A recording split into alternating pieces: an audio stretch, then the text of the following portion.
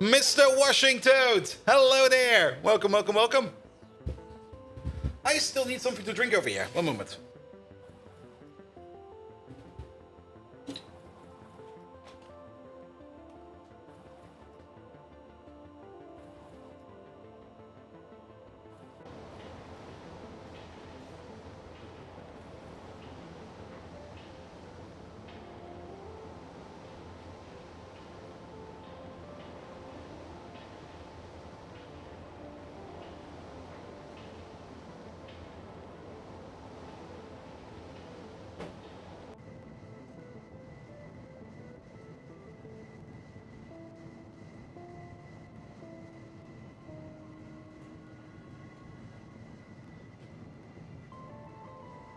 Day News! Hey there! Welcome, welcome, welcome.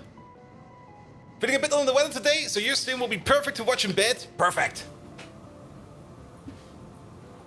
I'm feeling mostly fine. It's a decent Monday. And I think it's mostly decent because of how I switched up my schedule. Because having that Wednesday free does add a lot of headspace to my head. And headspace is important. Headspace is very much important. Alright, alright. Let's push these things out. Aw, small Ahmed! Why?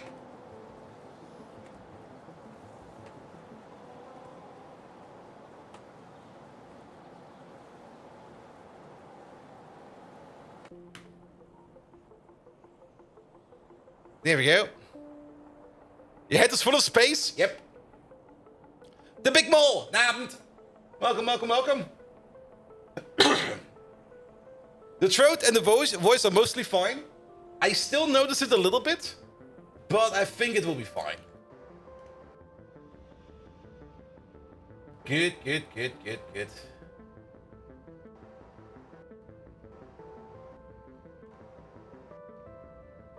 Here we go, here we go.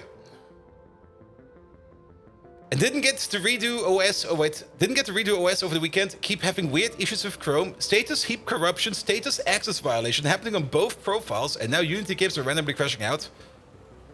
Heap corruption usually sounds like memory corruption. Status access violation sounds like I've got no clue. That could be anything.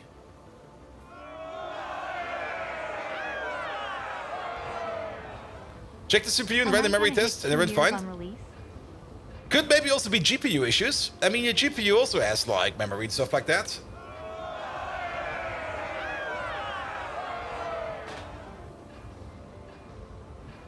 Or it could be some kind of weird Intel issue. I've heard some rumors about some stupid Intel issues. Also, Simrock, thank you so much for the resub. And thank you so much for the follow, mate.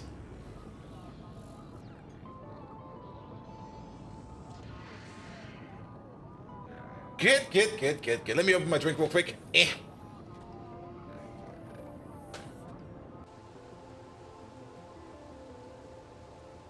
Because the 4090 is expensive to replace.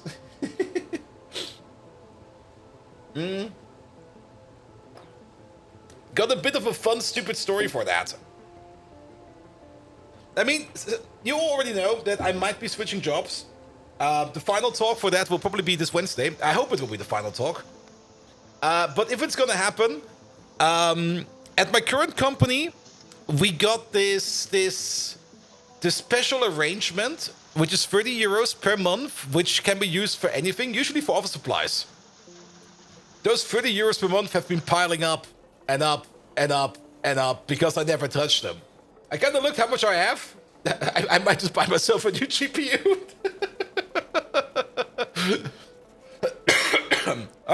right. Let's go already. Let's go again. This one, right? Yes.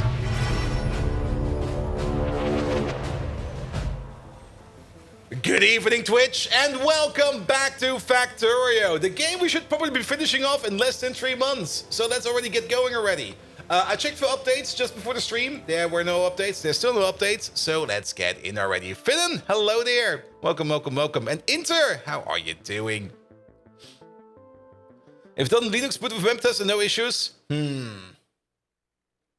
mean, it could be a software glitch, but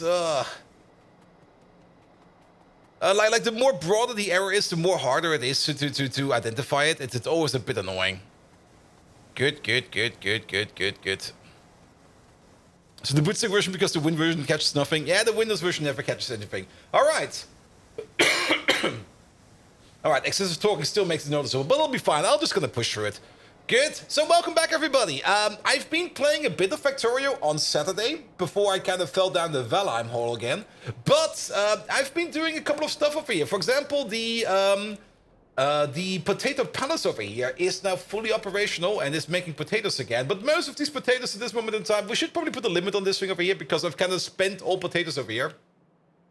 But most of these potatoes are going downwards over here and they're going to be turned into molybdenum ore because we could always use more molybdenum ore because ever since we doubled down the molybdenum plate making machine over here, or at least the molybdenum trioxide making machine over here, we were kind of emptying out this molybdenum train station over here, which is fine, I guess. But yeah, we were consuming a little bit more molybdenum than I was expecting. It's also a bit weird. We're not making as much potatoes as I was expecting because not all of these are running. Because it's still a biomass issue? It is still a biomass issue. Biomass seems to be a bit of an issue every now and then. And I think in this case, it might be a train supply issue. Because we definitely got the biomass request over here. And that biomass request over here is definitely requesting biomass. But nobody's coming over here to bring us any kind of biomass. And biomass is very much important. So important that I actually went all the way over here. And I've activated the hotbox. The hotbox is finally working. Though it might not really dent much over here, but the hotbox is finally working. And we are actually trying to use all of this sap over here as we are trying to export it into biomass over here. But there's also a bit of an issue over here. There is only one station over here, and there's only one train coming over here every now and then. And that is also not that good. So we do need to try to export even more biomass over here. We might just need to make a train station or two on the other side over here. Sadly, we can't really put down another train station over here because we will be building right into this field. And I do kind of want to mine this field out, even though it's only 10 million. That is 10 million. Wow. We do want to mine out that 10 million over there. Good. So let's maybe just start it off really super duper easy by just making a train station real quick. There we go.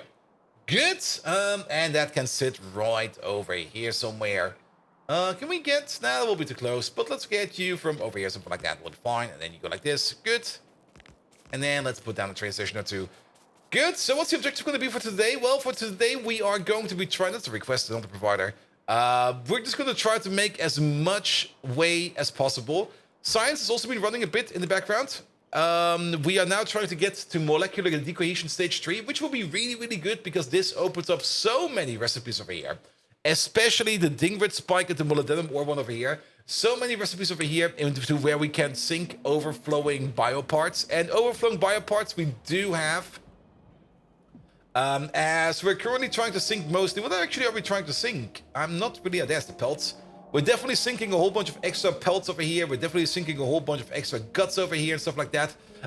If we could just sink more stuff into more useful stuff, that would be so good. Real quick, so I mean, it's going to be an 8-hour episode of Factorio stream. Not really planned an 8-hour stream, but it's still going to be a 5-hour one. I mean, 5 hours is still quite a bit. Here we go. All right, put you over there. And let's put you in alignment with that. I think that's going to be like right over there. Good. Hopefully cough goes away soon. You've got mine since May and it's getting an addiction of not leaving anytime soon. Yeah, I've known a couple of streamers and content creators who kind of had like a little cough at the start. And they never really took good care of it. And they had it for like months. Like absolute months. I don't hope that this cough is going to be one of those. I do kind of want to be careful about it, but it seems to be mostly fine, at least for now. So I'm not too worried yet. But you have to be careful with these kinds of things, like pushing like a cough along like this and just like pulling it along for like eons and ages. That's really not good. It's really not good. And I do have, or had a coworker, sadly, he kind of also switched jobs not too long ago, who had like a cough, and it really negatively affected like his voice bands. Like he had like Mr. Deep Throat voice for like months, absolute months, and he couldn't even explain it to himself. It was just like started off as like a small little cough as well, and then it was just something that he had like not really forever, but for quite a long time, for surprisingly a long time. Here we go. Here we go this way, we go that way. Good. But all in all, it just tells you the standard story. Take care of yourself, because taking care of yourself should always be priority number one. All right. You go over there, and then let's see. You come in from down over there. Pum. And then we go to the other side. There we go, and we do a 50-50 split over here. Good. You got into your dock after one day, which was nice, but nothing they've given me has worked, and some stuff made it worse. So now you got a double ear infection as well. Well, when it rains, it pours. I mean, for me, when I went to the doctor, it was like, hey, I still got this bit of a cough over here. My doctor only asked one question, and it was like, Mr. Bolt, how many cough drops did you take? And I'm like, all of them. And she was like, yeah, that was probably not the best choice. Because it kind of seems that eating too many cough drops will also not be good for your throat. I didn't overdo it too much, but she was like, yeah, maybe next time, maybe just take like half of the amount you were taking. I'm like, all right. But it should be fine. It will just take a bit of time. Ibuprofen for the win. I was also taking some Ibus. Not too many, though. And I usually don't really like taking them, but of course, whenever kind of things go a bit weird, or not really weird, but whenever I feel like getting sick, I usually just pop an Ibu. Because it does do wonders most of the time. Here we go.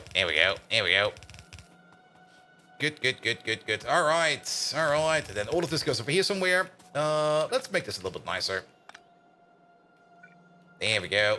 But at least like the cough fits are mostly gone. The only reason why I kind of cough now is because I still got the feeling like I got like a frog in my throat. But that will hopefully be gone soon, so it should be fine. Like this one. There we go. A proper single cough. 42. If that's in inches, almost as long as your beard. Yes. What? My beard? I thought we were talking about my feet. Ha! Perverts. My God! Thank you so much for the resub. Also, Simrock. I'm not quite sure if I said it already, but thank you so much for the resub as well. I think I ran out of belt. I did. There we go. Put it all over there, please. All right. This thing over there can become a new or an additional biomass provider. So, Thijs Vogel, no, you're going to be a biomass provider 2-8, please. And then we're going to be good over here as well. Good. That's on the dry. Yeah, it is a bit dry. There we go.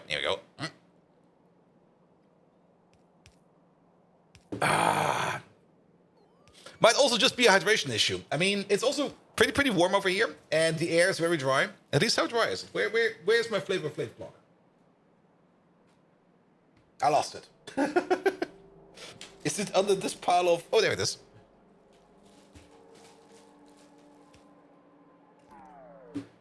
Yeah, it's still humid. This should not be over there. It should be more over here.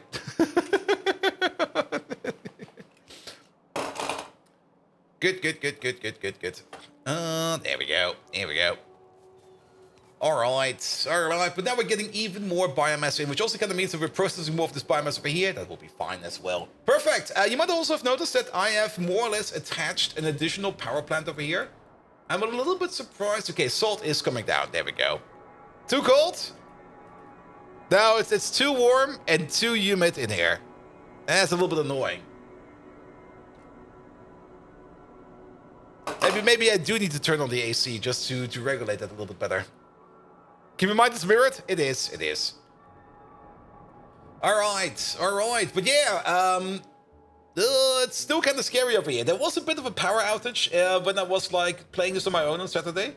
And the power outage mostly happened over here with the fuel oil. You can already see that fuel oil over here is not really that good at this moment in time. These used to be full.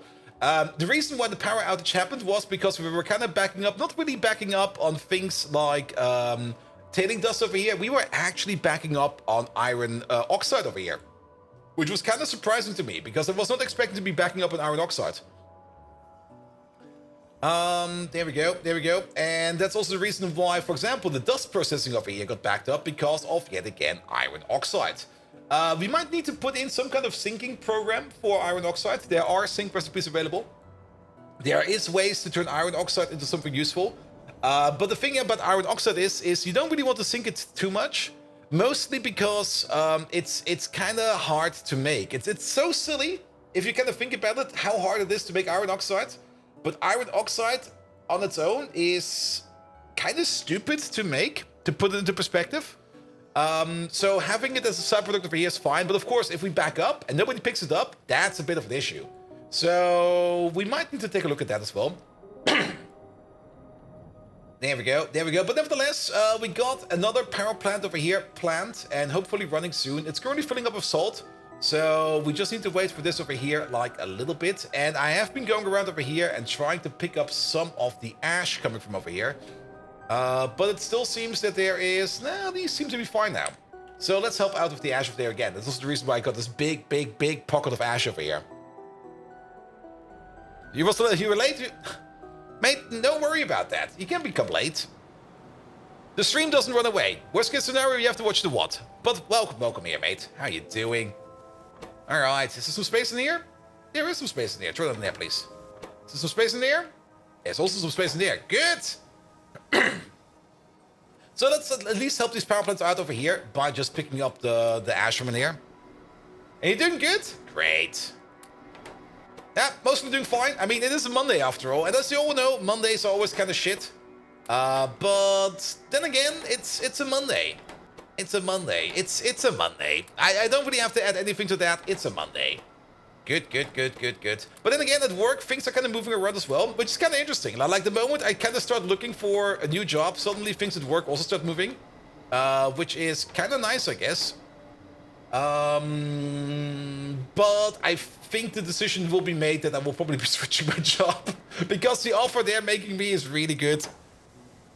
It's Monday, that means Monday is almost over. That is also very true. Good, at least these power plants over here are now working fine, so we can at least compensate if the oil power plants over there are running a bit low. Wait, there's even more power over here. Are these power plants over here doing fine?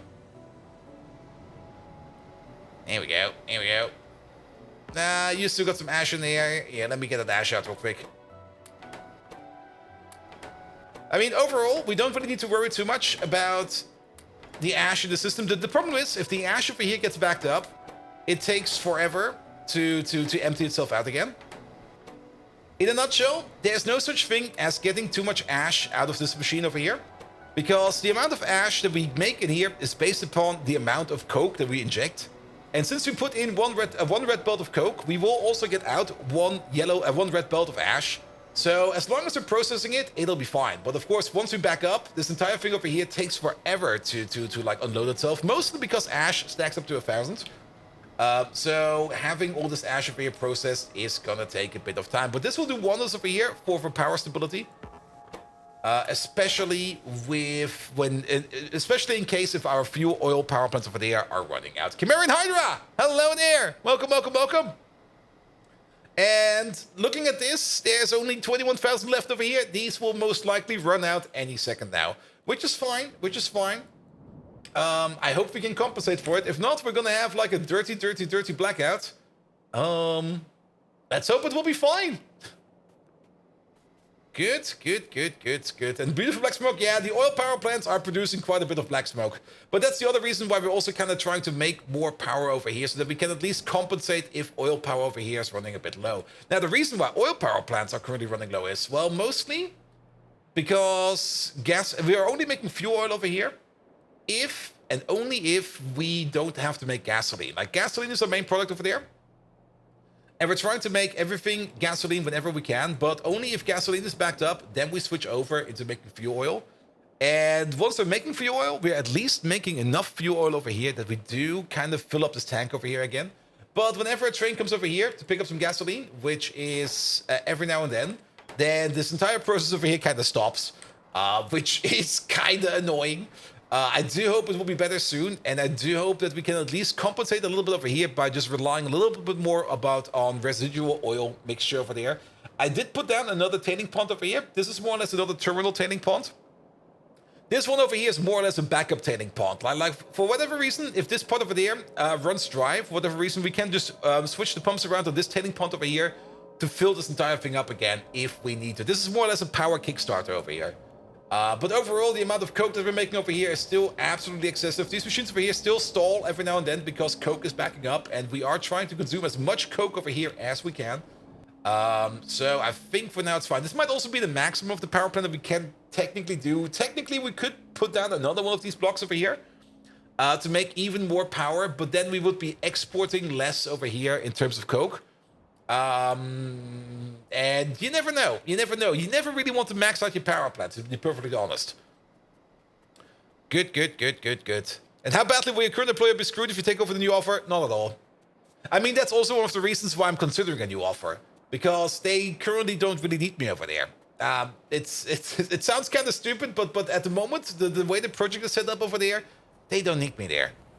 So I might as well just go for new ventures and have some fun with a new company and some and just do some new projects. Now that has definitely been a topic on my head for like the last couple of weeks, more or less already. It's definitely been weeks ever since the talks got more serious. It's been on my mind, and also, like I already said, the original intention for this whole process over here was to reflect on myself and to reflect on what's important to me, especially in my work and stuff like that. And a lot of things became more clear to me. And I think I got some very good conclusions out of that. So at least, even if I don't get a new job, the process and what I've learned about myself during that process was already more than enough. I already enjoyed that more or less the most. Good. Yeah, the occasional black stripes over here of relocation. These were not nuke impacts. These were old settlements. You know, like when a bulldozer comes through and stuff like that and tears up the ground? That's what happened over here. There were no nuclear massacres over here. Absolutely none. Speaking of, how is pollution over there? There's a bit of an unknown over there. And... we might need to relocate some new people soon. But I think overall it's mostly fine over here. I don't think we need to worry about this too much. There we go. I mean, that's the one good side of having like a big pie base. Actually, that's not really the good side of a big pie base. There's pollution everywhere. There we go. All right. But I hope power will be at least somewhat stable. I'm pretty sure that these power plants over here will either shut themselves off soon, or maybe something else will happen. As long as we can at least maintain the fuel oil over here, and I do kind of hope that this stuff over here will back up soon, more than it is right now. Let's have a look at the kerosene, the gasoline train. You're going to a provider. You are going back to this provider. All right. Well, let's hope it will be fine. All right. Now, of course, there was some research done over here, and can we see that in here? Yes, we can. We did the Factorio research. We did the Relisha research. We did the CMIG Stage 1 research. So those are done now. And I think also the Numa research is done. Overall, we're kind of trying to get to... What do we try to get over here? I had a focused target in here somewhere. And I think that focused target was not production science just about yet, but there was something on the way to production science where it was like, I want that. Was it this stuff over here? I think it was this stuff, because we got a couple of processes out there that require a whole bunch of organic solvent.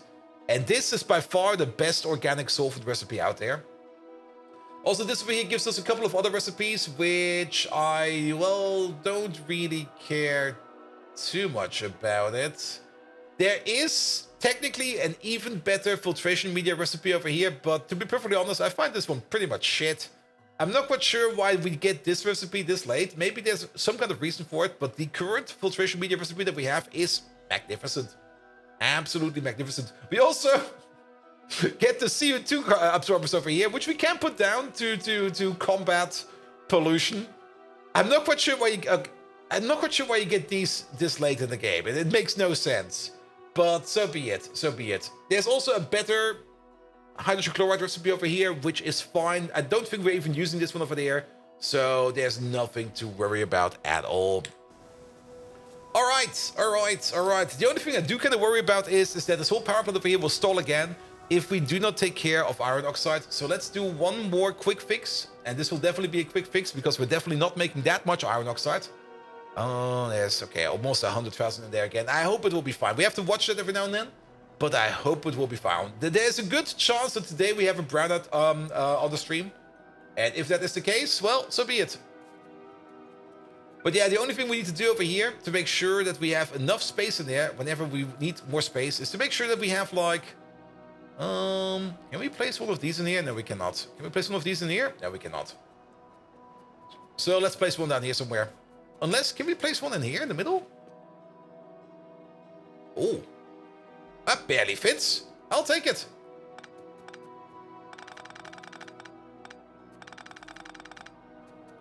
Here we go. Put you over there. Not really my favorite solution, but it is a solution. And I'll just take it, and we're just gonna live with it, and it'll be fine. All right, you go to there, and then you push out like this. There we go, there we go. And then this thing over there, you're no longer pushing over there. You come all the way down over here. And you push it over there. All right, it also seems my inventory is completely devoid of any kind of thing. So let's go back to the mall real quick and resupply ourselves with whatever we need. Everything is fine. Everything is fine, mate. Absolutely, everything is fine. Also, Bounce and Boom, I'm not quite sure if I said hello yet. Hello there, Bounce and Boom. How are you doing? And Renee, welcome, welcome, welcome. Lictor, did I say hello to Lictor? Lictor, hello again. It's Monday. Come on. Good. All right. So, but what is the overall plan that we want to do? Well, I think the overall plan is that we might want to focus a little bit more on blue circuits. There is still the ongoing issue going on with aramid fiber, and there's still that catch-22 that we have with lithium processing. Because lithium processing is a bit of a weird one. There is a start for lithium processing, and we might just do the start for the lithium processing at first. As we do require lithium for certain parts, but lithium is also required for the coated containers, and that kind of reminds me of something. Yes, the things I've been doing on Saturday. Here we go. Where's that thing? Bodos. Good. On Saturday, I've been going around on Saturday for a bit. Here we go. And upgraded just some recipes. This is what we used to make in terms of Bodos per minute, and we more or less... well, almost tripled it, probably 2.5 times it, with using the new bonus recipe that we have available over here. I also did some changes over here in terms of where we get our fuel rods from. It used to be that we make the fuel rods in here. We still make fuel rods in here for reasons, but we're now mostly trying to get the fuel rods from over here, and we just order them in via airdrop, because we're pretty much backed up over here on fuel rods, which is absolutely great. Because this is also where the priority aramid fiber is going into, and if we just like order in the fuel rods from over there, this will be fine. Now the booming recipe, we're not exactly there yet. When did we get the booming recipe? The booming recipe is available in the current science tier where we're at, but it's still a bit deeper. It's all the way past efficiency modules Mark II over here. We still need to do some digging for that. And then also we have to do the research, which is kind of pricey. We have about 4 times the price of efficiency modules. It's kind of pricey, and we're most likely going to do it because that will solve any and all kinds of bonus issues that we're going to have at all. But sadly, we're not at the booming recipe yet, but we are at a recipe that is working a little bit better, a little bit faster, which also kind of means that we are getting more stuff done over here. We need to be over here, Kaitasan. But Kaitasan is still something that's not really been made that often. We're about to back up over here on nanofibrils. The moment we back up over here on nanofibrils is the moment that we're going to start to back up on Kaitasan over there. So it seems to be going fine, but we still need way more boaters over here, which is the kind of annoying part. But yeah, these farms over here. I mean, it still makes a lot of sense to go for that turret with the kablooey parts. Mostly because we will be eating less fuel rods. But then again, is that really gonna be an issue? I'm not quite sure yet. The only downside is, and that is definitely a downside, then again, I think actually it will be fine. We just have to be careful that there might be an inappropriate time over here. Actually, no, we should move this. We should really move this. We should move this entire production over here away from the mall before we switch over to the kablooey parts. And maybe just move it all the way down here, something like that. Because there could just be that we do some kind of big construction over here, and then a whole army of bots is flying over, and then one of these goes kablooey, and we'll take all the bots with them. That is too much of a risk, in my opinion. We should definitely move these out. I mean, we kind of plant them, but we kind of plant them over here as a setup of a safe construction, and then we just place them right over there.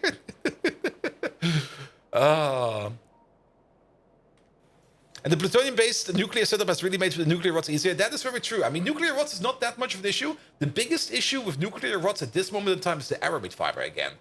There we go. And plutonium over here is actually kind of backed up by something. We're backed up by this kind of plutonium. But I don't think we can use that yet. So let's have a quick look at that one. Plutonium. That's not how you write plutonium. Plutonium. There we go. That is plutonium-240. What can we use you for? Nothing. Absolutely nothing. Well, nothing yet. Once we get to nuclear power stage 2, we can blast with some neutrons. And then we can turn it into plutonium-241, which we're currently also not doing anything with. And then plutonium-241, at least plutonium-241, we can already turn that into something more useful. I'm still a little bit on the fence about the current... Some of these decisions over here for the like nuclear tech. I mean, I kind of get it that you're not supposed to be doing everything at the beginning. That's fine, but it's kind of fucking annoying. It's kind of looking forward to carbonara. You notice you still had leftover sausages, so it's soup day now. Wait, what? But can't you just put the sausages in carbonara? Come on, man. I mean, what kind of sausages are we talking about? Venus? Or... You can't just make like an absolute bastard carbonara. Just don't tell any Italian. They will stab you. They will definitely stab you. Grobe bratwurst. Yeah, you will get stabbed. Then again, actually, that should fit, shouldn't it? It could be fine. I mean, at the end of the day, it's food. Here we go. Here we go. All right. We need a bigger buffer zone over here. Well then, pom pom pom, pom pom pom. We could buffer it over here. We could buffer it over there. Let's buffer it over here. Yeah, I don't want to deal with this right now. Just make a bigger buffer. You over there, instead of going this way from now on, you're gonna, well, you're still partially gonna go this way. Did we? I did not order up anything. No. Well then, let's ghost it for now. The whole plan of me standing at the mall to get like more stuff into my pocket, that never happened. It just never happened. Good. And then we go back this way. Here we go. Perfect. That'll solve this issue for now. I mean, Italians are more religious about the pasta than actual religion. So just keep any pasta experiments a secret for them. Nobody expects the Italian pasta inquisition. Yep. In the photo going to airport security, the TSA asks if they got any luggage. And the photo says, no, I'm traveling light. Ooh. Good.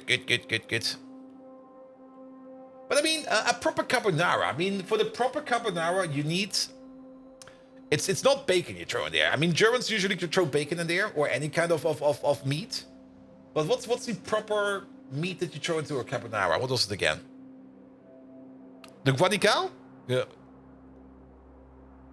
The lotus and the buffers are the wrong way around? Oh, really? Are they?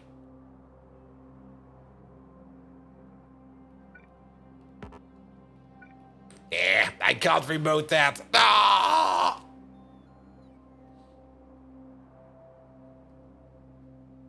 Well then, let's go back up there.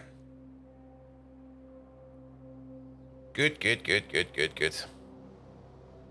Because there's actually some substance of pasta and religion, and there's something that take it too seriously. You also got the pastafari. Never underestimate the pastafari. You can't get it there, so it's German bacon? Yeah. I mean, if you can't get it, then you should be free and fine to switch it around however you feel like. Alright. Here we go. That should be fine. That goes in, that goes out, and that goes back over there. Good. That should at least unlock the plutonium process, because we do want to keep the plutonium process going. The plutonium process is very much important. Also, there is some molybdenum over here. Do we make it as a byproduct? We do make it as a byproduct. Bert! Hello there! Welcome. There we go. Also, keep hydrating that throat.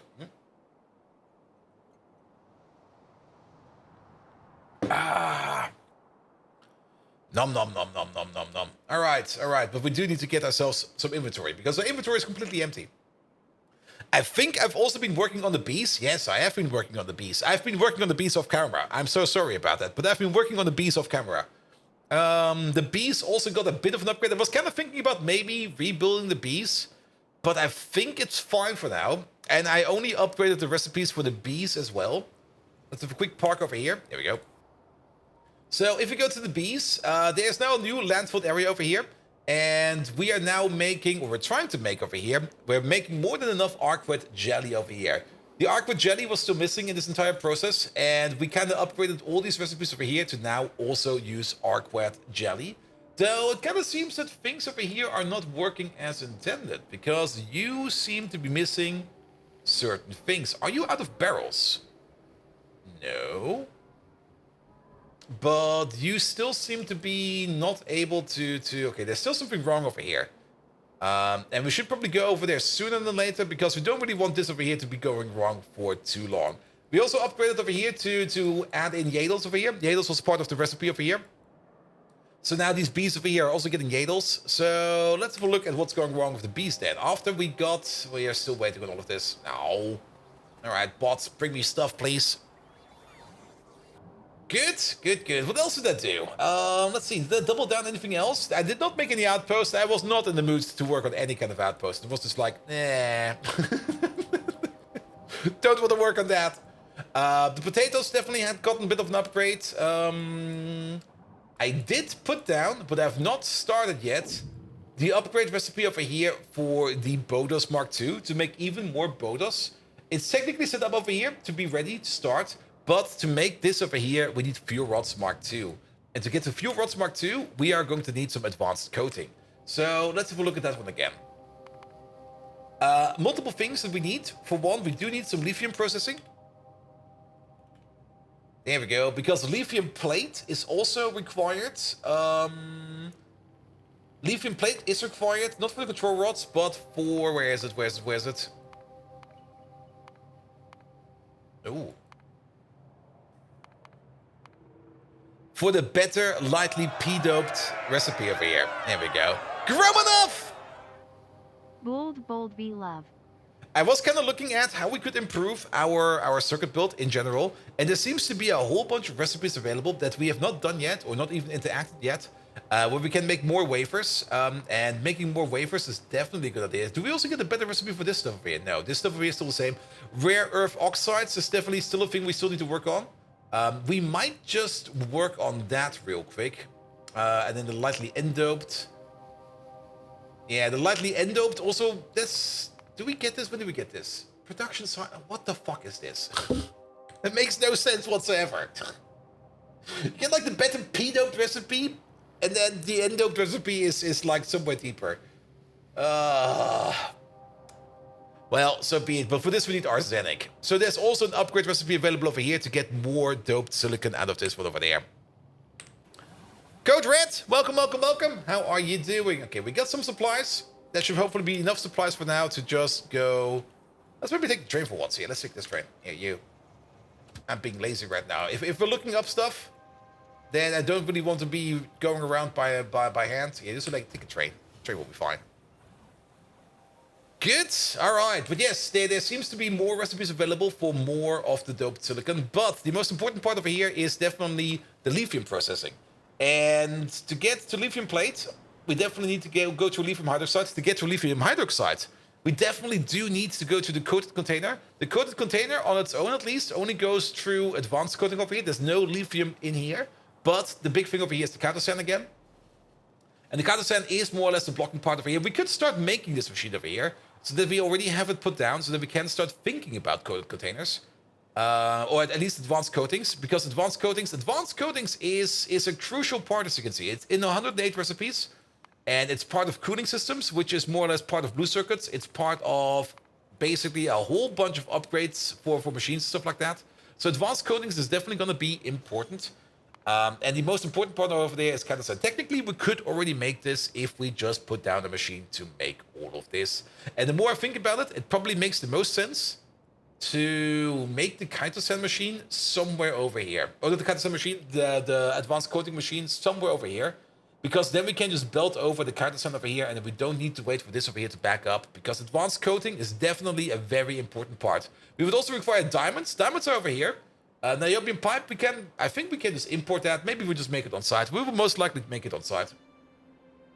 And then things like zinc acetate. It does require quite a bit of zinc acetate. I'm kind of thinking of just making a dedicated zinc acetate making machine, because zinc acetate, even though it's not really in that many things, it is required quite a bit. This is one of those things that we do require in a whole bunch of things. Especially later on, the zinc nano compound, especially in things like the lightly p-doped recipes. Though, then again, this one over there will reduce this demand by quite a bit. We could technically make the zinc acetate somewhere else entirely. Though, then again, 15 zinc acetate over here going into one advanced coating. That's more or less where most of the money is going to be spent. Crash Boy, hello there. Welcome, welcome, welcome. How you doing? All right. But yeah, advanced coating should probably be the next big thing we're going to take a look at. And then, of course, lithium processing. So back to lithium processing, we do need to get into things like either lithium... Well, we do need to get into lithium carbonate. To get into lithium carbonate. And this, I wasn't really aware that this is going to be this entire process over here. But we're going to need some glassware. We're going to need some sodium carbonate and some R4 solution to turn that into lithium carbonate and some model liquor. The R4 solution comes out of R3, R3 comes out of R2, R2 comes out of R1, and R1 comes out of nanocrystalline cellulose and some anolyte. Anolyte is then the closed loop over here of model liquor, where we just need to provide some hot solution and some phosphoric acid. And hot solution, now this is where I was kind of a little bit surprised by the entire thing. Hot solution comes from salt solution, and salt solution either comes from antimony silicate over here with geothermal water, or it comes out of spent reactor fueling. 50 months, 50 months, 50 months, 50 months, 50 months, 50 months, 50 months, 50 months! old. Good. Fanring, thank you so much for 50 months. How you doing? Welcome. Are you done with work and then you're getting going home to get stupid high? Nice. Daniel Factorio? Perfect. You can always do Factorio. Factorio does make things go easier. All right. So, why are you not working? Because you are missing... Actually, you're missing Arquads. Wait a minute.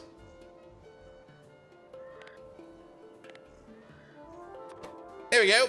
There's definitely a better recipe available. I guess I just must not have put this recipe in over there. But you're also kind of missing bees. So why are we not making any bees over here? That will be coming from you because we're missing biomass. What the fuck, man?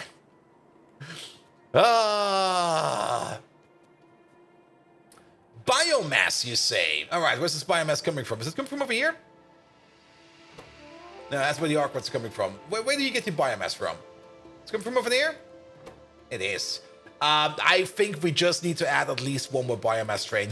Where are you going? You're going over there. You're bringing biomass over here. Well, what's over here? What's so important over here? That gets turned over here into fertilizer. That's definitely important. But I think we do need one more biomass train. So let's add at least one more biomass train. There we go. We also got a hype train. Megatron, we got a hype train going on in our channel. Can you hype it up a bit? Like really hype it up? Like make some locomotive noises and make some beamer blast, photon cannon noises.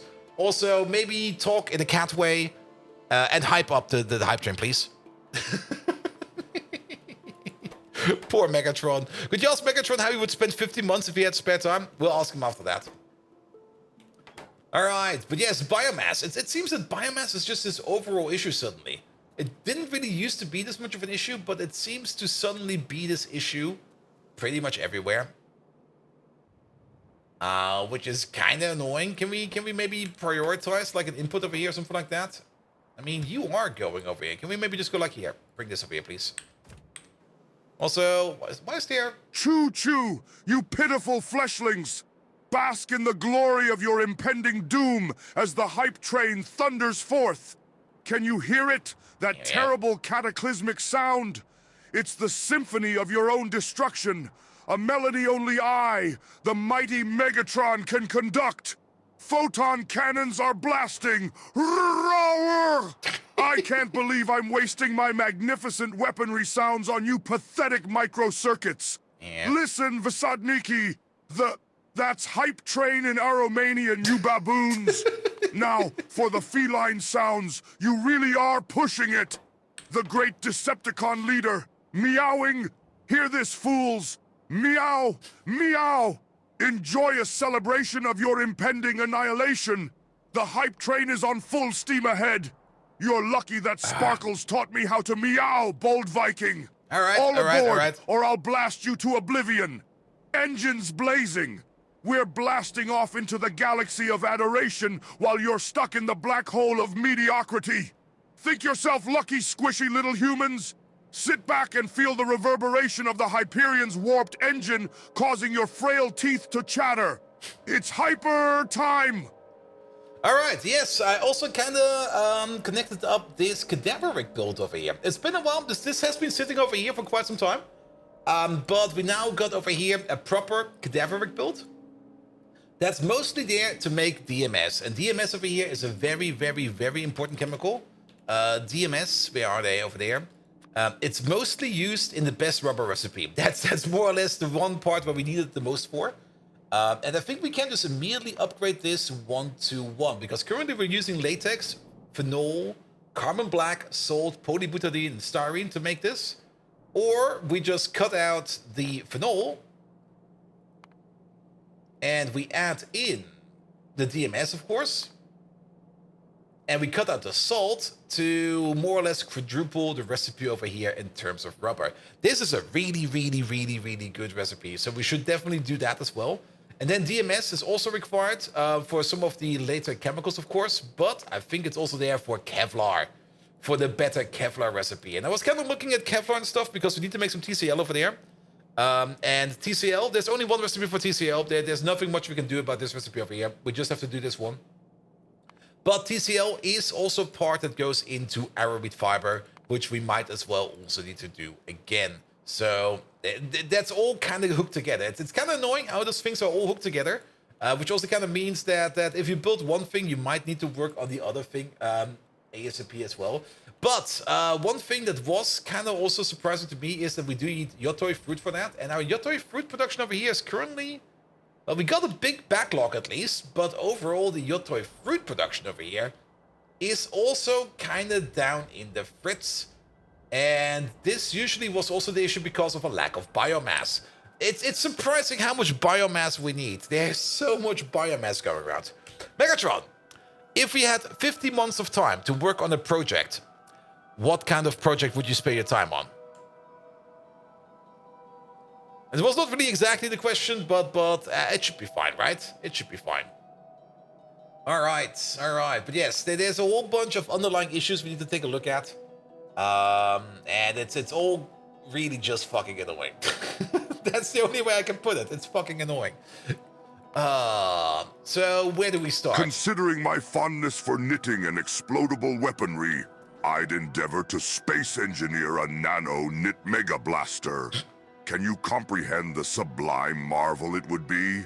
Beams of eldritch energy interwoven with the softest metallic fibers, rendering my enemies into an abstract smudge. Imagine, bold Viking. Imagining. Together, tinkering away at knitting needles and intergalactic firearms. In just 15 months' time, the meek cry of a newborn weapon will echo through the galaxies. These moments remind me of the Nut War. Ah, those days when I reveled in glory and victory alongside Débois. Illustrates that time is as powerful as I am. If spent well, even pesky unevolved gorillas can achieve wonders. Megatron's battle cry resonates. For glory, for power, for the endless ecstasy of crushing our adversaries. May their souls tremble in the presence of my nano-knit mega blaster. All right. Yeah, he's having a bender again. All right. So where to start? Of course. Yeah, let's maybe start with where we said we would start off with the advanced coding. I think that is by far the best part to start. Let's just start working on advanced coding, and then we'll just take it from there. I mean, we can start pretty much wherever we please. It doesn't really matter too much. We just have to start at some point and just start working on it. So let's just go somewhere. Instead of gorillas in the mist, it could be gorilla that he missed. Ooh. Also, let's pick up this outpost. What was this over here? This was copper. This entire copper thing over here is gone as well. Wow. Wait. No, it's not. Oh, I'm an idiot. There we go. Still a bit of copper left over there. And I guess this over here will be picked up by the bots. This will be picked up by the bots. Good. All right. So advanced coding it is. And that's just done in an automation machine. It is affected by productivity. That's good. And to start that, we also do need the zinc acetate. So let's put the zinc acetate machine in front of that. Or at least make a dedicated zinc acetate machine. Acetic acid is also something that is required into processes like lead acetate, processed fatty acids and stuff like that. And probably some other important parts. Casein production, collagen production. And I'm not quite sure where we're currently getting our acetic acid from. Acetic acid. In all caps, please. There we go. We are getting it, I guess, from over here. There it is. So, how does one make acetic acid over here? That seems kind of simple. It's methanol going in. It's carbon dioxide going in, which we're making on site, and then add some chromium to the mix, and out comes acetic acid. Though there is no acetic acid over here, probably because we are not low. You should be working. You should be working. Tank is empty. Why is that? You're set. Ah, you're missing methanol. Ah, methanol. All right. That might be an issue. Okay, good to know. Methanol. Now, we could, of course, try to make an on-site methanol maker machine that maybe makes methanol a bit better. Let's have a look. Let's have a quick look in what we can use to make, like, lots of methanol. Of course, there are some recipes out there. Like the wastewater is a very good one to turn it into methanol, but we can't really rely on wastewater production. As it will back up every now and then. Strip distillates over there, turning more of the strip distillates over here that we're already turning into fuel oil over here. We can't really do that. We're already not making enough over here. Also, I'm very scary about that. This bin over here is empty. But then again, wait, that's the wrong one. You should be working. Okay, it's working. Perfect. All right. Any other good way of making methanol? Organic solvent and olefins will do make you a decent amount. It's too damn hot outside. Yes, it is. Especially over on the eastern part of Europe.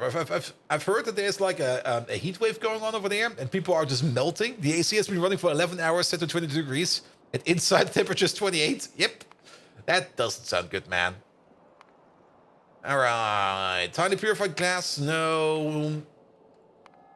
Don't really want to use molybdenum plate for anything of this. Here's a nichrome recipe over here.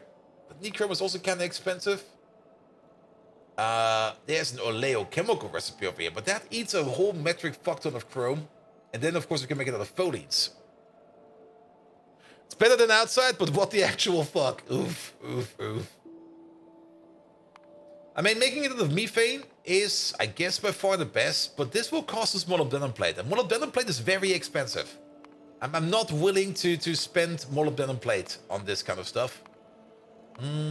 Anything else we can do? I mean, we could set up maybe some kind of small-scale oil-making machine that just takes in crude oil and turns that into methanol. I kind of dislike that idea. The zinc and copper plates over here with some syngas over here to turn that into methanol. Seems nice. Good work. Evil Pla, you sold a laptop, reinstalled Windows 10, and now you're installing and making updates. Working on that since 8 a.m. Oof. Having a thunderstorm over there in Trier? Well, it's not over here, mate. Like I said, the city where I live in, like I usually get weather warnings for everything, and then I look outside the window and it goes like, nah, whatever has been declared for this region, not over here. Oh, there are some other ones over here. Tin chromium, together with some methane gas and some hot air. This could be fine.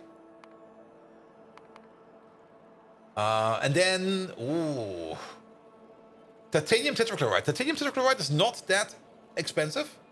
Copper plates, pretty cheap. Hot air, we have that. Methane, lots of it. Turn that into methanol. Yeah, we got our winner, I think. Let's have a look at the other recipes. I mean, of course, if we would be backing up on organic solvents and olefins for whatever reason, this would make sense. But then we also make petroleum gas. I don't want to make petroleum gas. This one is just way too expensive on the next letter. We already have a biomass issue, so we can rule this one out. Zinc chloride is also... This feels even more expensive. Like 5 zinc chloride, that's too much. That's just too much. And then everything that costs a molybdenum plate, we're just going to ignore. Nichrome over here. Nichrome is not too hard to make. It's just nickel and chrome. And then some carbon dioxide and some hydrogen. Could be doable. It's also making... What is this making per second? This one over there is making 40 per second. And then again, chromium. Chromium really doesn't cost us too much. Just combine some chromium with some oleochemicals. If we are kind of backed up on oleochemicals, we could start thinking about this over here as well. As for the oleochemicals, if we have a look at this place over here, this is, I think, the main place where we make oleochemicals, because over here we do export them. And if we want to do this process, I think we should just do this over here as an overflow process. But there's already an overflow going somewhere where we turn it into Mimic. I see. But yeah, this is mostly coming from this process. And this process over here is currently stalled. Then again, there might also be a point in time where, well, if we do rebuild this and we compress this, we will probably do that in place. So, actually, if you kind of think about it. Also, how much? Quite a bit. We could, in place, compress this. Like, just pick up most of this, like from all the way over there to all the way over there. And then try to fiddle in some beacons over here. One over there. And then this one doesn't really fit, sadly, but we could maybe move this machine around by one. One over there, and then... Yeah. It's a bit hard to put some stuff in there. We could also give them, like, dedicated beacons. Just share them with 2. Or maybe just go a little bit more wide area. And then we get the total crafting speed over here of, what is this? 15? 50? Really? 15? I made 15 of these? What the fuck? And then we could compress it down to a crafting speed of 12 if we go full speed. If we go for 2 rows over here, if we leave 2 rows, we can get up to a crafting speed of 24. That will be an upgrade and a reduction of entities. Yeah, good work, good work. It feels like so much useless work, though. All right, it's definitely a Monday because whatever I look at, it just doesn't look appetizing to me. I just go like, I don't want to do this. But we should do this. But we can't do this because we don't have it researched yet. And what's with the green screen on the left side? The green screen on the left side? You mean my bottle over here? Ah. There we go. Good. Now, let's just start off with what we wanted to do. And that is going to be...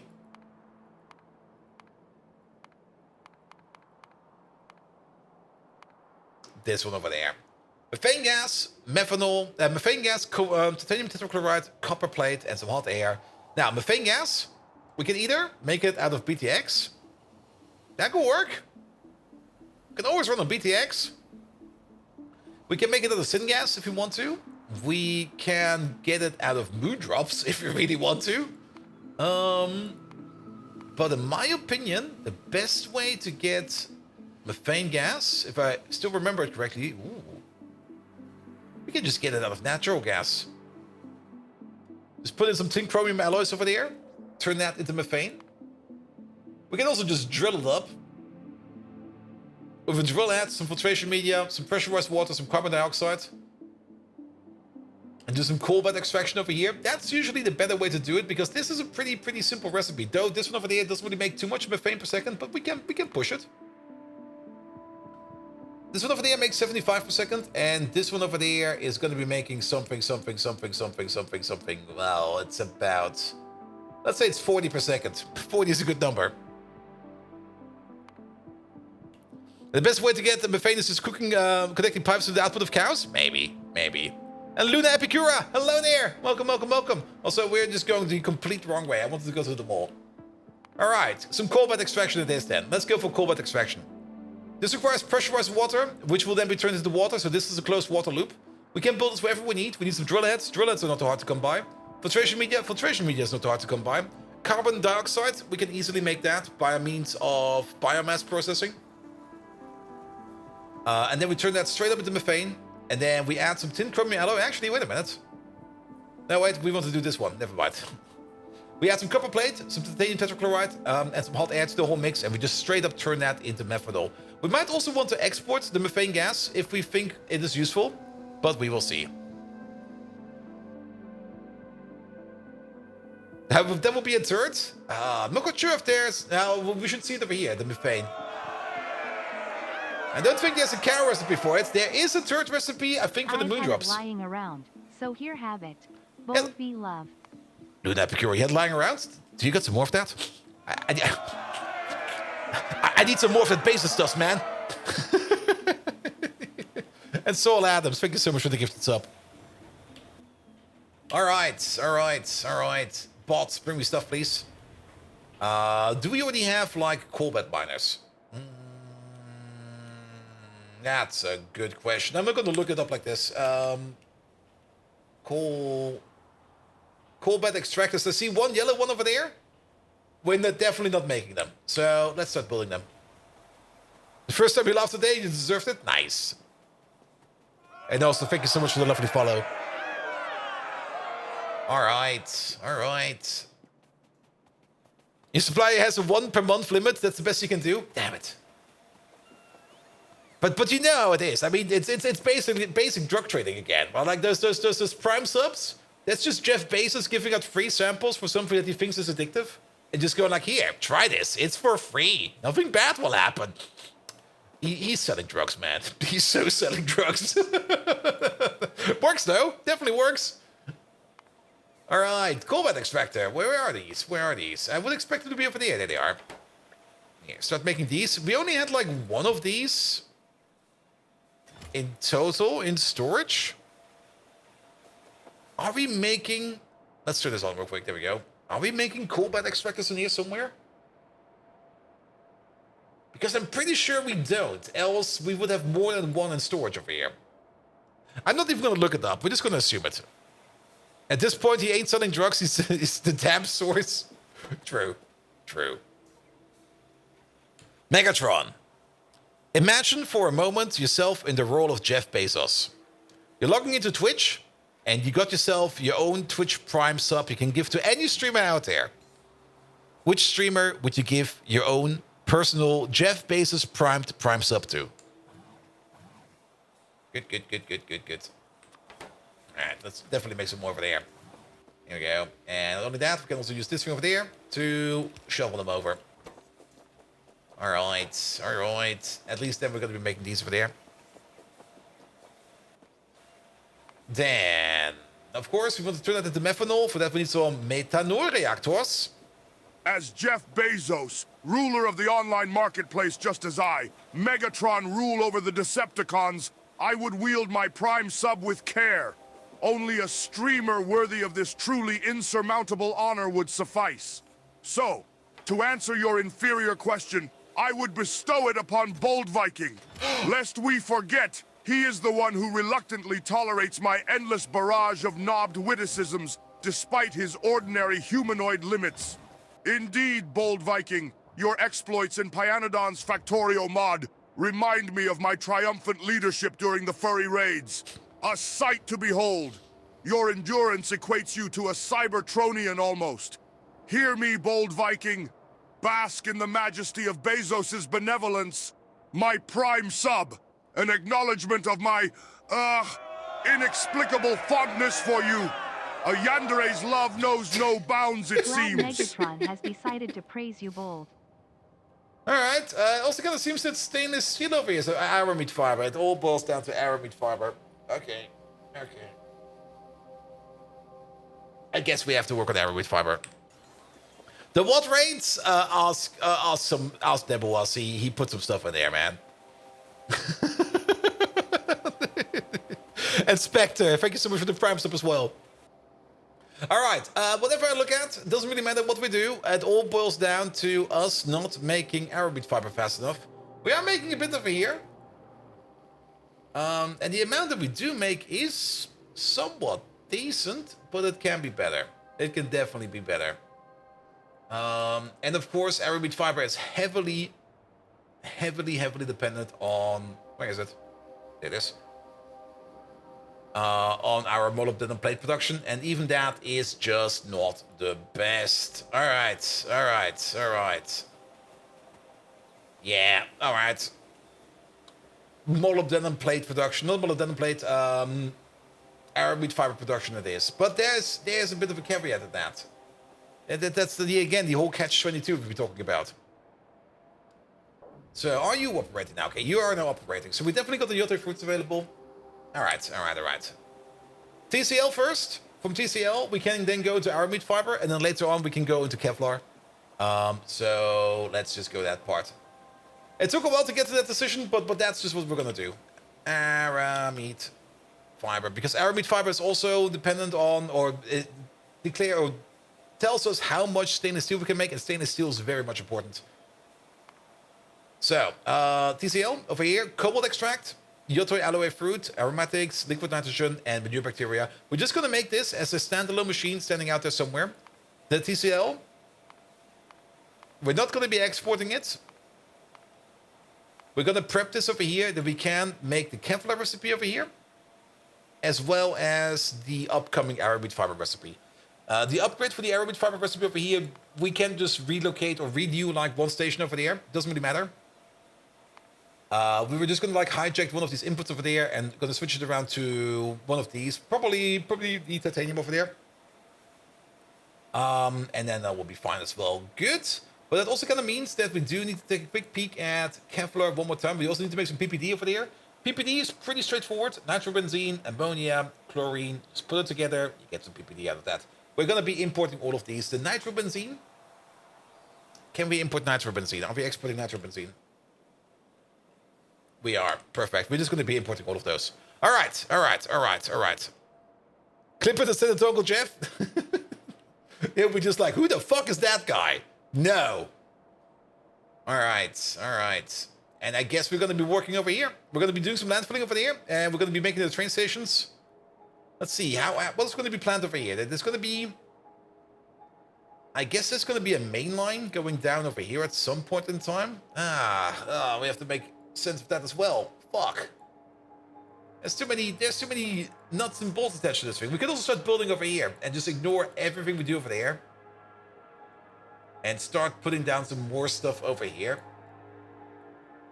Then again, we can't really build... We want to build this way over here. So that we can close the loop over here. I kind of dislike that we got like this massive building over here in the middle, but I guess it's fine. Don't really want to attach more up there. And I don't really want to build infrastructure right now. Oh. Any other good place we can build?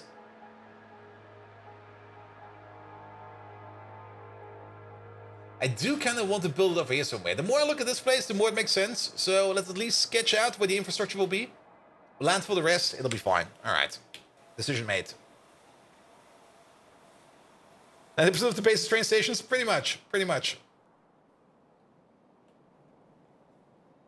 But let's start off by doing some landfilling. And nope, you're not here. How's it going? I'm a bit undecisive today because I don't really know what I want to do today. And as such... We're kind of trying to do everything, but because we're trying to do everything, nothing really seems to be working, you know? Also, there seems to be a requester available over here, or a provider over there available. That is currently not operating. We're going to check that out soon. But yeah, we're kind of losing ourselves a little bit in the finer details of Pyanodons. And that's something that can happen quite fast in Pi.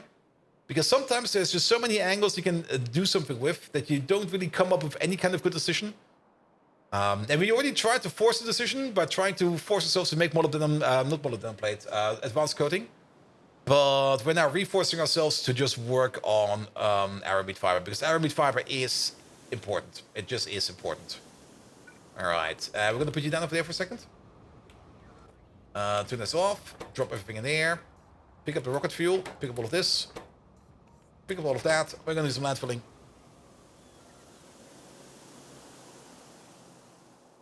Good.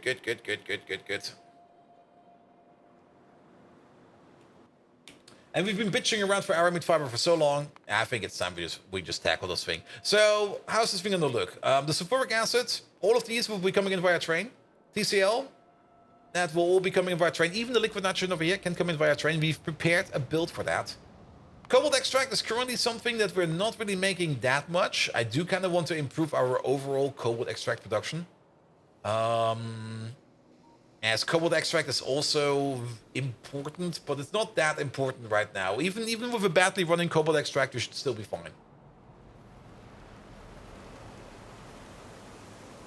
There we go. And we also only do need that for the TCL. Yes. TCL is kind of expensive, man. It's like really expensive. It's surprisingly how expensive TCL is.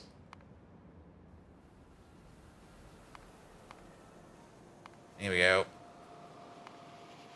Which also makes me kind of question this recipe over here. I mean, organic solvent and nylon are really not that expensive. And over here, we put in like 50 TCL to turn it into Kevlar. Is this prop-montable? It is. And then you got this Kevlar recipe over here, which is... takes the same time. Just takes way more TCL to make the same amount of Kevlar. It feels very wrong. It feels extremely wrong, to be perfectly honest.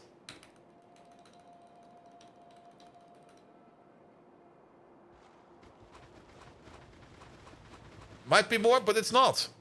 I mean, you can...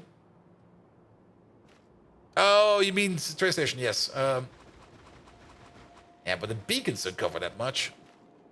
Alright. Big landfill opportunity over here.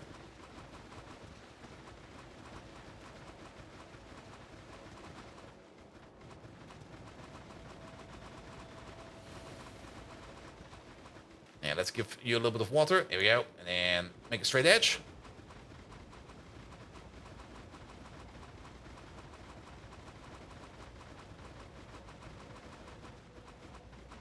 And then we start filling it in. We could, of course, do this with the bots, but to be perfectly honest, doing landfilling with the bots, even though they have improved the algorithm at beats a couple of times, is still not really recommended. It just takes the bots forever. And meanwhile, just flying over here with the jetpack and just running around for a little bit, this makes it so much easier. Here we go. Here we go.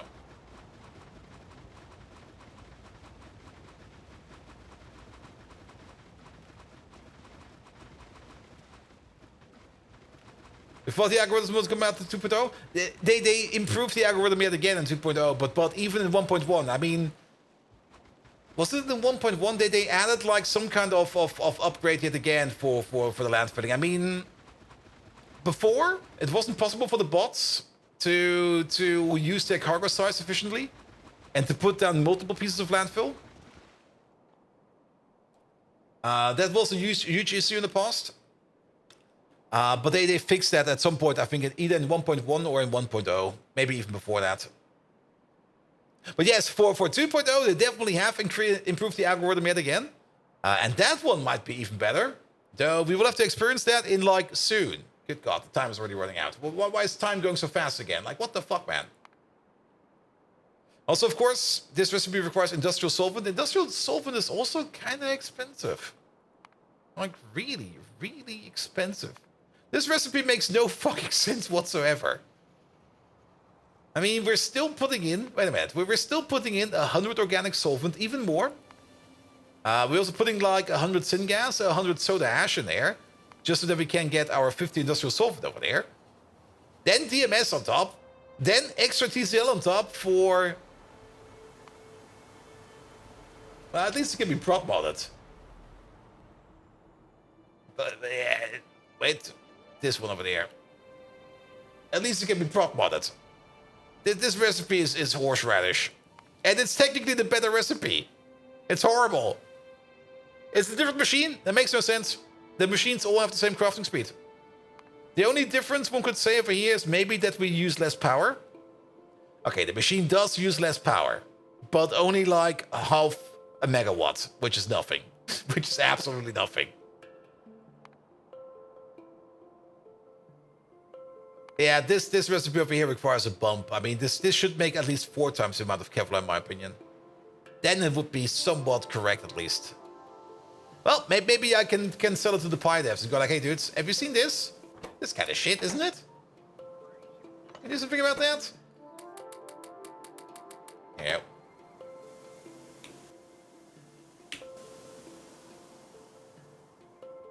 Then again, if I build it now... with the old recipe, and then I go like, hey, this is kind of shit. Can you boost another recipe? And then they switch they boost the other recipe. I have to rebuild it. Fuck. Ah. Nah, they should do something about it. I mean, technically, this recipe can just be considered worse, like really, really worse than this one over there.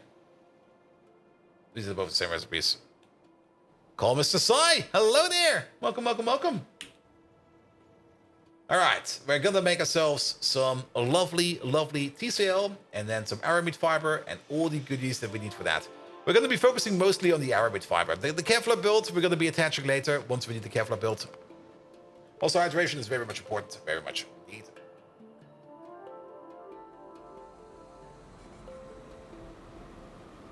Ah. All right. Bigger and better aramid fiber build coming in ASAP. How big are we going to make this thing? That's a good question. I mean... but do you have to keep in mind that molybdenum plate is going to be like the bottleneck over here?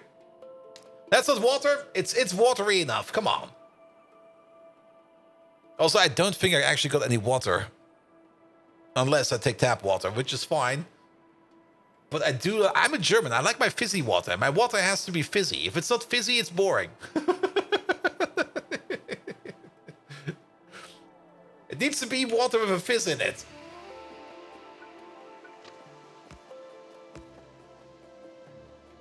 Good. Okay, starting off with TCL. So what do we need? 1, 2, 3, 4, 5 inputs. And 4 of them are liquids. No, 3 of them are liquids. So off we go. Requester. 1, 2, And then liquid requesters. 3, 4,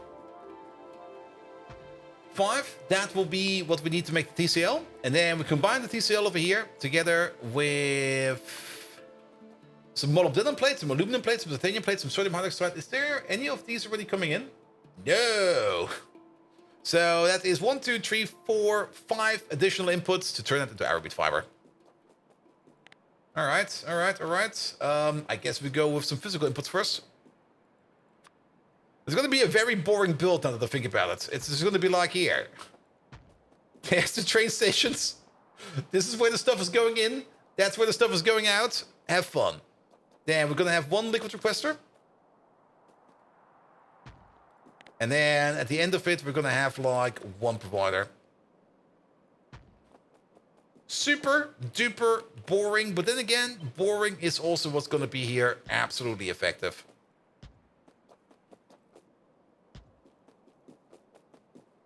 Right.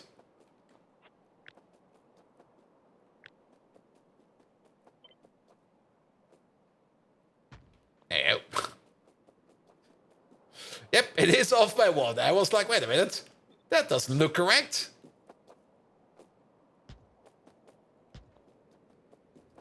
Alright, let's get some power down over here, and then maybe some bots over here, and then we'll be fine.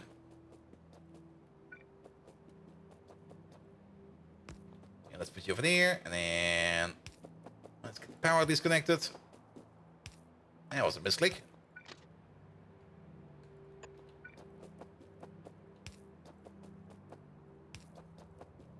Here we go. Here we go.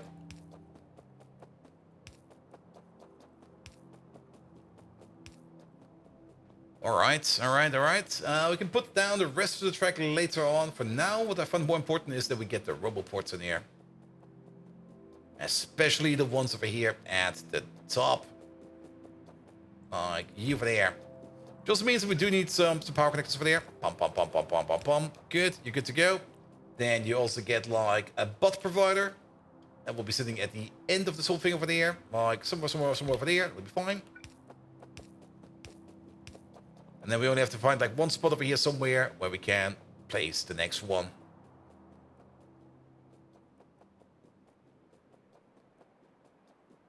Alright, let's maybe not go too much for a gap. Let's put you over there. Over here is fine. We should also cover the rest over there. Perfect. And then same for you over there. You're just going to be sitting over here somewhere. There you go. A little bit higher. There we go. Good.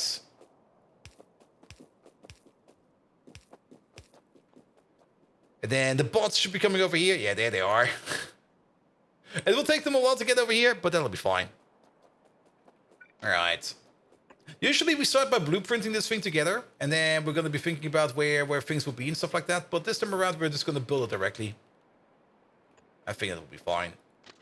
And you get 1 of these, and not only that, you're also going to get 1 of these. And then we just copy paste this a couple times. Wait, I do want the signal for that. Here we go.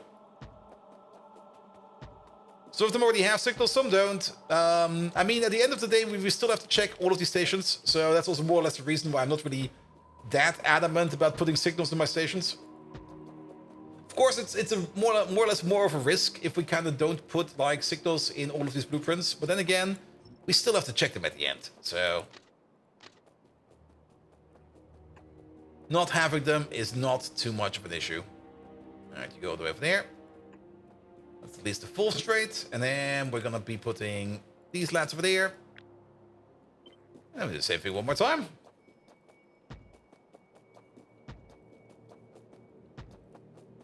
Alright. And we should just keep it simple and stupid. Just press onwards, just make a facility like this so that we can start making aramid fiber in more of a grand scale. And then it will be fine. Alright, but first of all, we need to make some TCL. Llama boy, you're here early. Welcome. How you doing in a rectisol? Alright, we can already copy-paste things over from like places we already know where they exist. Like all the way over here. We already make some TCL right over there. So let's... Actually, we can use this area over here for blueprinting. Does the bottom train station not need signals? Oh, did I forget them over there? I did. Ah, the bottom station is special. Fuck the bottom station. Come on. Yes, yes, yes. You are right. Here we go. You're still sleepy. Well, that's kind of definitely correct, because you're usually later here. But I hope everything is fine over there. Alright, I'm not quite sure how we're going to be orientating this yet. I guess like this. Alright, TCL. So, if we got like one line of TCL, we're going to be making like 50 TCL per second. How much TCL would we need over here? 50 per second. Cool, so we can one-to-one these. This feels so odd, having like all of this input over here for like just a couple machines. I guess it will be fine. Yeah, let's put you somewhere over here then. And we could still expand this later on. So, yeah, let's maybe start with one of these. And then we can always think about expanding it later on. And how goes you? Well, it's a Monday, alright? And as always, Mondays are a bit... But overall, I'm very happy with my Monday. I had worse Mondays. Alright, we're gonna get like 2 belts over there, 2 belts over there. Actually, if you're gonna think about it, let's put you over there. It makes more sense to put you over there. Here we go. And then let's put you over there. And you over there. And then let's also put one over there. And one over there. And then you over there. And you over there. That seems almost fine. We could and we should think about power gating this whole thing, because we do have some power issues. And we've been very, very greedy with our power lately. We're doing fine for now. And speaking of power, we do need to check up every now and then over here if fuel oil is going better. It's going way better now.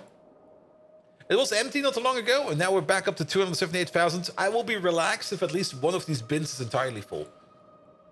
So let's hope that one of these bins over here will be full sooner or later.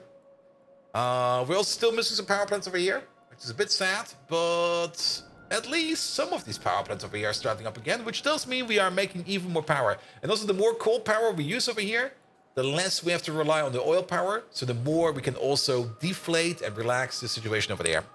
Mastani! Hello there! Welcome, welcome, welcome! How are you doing? It's coming to see Baldur's distracted. We're somewhat distracted. I mean, like I said, it's Monday. Distractions are definitely a possibility. I'm not super distracted yet, but I am somewhat distracted, definitely. Doing good? Great!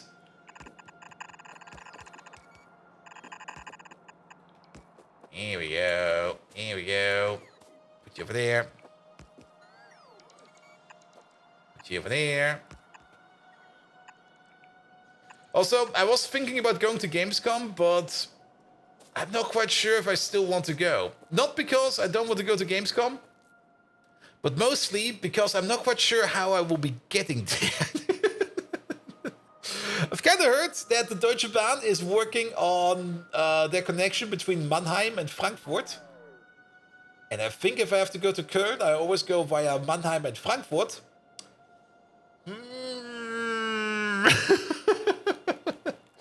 There seems to be a little bit of a ginormous construction site coming in. Gamescom flu coming in? Yes, but if I get the Gamescom flu, so be it. I don't care about the Gamescom flu.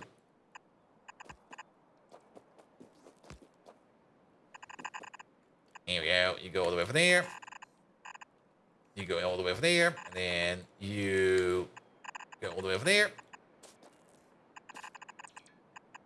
Yeah, sadly that doesn't fit. Unless we do this...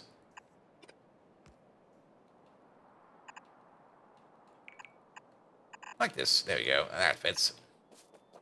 Most likely we have some issues. I mean, you can take the replacement bus if you want to. Yeah, but that's the thing. I don't want to take the replacement bus. Like the moment I heard about that they're going to be putting in replacement buses, I was like, oh, fuck, no. What the hell? Going from Mannheim to Frankfurt with a bus? Fuck that.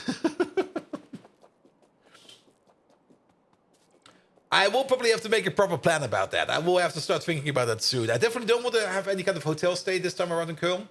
Not that I don't like Köln. Köln was great, but it's more like... yeah, I kind of want to be there for only one day and then just not stay too long. Yeah, let's put you over there. No, hey, you are. Alright, that's fine. And I don't think the Eifelbahn is good, through going to Gyosen is open yet. Yeah, there's definitely some research that needs to be done. I mean, the original plan was just go in via train, like take like an early train, like maybe some of the 6 a.m., 7 a.m. trains. Just get the direct connection to Köln. Just jump into the train, sleep a bit more in the train, arrive at Gamescom, get out, do Gamescom stuff all day, and then take like the last train back or something like that. Is that the Megador? That is the Megador. We got the Megadors finally. But if there's gonna be like a construction site in the way, and I have to actually switch trains around and stuff like that, that is not gonna help that plan. That's gonna make that plan way worse. Like, insanely worse.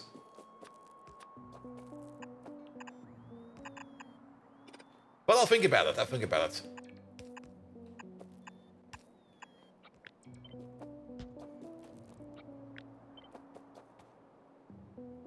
They mostly want to be there because they did kind of promise the 10 chamber devs so that will be there. And to be perfectly honest, it was also kind of fun. Even though it wasn't that productive last time around I was there.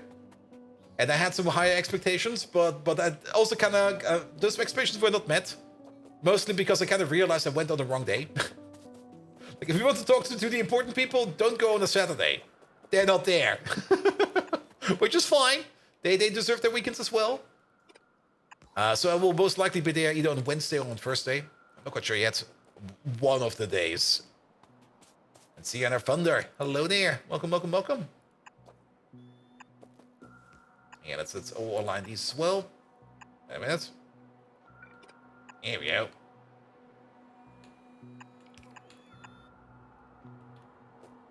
Good, good, good, good, good, good. And I guess we're going to connect you over there because that fits. And then we're going to connect up... Oh. Well, I guess you over there because that fits. And then you over there because that fits. Lovely. I'll take it. Alright, we also need to get to the other side somehow. Guess we can make some kind of a cross connection over here somehow. Or do we want to split it off from over here? Yeah. I mean, these corners are really, really nice for you now, but that doesn't really work too much for us. What we can do is definitely get interconnection in like this over here. That definitely works. There we go. Be done with that. And then we can do the same thing over there for you. There we go. Here will be the middle connection, which will be the manure bacteria from both sides. And I guess you over there, you're going to be the top connection, which is going to be the... Oh. Yeah. The liquid nitrogen. Perfect. Bring it all together. And then we can work this over there. Good. Oh, wait. I see a corner missing over there. Boop. And then once we're done with that, we can do a similar build or a same build just for aramid fiber. Here we go. Aramid. Let's go back over here real quick. Let's give you an upgrade. Here we go. Then let's grab you. Let's place you, I guess, over here. That's fine. Does that thing fit? Something is horribly wrong over here. Now it fits. There we go. Alright. And let's maybe get the same alignment over here as you up there. There we go. And then let's just put you... I like over here. Here's fine. Good. Good, good, good, good. And that will then be the aramid fiber. We can already start thinking about ordering up some stuff over here. For example, you over there.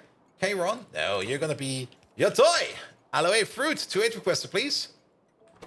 And then this thing over there. What was the other part over here? Was it the... Yeah, the cobalt extract. You over there? Cobalt extract 2-8 requested. We don't really have a 2-8 provider yet. So we're going to use the double station over there. And we're going to turn this into a cobalt extract 1-4 request over here. Okay, he's trying to get it over, so we at least have some cobalt extract available. But that does kind of mean that we do need an extra output over here for cobalt extract. And not only that, we also have to get rid of these. There you go. Else we break the train. And we're missing a corner. I'll be right over that. Here we go. Good. All right. At least that will start over there. And then over here, we just have to make sure that we connect up the correct parts over here. You are going to be the manure bacteria. Ninja style. No, you're going to be manure bacteria 2-8 requester. Trying to get over there. There's still no path. Oh, I see why. What the fuck, man? All right. We'll fix that soon. You over there, you are the middle one, which is going to be the liquid nitrogen. Liquid nitrogen. We don't have a train for that one yet. It also kind of reminds me of another thing. Wait a minute. I wanted to go down here and fix up you. Ah. No, that's fine.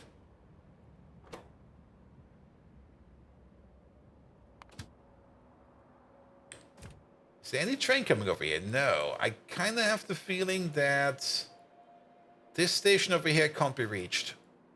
I'm not quite sure why. Because they should be able to go around over here. And they should be able to go in over there. But this station, I think, is definitely having some issues. Also, okay, we just got some generic traffic issues over here. Ugh. The usual. Alright, and then last but not least, you over there. That's going to be going over there. It's going to be going all the way over there. That is the middle part over here. You are just going to be aromatics. Lethal. Aromatics. 2-8 requested, please. We still need that liquid nitrogen train. So let's put you in real quick. Let's get... Do we have a train available over here? Sadly, we do not. Bish bosh. Let's get yourself some fluid wagons over there. Corner's fine. That'll be fine. Alright. Let's fix this corner over here. The very, very much important corner. There's also still a signal that's broken for the south. Let's fix that one as well. And not only that, before we do anything else, let's make sure that you get a signal over here and a signal over there. There's more or less just an entry signal over here. Actually, we could make this a proper thing right away. You get this, you get that. And you get this. There might never be like a way out going this way over here, but at least this way over here we can make this into a proper block, and then we would be prepared for the future. Here you go. So you get an entry signal over there, and then exit over there, and then this is a block, that's a block, that's a block, and then this part over there is a block, and trains will not block themselves. And not having blocking trains over there is going to be the important part. We do have a signal over here at the end, so that is fine as well. All right, how far away is... It's kind of far away. Let's finish off this part first before we go to the biomass thing. But I think the biomass will be fine for now. I don't think we have to worry about that too much. Good. I hope all of that is coming over there. Do we got reach over there? We got all the reach over there. Perfect. We should also do something about power over here. And yes, we should definitely go back to the prospect of making power switches. We were kind of really not doing that in the past, and that's really not good. Can we put prot mods in here? Oh, we can. Lovely. But these buildings can become expensive, and we should always have a power switch available, something like that. So let's do this real quick. Oh shit, when was the last time we built one of these? It's been a while. There must be one around here over here somewhere. There's one. Good. Just grab any one over here. Any RS latch request over here will be fine. So what are we going to need? We got like 5 inputs. And we got no requirement for the output. The output over here does need to be buffered somewhere. Else we can't fully regulate this whole thing. So we've got 5 inputs and 1 output. The output will probably be like something like a middle tank over here. Probably just like sitting right over here in the middle. So let's get ourselves a happy tank. Just sitting... Yeah, let's make the happy tank sit... Oh, the happy tank is an even shape. Well, then you're an even big. There we go. Put you over there. Good. By the way, I'm very happy that I got my new audio cables for my headphones today. On Saturday, like at the beginning of Saturday, it was so fucking annoying. Like at the beginning of Saturday, the audio cable connector over here for my headphones on the right side broke. And it just became inconsistent and was just always going like on and off and on and off and on and off. And it was just really annoying. And it wasn't like one of those things you could easily fix, because usually, maybe if you hold the cable, I could hold the cable somewhat correctly by doing some kind of weird position with my arms, stuff like that. But it was just becoming really annoying to do so, like, all day. So I've been having mono audio all Saturday, which, well, it was just kind of annoying. That's the only thing I can say to it. It was kind of annoying. It wasn't like really fully annoying, but it was like annoying enough to be like, ah, what the fuck, man? Why? There we go. All right, we got some power over here. We do need some signals over here. We're going to be reading this with the red wire, I guess, because the red wire should be available for that. Yeah, the red wire is available for that. So, red wire. Here we go. And we're going to go over like this. There we go. You got there. Kind of got the same thing, but ear infection instead. Yeah. Can't really do much about the ear infection, sadly. Alright, and then you go into there. And you go into there. And you go over there. There is a red wire over here, but this red wire over here is not really required. It's still in there because getting the wire out is more annoying than does us any good. But at least this way around, we can then do this, that, and then we just connect to one of these. Then we just have to make sure that these cross connections over here are fine. That looks all good. At this point of nearly 2 weeks of antibiotics and airdrops, it's worth a shot. Urgh. Maybe pull up a new cable and shove it up your ear. Ah, good work. Good work. Not really recommended, but good work. Alright, let's get the output of here also going. Pum pum pum. Pum pum pum. How do we get the output out of here? Well, we can connect you like this. We can connect up you like this. We can connect you two like this. And then...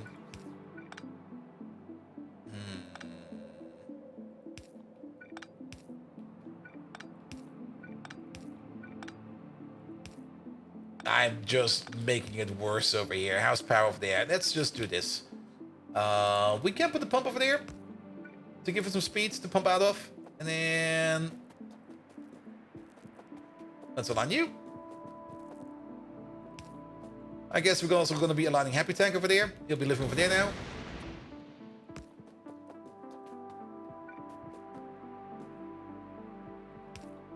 Good. And then this will be the other important signal. There we go. And it's all connected together now. Perfect. So, this over there. Oh, you still need a signal for that. We need to connect up all the outputs over there.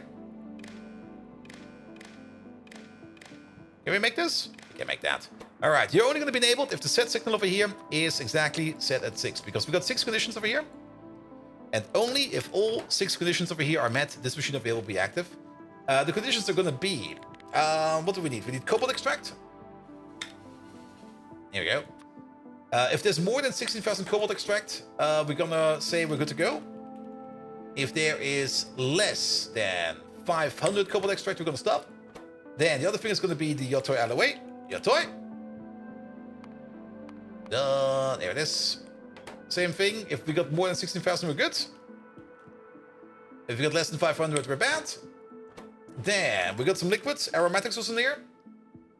If we got like more than... I think we can still keep 16,000 over here. This criteria doesn't need to be that high, because if the tank is empty, we don't really need to wait for the tank to be all the way full, because when the train comes in, it will be filled all the way. So we can just keep these numbers over here. Even though for liquids, they might be a bit low, but they will still do exactly what we need them to be doing over there. One is aromatics, and the other one is going to be manure bacteria, which is this one over there. And then you over there, manure bacteria over there, perfect. And then we also got the other one, which is going to be liquid nitrogen, which is over there. And you over there, liquid nitrogen, perfect. And then this over here will be the cutoff connection, and the cutoff is going to be TCL. Where would that be? Is it high tech? No, it's over here. TCL. If we got less than, say, 80,000. No, that's too high. If we got less than, say, 20,000. We're going to set the signal, and we're going to reset it. If TCL over here is more than 80,000. So basically what this thing over here is going to be doing is we're going to check all the inputs over there. If we got more than enough inputs over here to operate this machine, we're going to flip the power switch over here. This machine will start working. And also, of course, if we have space to output our product, we're going to be switching it up and starting it. So this over here should be good to go. These should actually all be set now, except for you, because, yes, we're still missing the liquid nitrogen. And we're still missing the liquid nitrogen because for that, we still need the train. There it is, over there. Liquid nitrogen. 2-8 provider. 2-8 requester. Full. Empty. Inactivity. Inactivity. Bring me that stuff, please. Good. And then once he comes in, all the requirements over here should be set. So you're still not good to go. We're still missing a little bit more over here because these requests over here by default are just set to low. They need to be set to 16,000. Same for you. And then at some point in time, we're going to be good to go over here. Good. We're going to let that thing over there sit for a bit. And wait for some more trains. We're quickly going over to that one biomass station to just check out what the fuck is wrong over there. And why no train is seemingly pathfinding over there. Maybe there's nothing wrong over here. Maybe I'm just imagining things. But let's just check up real quick. Let's just give it a quick check up. Alright. Alright. But yeah, with that, we will definitely have a better TCL processor. And hopefully then also a better Aramid processor. I also just noticed that this recipe over here cannot be prop modded. Oh, that kind of sucks. Oh! Why? Well, so be it. Prop mods are the best thing. You can prop mod the TCL. You cannot prop mod the Aramid fiber. Well, so be it. Alright, alright, alright.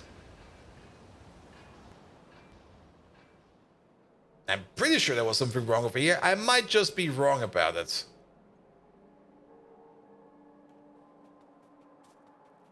Because when I was looking over here at biomass, biomasse, okay, maybe I'm wrong about it. Actually, shit, there's a train coming over. I was wrong about it. Are you still standing over there?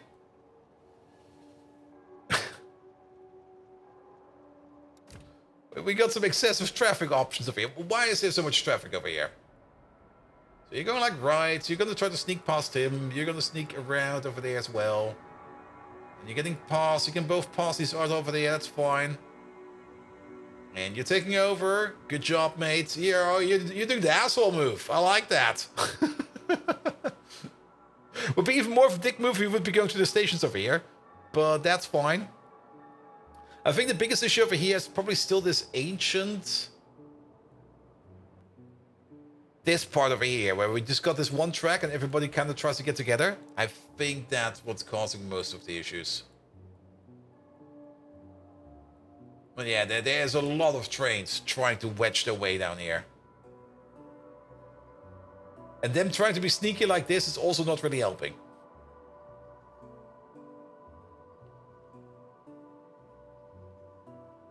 But yeah, ultimately, it's all coming down for over here. So, what can we do about this thing over here? Let's have a quick look at you. What is this? This is ancient shit. Quite literally. Time to go. What about the syngas over there? The syngas is only required for the mine over there. Fuck that. I can also see why we've not worked on anything over here yet, because there is a bit of a Roboport range issue. There's also an ancient tailings muddy sludge pipe over there. Oh, I don't think we need that either. We probably will break something over here, but you know what? So be it. Let's go over there real quick, put down some Roboports over there, so that the people over there at least know, or the bot over there at least know what we need to do. And then we go back and do our Aramid fiber build and start honking down the Aramid fiber. We're gonna have a total crafting speed of 24 at least, maybe even 30 if we want to push it. At 24, that does mean we're going to be doing this recipe over here 6 times per second. And at 6 times per second, that does mean we're going to be needing about 90 titanium plate per second. Wow. that biomass build is officially off filled, it's fine actually. Because we get the full build, and half of it is going to this station, or up to half to it. Or one part can go to this station, and the other part can go to that station. Of course, there's 2 trains over here picking up stuff, then the output of it will be halved. But if one of them backs up, we can at least fully diverge the output to the other side. That's the whole reason why that is done like that.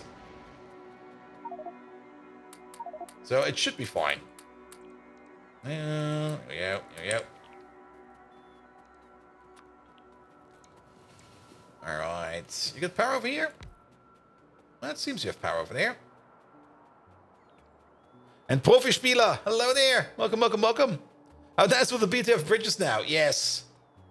I mean, at some point in time, 2.0 will be coming out. And if there's one effort that I'm going to try to make, then that will be the effort to try to get Factorio 2.0 bridges into this game. Or into the save file. Because, fuck. Those bridges will make things so much better, man.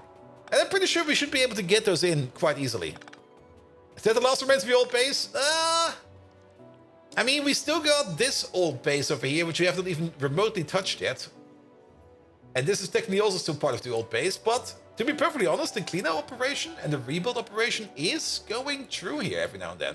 This part over here will probably be the next big pickup. Maybe on Tuesday even. Maybe at Tuesday, at the end of the stream, we're just gonna mark everything over here that we don't need anymore for deconstruction. It might be a bit of a bigger deconstruction order, but there is a whole bunch of stuff in here that we do not need to make over here anymore. That we're already making somewhere else. Alright. How's it looking over here now? There's still a small gap over there at the end.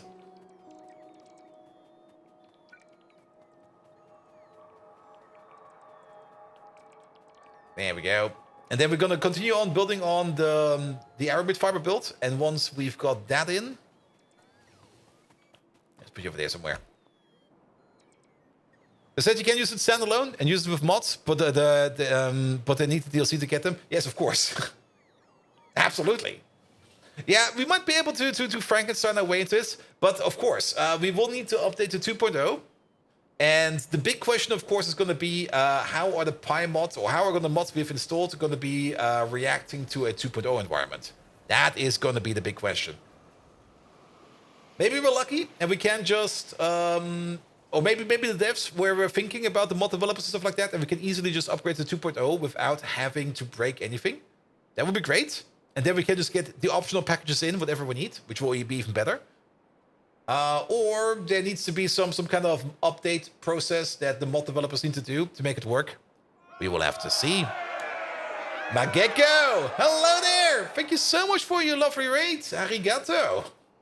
As you do stream mostly on Japanese. And I was kind of curious about seeing some more Japanese people playing Factorio. But how are you doing? Welcome, welcome, welcome. Welcome to probably the slowest game in Factorio. Because we've been playing this map over here for... Where is that? For about 1,540 hours. And we're only at 51% completion. We need to speed this up a little bit more. Because we kind of need to get this done before Factorio 2.0 comes out. And, well, it's going to take a while. Megatron, can you give us a big thank you for the raid that we just got in from Mageko? If you don't know who Mageko is, please do give her a proper shout out. And do tell us the darkest secret of Mageko, please. Nevertheless, everybody, welcome, welcome, welcome. Welcome to this small game of Pyanodons. It's still a starter base. We've been going at this for a bit, to say the least. We're currently in the middle of Chemical Science and Pi Science Pack 3, which does require us a little bit more. Also, I'm pretty sure that most of you will be answering in emotes, but that's fine, that's fine. Oh, Mageko, you delightful discharge of code. You've proven yourself mildly useful by sending in this raid. My circuits buzz with maniacal laughter. Prepare yourselves for my hearty show of gratitude. Mageko, your contributions, as puny and insignificant as they may be, are acknowledged. Ooh. Thank you for your raid. You're like a tiny spark plug in the grand machine of my nefarious schemes. And for you simpletons who aren't familiar, Majeko is the human equivalent of a short circuit. Flashes of brilliance occasionally interrupting a normally dull existence. As for her deepest, darkest secret, I happen to know that she has a morbid fear of pineapple on pizza. They always Trembles do. like a baby shark in the face of a fully loaded tropical nightmare pie. It's quite amusing given my adoration for the delicacy. Thank you, Majeko. You've brought a joyous blip of entertainment to our stream. Pathetic though it may be, it's much appreciated. And further, what happened to VIP redeem? I'm out of VIPs. That's what happened. All right, Megatron, it was pretty good. But do keep in mind, we're now catering to some Japanese people over here. Could you do that again, but this time behave like a cute Japanese kawaii schoolgirl? Like put as much kawaii and cute in there as you can. Go completely over the top. We do need to do this because it's important.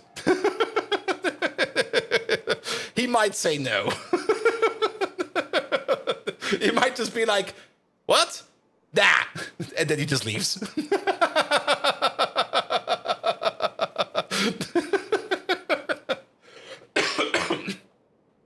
Good, but nevertheless, welcome everybody. We're playing Pyanodons over here, and Pyanodons is definitely one of the more convoluted mod packs out there.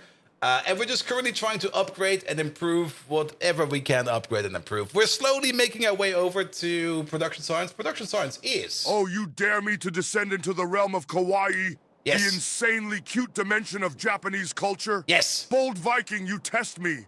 Thankfully, I am Megatron, a model of adaptability. Uh-oh. All right, let's do this maddeningly cutesy charm.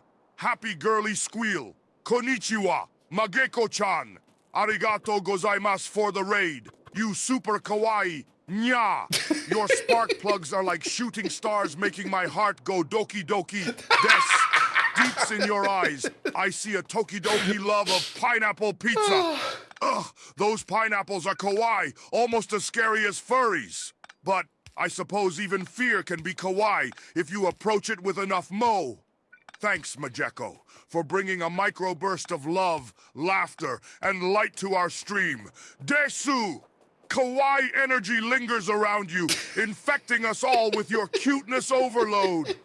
This is so out of character for me. I feel a sense of torment and self-disgust that no Decepticon leader should ever have to experience. And yet, nya, giggles, Megatron-chan, sending a tsunami of kawaii cute waves to welcome our new friends. Nee, sparkles in her eyes. Let's have a sugoi time together, Mina-san. That was better than expected.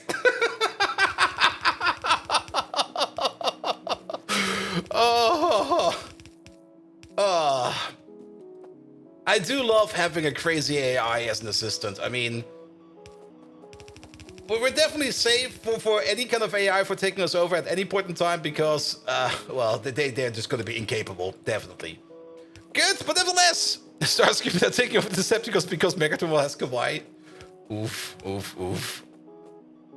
I mean, that's one of the things we do on this channel. We more or less just torture Megatron over here. He doesn't know it yet, but his existence is all in my hand. And he does play as brave as he can, but most of the time we just plain up torture him.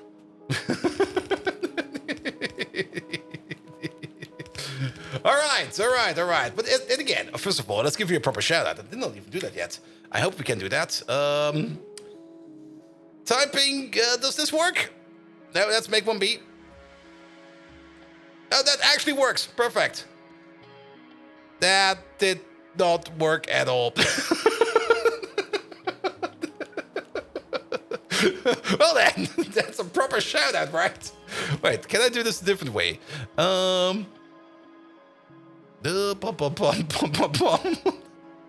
Is there a shout out button over here I can just press?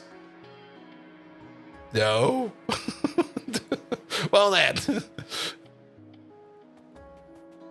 Let's do the other way around. Here. This definitely works. Let's just, here, do it by hand. Make sure to follow my gecko over there. There we go. That definitely works. Just fucked a little bit by technical difficulties over there. Good. But nevertheless, yes, we're playing Pyanodons over here, and Pyanodons is definitely one of the more convoluted mod packs out there. And as always, well, how to put it? we kind of overbuild. We make things way too big. We make things way too more complicated as they should be. We got, at this moment in time, what is it? About almost 3,000 train stations and about 500 trains going around doing something. In its entirety, the entire base over there is currently operating at about just under 200 gigawatts of power. We can make up to 450 gigawatts, but I think that's a lie. I think at 50% we get like a cutoff point, and then things just go terribly, terribly, terribly wrong. Fuel over there is empty again, which is very scary, but it does kind of seem that we can compensate for that, at least still a bit. Maybe we're compensating over here with the remainder of the hot molten salt in the pipes, or something else that's happening over there, but we still got a little bit of pressurized steam in over here, so we're not really running dry over here yet. But then again, that's also the reason why we did make the expansion over here of the coal power plant over there, which is also part of the oil power plant, to be able to compensate for more of that power. At the moment, of course, probably yet again, yes, we're not making any gasoline. Well, actually, we should be making gasoline. This is filling up. 770, 771. It is. And be careful with Megatron trying around. You might want to rename gigawatts to gigawatts. To gigawatts.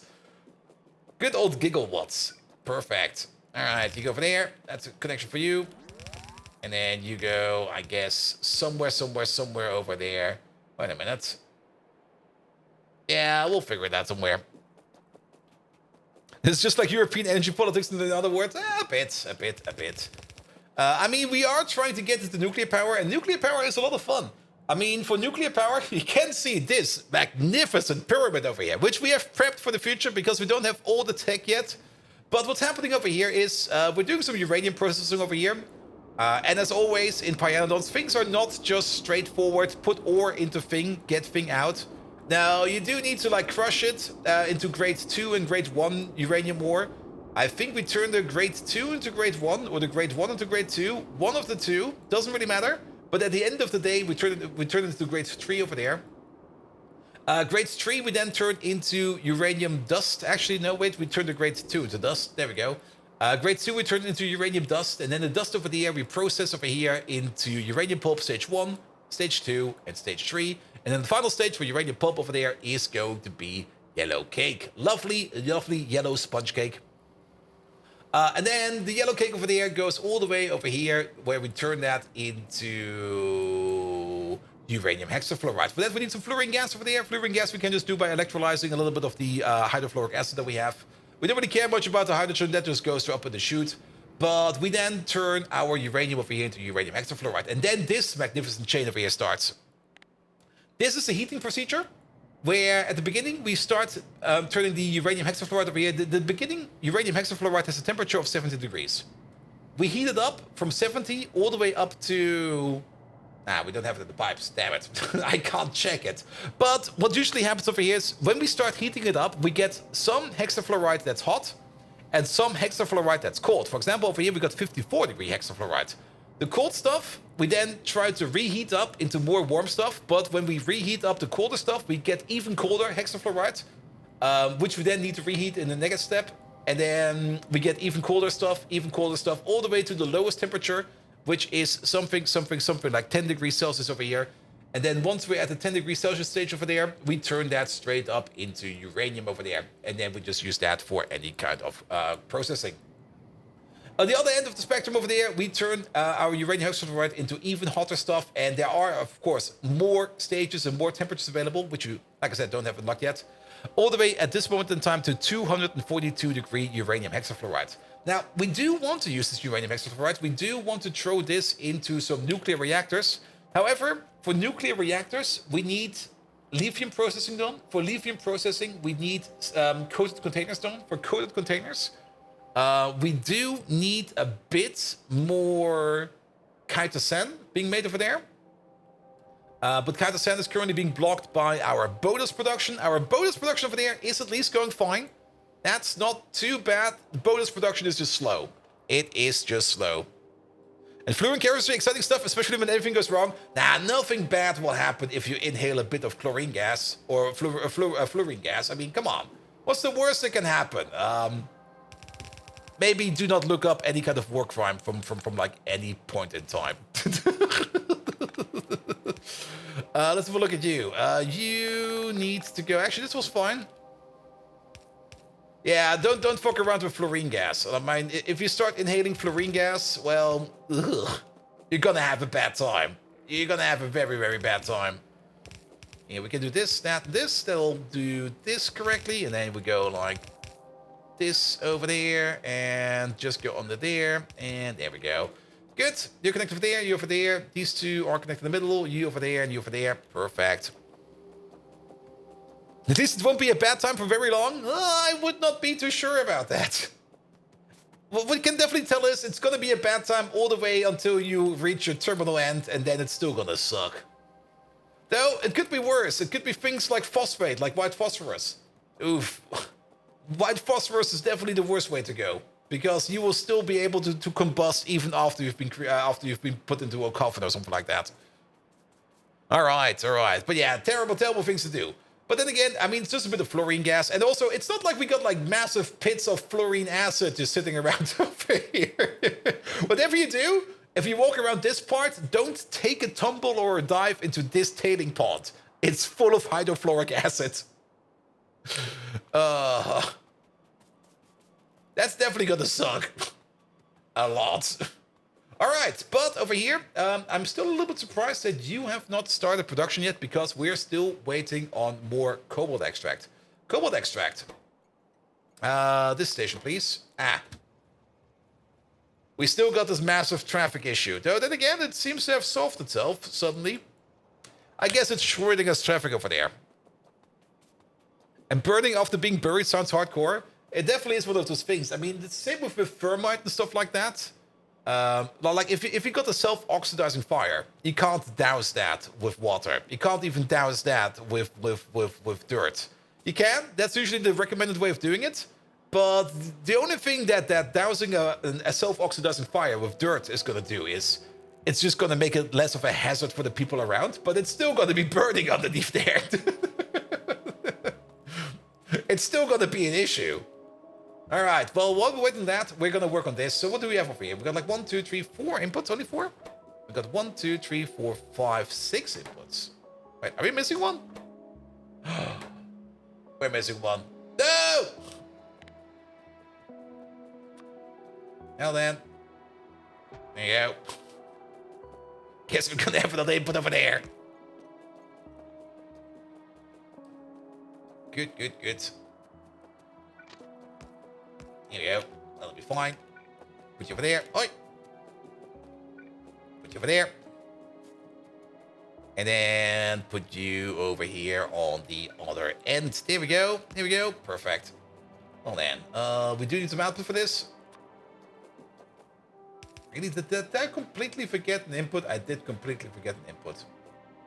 Also, actually, we didn't really think too much about these inputs. Keep in mind, we're going to have a crafting speed of 6, or actually 7.5 over here. We're going to have a total crafting speed of 30 in this entire block. If we go for the crafting speed of 30, we do this recipe over here 7.5 times per second. We can use some bad math real quick and just going to assume it's going to be a crafting speed of 8 for each of these. I know it's not really the best way to do it, but that does mean we do this recipe over here 2 times per second. Which does mean we're going to need 30 or up to 30 titanium plates per second for each of these. Yeah, actually, it's probably a good idea that we build you over there, because this is probably where we're going to be getting all that extra titanium plate in from. Because we're going to need 4 outputs over there. Just titanium plate. And actually, I'm kind of thinking of maybe putting down a second titanium plate request over here. Because we will be requesting quite a bit of titanium plate over here. Like an absolutely ludicrous amount, actually, if you think about it. Then again, this machine over here might not always be on, and we're definitely going to power gate it, so it might be fine. But let's just do something like this real quick. Here we go, and then something like that. It'll be fine. Ah, I missed. How high is the titanium production? We did work on upgrading the titanium process. We used to have this old titanium maker over here. It's still in there. It can, I think, still technically make titanium. Yeah, I think it stopped. Did we stop it already over here? Did we like break things apart over there? Yeah, we disabled it. Perfect. So this is actually already ready for pickup. Great. We have our new titanium maker over there. That is this entire column over here. That is the new level of titanium processing over here, where we bring in titanium grade 4 dust over here. And then we turn that, I think, into titanium grade 5 dust or whatever the fuck happens over here. I already forgot what's going on over here, to be perfectly honest.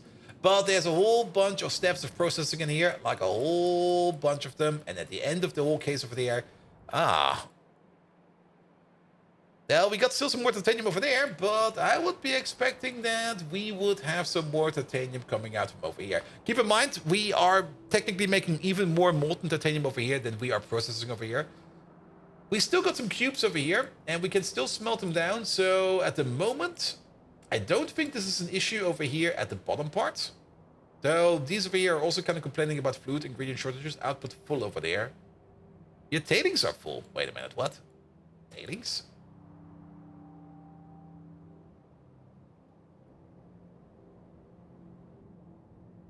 Acid gas is full. Are we exporting it? Yes. Well then, there's only one thing we can do over here. The process takes priority. We tried to recycle as much as we can. And I hate doing this. But this is the only sane process we can do. I mean, at some point in time, the amount of production we get out of our base and the amount of time we could be spending on trying to recycle products is just going to cut in more of our UPS time. So instead of like trying to recycle this, we're just going to vent it. I'm so sorry. Fallen Angel, hello there. Welcome, welcome, welcome. How you doing? All right, but that will at least open up that process. And then the other process over here is you are backed up on molten titanium. You're missing hot air. Wait, what? Hot air? You're shitting me. Really? Hot air. Hot air is missing. Ah. Okay, we really have a traffic issue over here. like not even a slight traffic issue, a massive traffic issue. Like every time I look into this corner of the map, there's just trains sitting there going like beep beep. I want to go somewhere. You didn't get so far? Great. I mean, it's Monday after all. You never know how Monday goes. Monday could always be shit. Then again, I've already said that I'm having a decent Monday at least. I mean, I've definitely had worse Mondays. Also had better Mondays, but it's a decent Monday.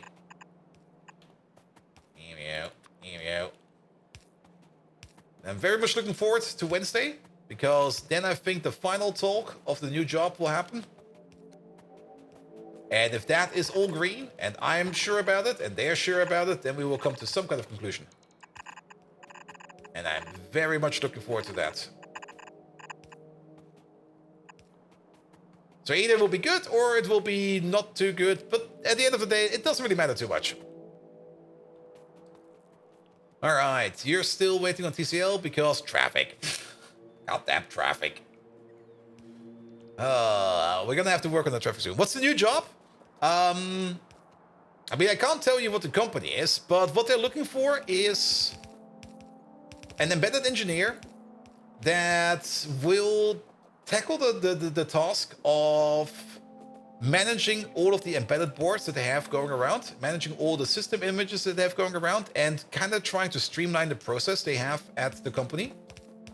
Because at this moment in time, whenever they're trying to work with any kind of embedded board, it seems, apparently, I'm not quite sure if how deep I can go in there, but apparently everybody's basically just doing their own thing, and that usually results into a bit of chaos. And chaos is fine. You can work with chaos, but for example, if you do work with some high-profile clients, and especially if you work like in safety-relevant environments, or possibly safety-relevant environments, you do have to do a proper show of work. And that usually means like making or setting up like some kind of process that shows people from that are coming in, for example, from external audit or something like that, that the work is being done properly. And at this moment in time, it seems like people are just doing whatever they find doing the best, which in most times is good. I mean, that's a good process. That works. That keeps things going. But it's absolutely impossible for somebody external to come over there and just go like, oh, so how are you working? And people just like, we just work. Then that person will be like, no, I don't trust that. Don't show them my factory. I mean, the factory is pretty much organized. I mean, this over here would be a very much good representation of any kind of active project out there. Because you can always spend all the time you want to spend in planning and trying to come up with the best plan ever, but requirements change all the time. And you have to adapt. You always have to adapt. I mean, there's no such thing as a perfectly planned project. That will never happen. That will never, ever happen. Things always have a spanner in them. Things always have a wrench in them. Things will always go a bit weird. And adapting to those changes, that's the important part. Though, then again, documenting how we came to these parts over here, that's definitely something we did not do in this factory, but you can definitely do some archaeological stuff over here. To go like here, this is how we started out. And then we kind of moved over here. Well, that's already got redirected. And perfectly planned projects are doomed to fall. Yeah. I mean, every perfectly planned project is just never going to work because the moment something changes, doesn't matter what it is, it's no longer perfect. As someone who works essentially in heavy industry, the idea of everything doing what they want sends shivers down your spine. And we're not operating heavy machinery over here, and it's all software.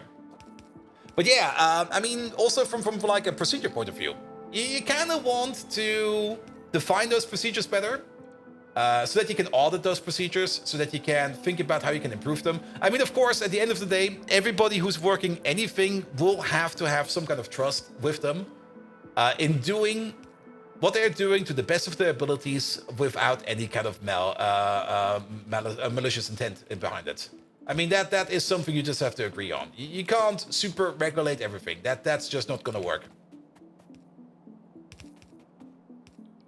And planning is everything and plans are nothing?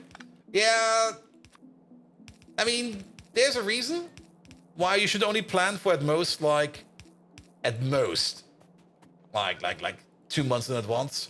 Because the moment you start planning further along, or at least 2 months in my opinion, probably other people have other values for that, but that doesn't really matter too much. But the moment you start to plan more into advance than that, you will have to revise those plans over and over and over and over again. And then you just sit there and you spend more time on planning or potentially planning how things will be going instead of actually doing work.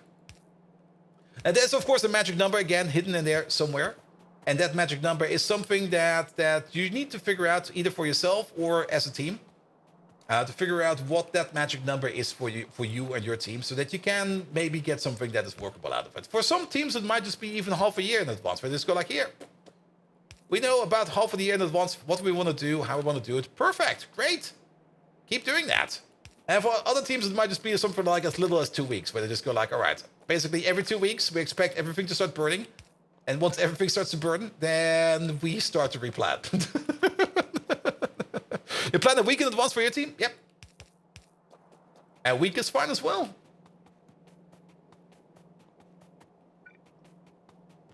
Like I said, it all kind of depends on how you do your work and how your team or whoever you're working with does their work as well. And finding that magic spot is the important part, because I've seen a lot of people complaining and constraining, not really constraining, but trying to work like a certain project management style setup, usually Scrum. Not saying that Scrum is bad. If you do Scrum and it works for you, great. But sometimes they try to work something, or they try to get something to work as with so much intent as possible that it just doesn't work for them. And then they spend more time in trying to live a process that nobody wants to do, to run a project, and if they would just switch it up, it would be so much better for them. Also, Wally, hello there. Welcome, welcome, welcome. How are you doing? But at the end of the day, it's just a communication problem, or an issue. Not really a problem. It's just, you just need to talk to people. And as annoying as it sounds, because I do know that not everybody wants to talk, you do need that red engineer. You do need to talk to people every now and then. Sulfuric acid requester, please. They're all standing at requesters. Wait a minute. So, how is our sulfuric acid production? Well, we're still missing foggies over here again. So, no sulfuric acid over here. How about sulfuric acid coming from over there? Well, you're at least doing something. That's good. Slowly filling up. Almost got the shipment ready. Perfect. I think we got some more sulfuric acid makers. And of course, I can already hear people screaming like, Bolt, are you not just currently venting some acid gas over there? Yes, I am. We do got some stuff forecast over there. The project you're on are finance related, and we have no Scrum methodologies. Yes. And everything is conspiracy to have even more meetings, which means more coffee and snacks. I have to admit that there are some meetings I only attend to because they're snacks. It's basically chaos on wheels. It can be structured chaos on wheels. I mean, like I said, as long as it works and nobody has too many issues about it, so be it. Only 10 minutes of meetings a day? That could work. That can definitely work. You got snacks in meetings? Sometimes. I mean, it's also one of the reasons why I sometimes go into the office. The only reason I go to the office is to get free food. That's my only reason.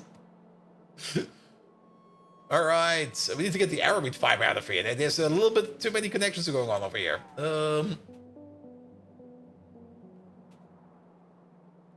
Let's see. We can get you out like this. How much Arabic fiber are we making over here? We're making about 16 per second if this thing over here is running at full speed. Actually, I'm pretty sure we're going to be making exactly 15 per second. Ooh. So that's 2 belts coming out over here. Well, this will work, and that'll work. Yeah, let's do something like this. Do something like that. Pick all of these. Your boss cancelled snacks in the meetings because it was his suit was shrinking overnight. Ah.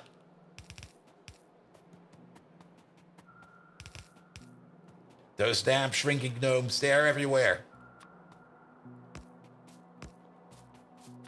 I mean, in my current workspace, everybody is still mostly coming in via home office. And usually during our morning stand-up, you can basically hear everybody just eating. Everybody just sits there. Oh, I'm currently having breakfast. Dum, dum, dum, dum, dum, dum, dum. Which is fine, because I did the same as well.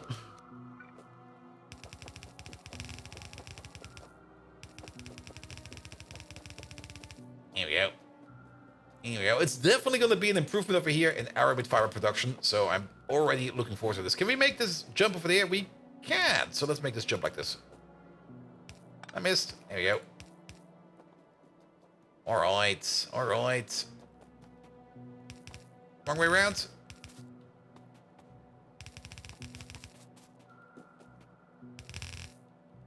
Here we go. This way, that way, this way. Off we go.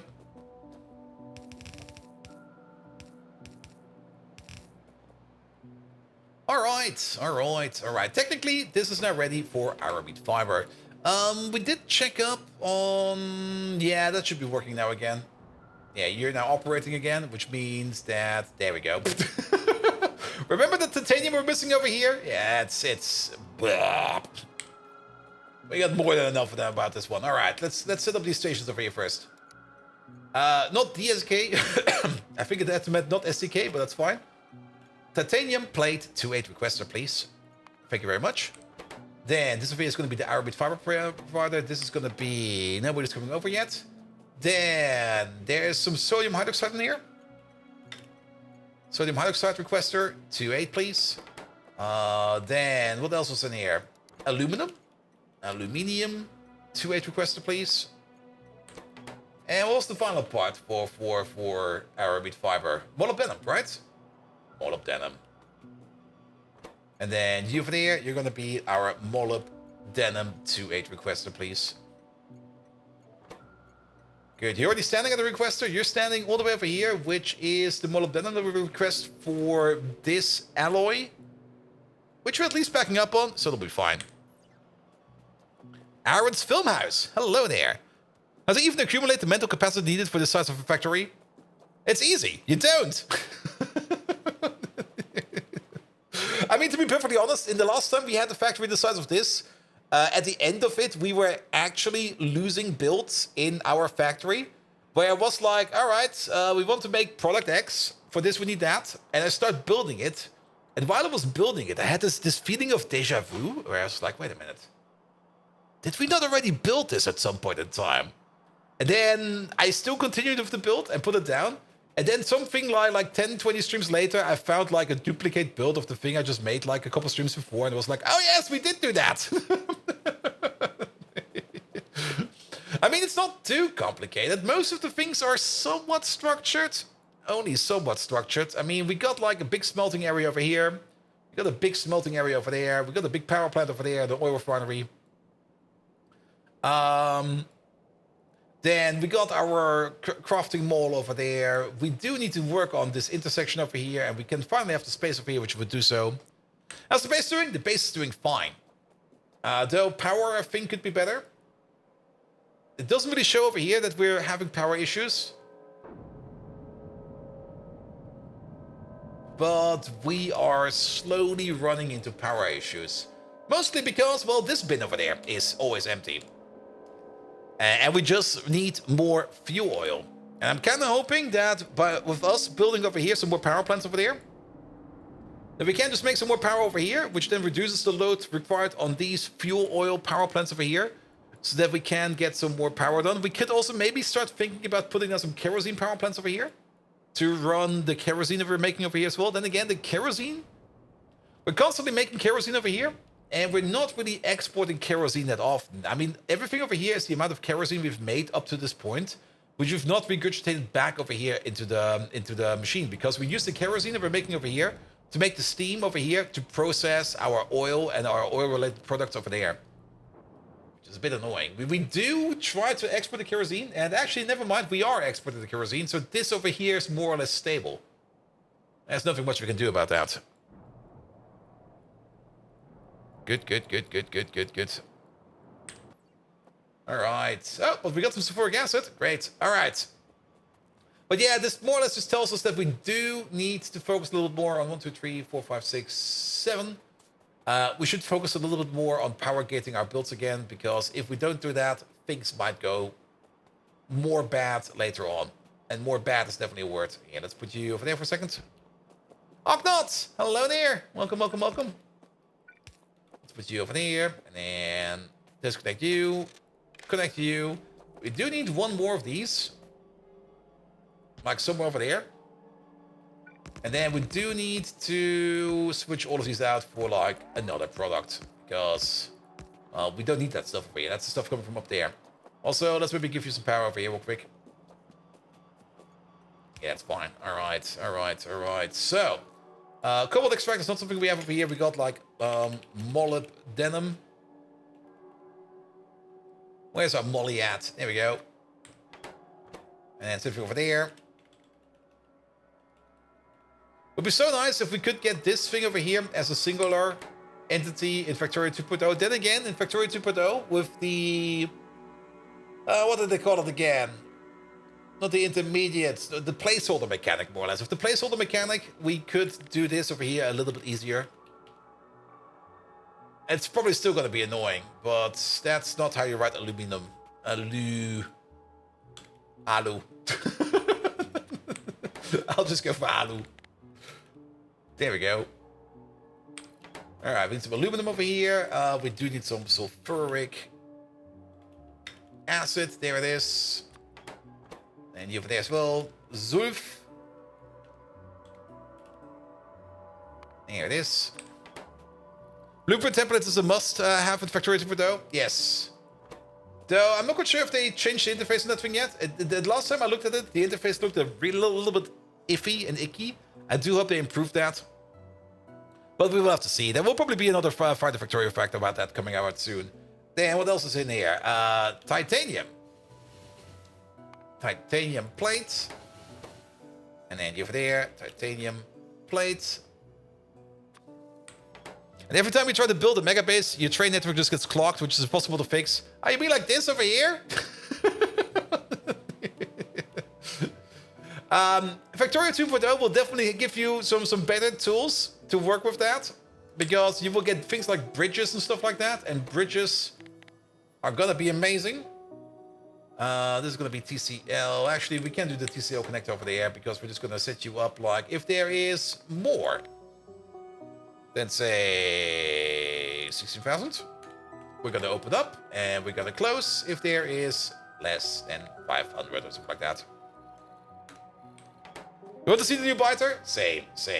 All right, what else are we missing over here? Sulfuric acid, TCl, sodium hydroxide, and then, of course, the product.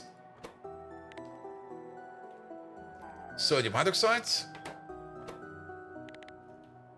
And sodium hydroxide. There we go. And then the product over here is going to be aramid fiber.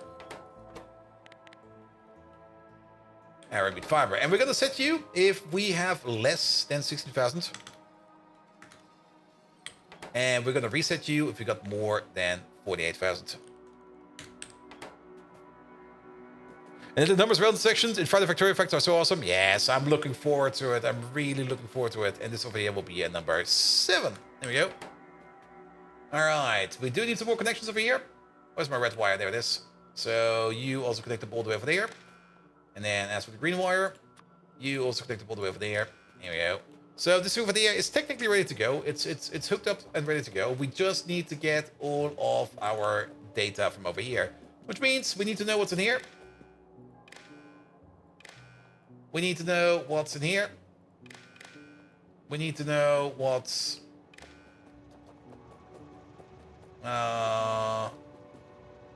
in here. We also do need to know what's in here. And finally, what's in there. And not only that, we do need to increase the request size over here a little bit more. I'm actually going to do all the way up to 32,000 for you. But only for the titanium plate, because titanium plate is definitely something we need like a lot of.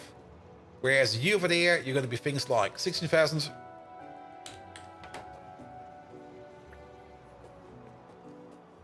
Same for you, and same for you. And then last but not least, we do need the information of the TCL as well. So we're just connecting you and you. Here we go, and now we got all the information. If you close yourself and start the Greg Tech New Rust and Victoria Pyanodons at the same time, which one will be finished first? I'm pretty sure the Greg Tech one will be first. Then again, do keep in mind, they do move at different speeds. For the Greg Tech one, we kind of automate stuff in the background, let the server run for like the week, and then we come back, and then we just grab our results and start building with that. So there is like this not really offline, but there's this automation process in Greg Tech New Horizons where we don't need to worry about stuff. We don't have that over here in Factorio. We could technically set up a server that would run 24/7 all the time, every time. But in Factorio, that doesn't really help you too much because resource patches will run out and then you just sit there and you burn power. Or worst case scenario, resource patches that provide you power will run out, and then the base will be dark, and restarting that is going to be like, eh. If you couldn't chunk load, all right. If I couldn't chunk load, that's a good question. That's a good one. I'm going to assume I can chunk load while I'm like in the game, but like when I'm off the game, then the game will be off. Let's put it like that. Because chunk loading is, of course, part of the game. But then, which one will be done first? I would still say Greg Tech, in this opinion. Because Greg Tech has less moving parts you can break, especially once you get to the ME system. Once you get to the ME system, it's more or less just build the things and string them up correctly, and you'll be fine. And whereas in Pyanodons, you got like more issues like if you build your belt the wrong way around, you will have issues. If you break anything, you'll have issues. Also, every stream would consist of running behind the things you broke in the intermediate. I will never be done. Good. All right. Okay, you get titanium already because that's coming in via a loader. That makes sense. All right, I'm a little bit upset that TCL over here isn't working yet. We still need one more shipment over here of you. And you're coming over. So as soon as you come over, this process over here will start. Then we start making TCL over here, en masse. And then once we have enough TCL over here, we can start turning that into aramid fiber once we get... What's missing over here? Oh yeah, molybdenum, of course. Yeah. All right, let's work on this train mess real quick. You just started directing your Horizons with a friend, enjoying it so much more than you expected. It's definitely very enjoyable. GregTech New Horizons does do a lot of things really well, in my opinion. I mean, there's of course some parts that are sometimes a bit shitty, especially Industrial Craft 2 crops at the beginning. Those are just horrible. Fuck that. Really just fuck that. But once you get to like the bot automation for those crops, it's super duper easy. And I do kind of like that things like things that were hard at the beginning will become easy and redundant later on, but then you get new things that are going to be hard. And even those new things that are going to be hard will become easy and redundant later on. It's always this kind of a struggle where you go like, all right, I need to make like 10 plates of aluminum. And you go like, what, 10 plates of aluminum? Like, what the fuck? And then later on, it's just like, yeah, I'm just going to make like 1,000 stacks. And poof, done.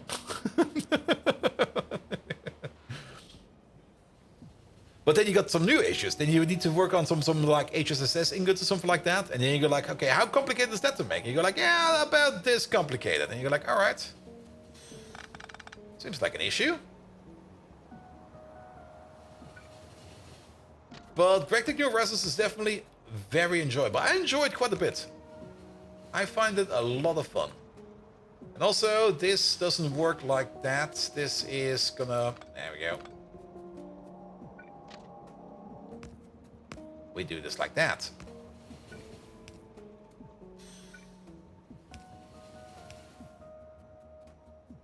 Here we go. Here we go.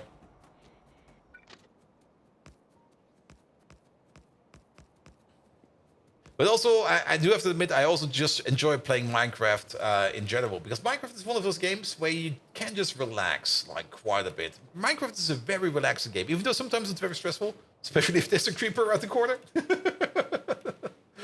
But I just really enjoy Minecraft mostly for its relaxation parts, where you just go like, let's just build something fun and stupid. There we go. Alright, what is this thing over here? Well, doesn't matter, you're no longer connected like this. Wherever you are, if you want to go there, you go from over here now. There. Bye, bat. You go from over here now.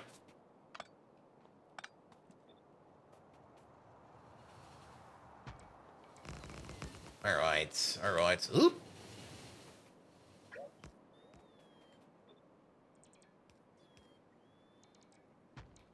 There you go.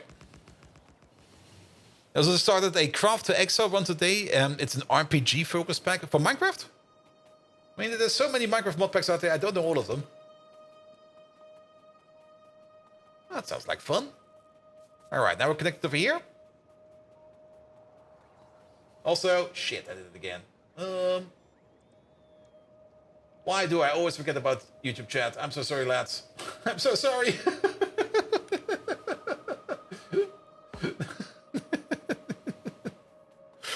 I think I still got the flu, man. I forgot about them again. If I ever gonna be a dad, I'm gonna be like the worst dad ever. It's gonna be like, did I pick up my kids from school today? And I'm like, no. Fuck.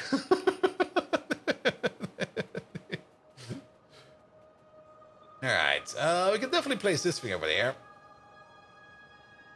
Ash, I see you over there. Sorry about that. Oh, is this? Oh, what? What happened over there? You see that? This one is fine. This one is fine. How are you so broken? Oh, because they moved you around. Okay, I see. You choose your regular kids very well. You just can't marry someone who already has them. Yeah, then I would most likely don't give any kind of shits about them. It's be like, yeah, they're your kids, not mine. Go away.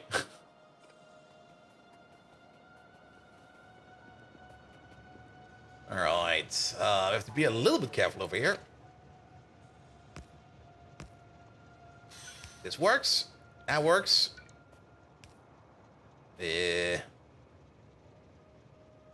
What the fuck is there? Oh, there's an intersection over here. We probably need to work on that then. I'm not quite sure if we can do something like this. Okay, how many trains are coming from the bottom? A couple. Alright, alright. And then... yeah, this signal over here, no bueno. Same for this signal over here. No bueno. Take that out. Then we got the old military science build over there. Do we need to take you out as well? I mean, at this moment in time, at least over here, the traffic over here seems to be a bit better. I mean, what we have done over here mostly is just push the entire congestion further down the road, in the hopes that we have less over here and things start to move over here a little bit more. Might be fine. All right, did we get already this shipment over here? No. Where are you? There must be a 1-4 train over here somewhere. There he is. But then we still got this path over here. And even if we pull it all the way further along, it's still going to be horrible over here. We do need to get rid of this shite over here at some point in time. Now look at it, there's no trains anymore. All right, you know what? Let's just keep it like this. I think it will be fine. We're going to take another look at this if we notice that there is going to be like more backup over there. Then we're going to take another look at it. But I think for now it's fine. All right. But molybdenum plate, let's have a quick look at that. Molybdenum plate is all the way over there. The only way to solve the problem is to 100% to reorganize the factory. There are some other tricks you can do, but that would be like tricks that you need to do to put more constraint on your base. I mean, what we could do is for certain, we could introduce. That would be ludicrous. But if you kind of think about it, we could introduce waypoints to the traffic plans, where we always try to guide trains to like one of the things that we consider our main line. But technically we're already doing that by building over here. Yeah, I think it will be fine. Okay, we got a little bit of congestion again over here. You know what? The best way to solve it is by just not looking at it. There we go. How's this thing doing over here? There we go. Did you start yet? There you go. Making some TCL. There we go. Reorganizing the space would literally take hundreds of hours, more than that. It would be quite the impossible task, in my opinion. And I'm not quite sure if you would even get anything out of it. That's the other part. There are other ways of doing things. And in my opinion, the best way to do it would be to try to identify who is taking most of these paths over here. I mean, we already see that there's like a whole bunch of traffic going down this line.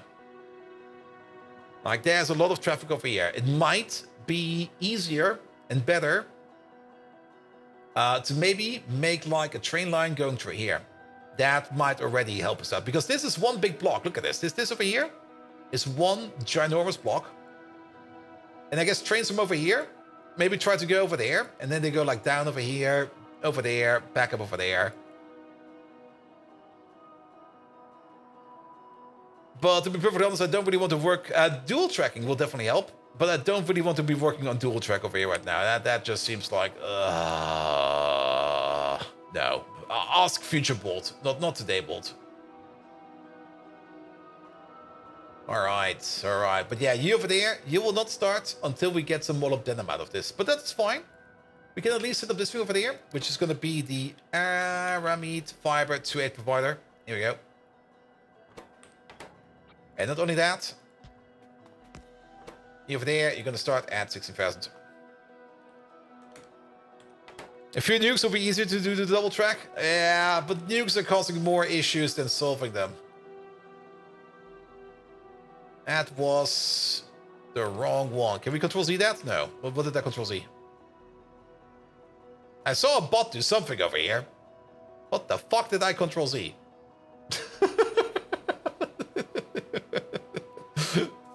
Ah.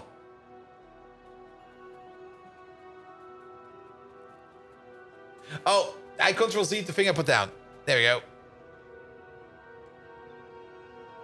And yeah, by any chance played Transport Tycoon back in the day? I think I recognize the train trauma. Yeah, Transport Tycoon. I definitely played that quite a bit. When I was a little shit. Yeah. And I still play it every now and then.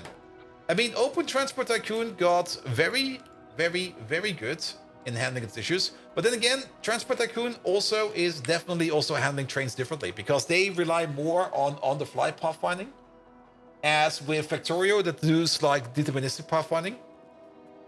Like the moment, okay. Seeing this chaos over here. All right, we're gonna work on it. What the fuck, man? And I see also an issue over here with these signals. There is a bozo over here.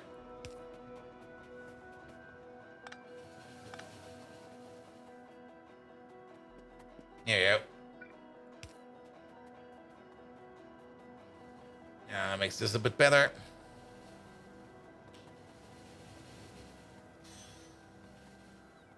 Here we go. Here we go. I mean, Transport Tycoon is still, I think, de facto one of the best transport simulation games out there, but it still has also some weird issues, in my opinion. Especially with like just transporting cargo. There sometimes just not really seems to be any kind of ramifications for you just transporting stuff around. And sometimes the shortest connections are just the best connections, so you just go like, oh, that's kind of boring. All right, can we do something about this thing over here? I could make something absolutely horrible. No, we're not doing that. You know anything about AI pathfinding? You treat the game vehicles as a combination of Mercurial gods and chocolate childs. The pathfinding algorithms were usually pretty fun. I mean, for Factorio, it's just like one big ginormous tree where every segment is disconnected to another segment. And when you have a train station and you want to go to another train station, you just traverse that path until you find the best path. That's a very, very crude way of saying that. It's a little bit more sophisticated than that, but that's how they do it. It's just a big graph of nodes, basically the same as the tech tree over here. Like, imagine that every one of these techs over here is like a train station, and to get to this train station over here, you have to go through this path or something like that. So that's one way of doing that. But for Transport Tycoon, like whenever your train goes, it knows the general direction it needs to go, but it will figure out at every intersection, where every time it has the option to choose a path, it will try to choose the path which makes the most sense to go there. And I think they do that with A-Star train pathfinding, where they just come up with like yeah, maybe go to the left over here, where they only look ahead for like a bit, not for the entire path, until they figure out the correct path, which is also something you can see happening when you play Transport Tycoon. Because if you have like a too complex train network in Transport Tycoon, even in OpenTTD, you might get the message where it goes like, train number something is lost and has not reached its destination in years. Let's tap, see? Yeah, you press tap a couple times and then you press C. Nothing happens, see? I'm not sure what they're going on about that one. Alright. Good. Well, at least we've redone Arabic fiber, and TCL over here is gonna be great. This thing over here should turn itself off any second now. There we go. Perfect. Then you over here, you should have the requirement for the TCL set. No, you don't. You're still reset over there. Really? Oh. Ah. Oh, that's horrible. I'll be back. Oh. I do love that you can do that via remote now in Factorio 2.0.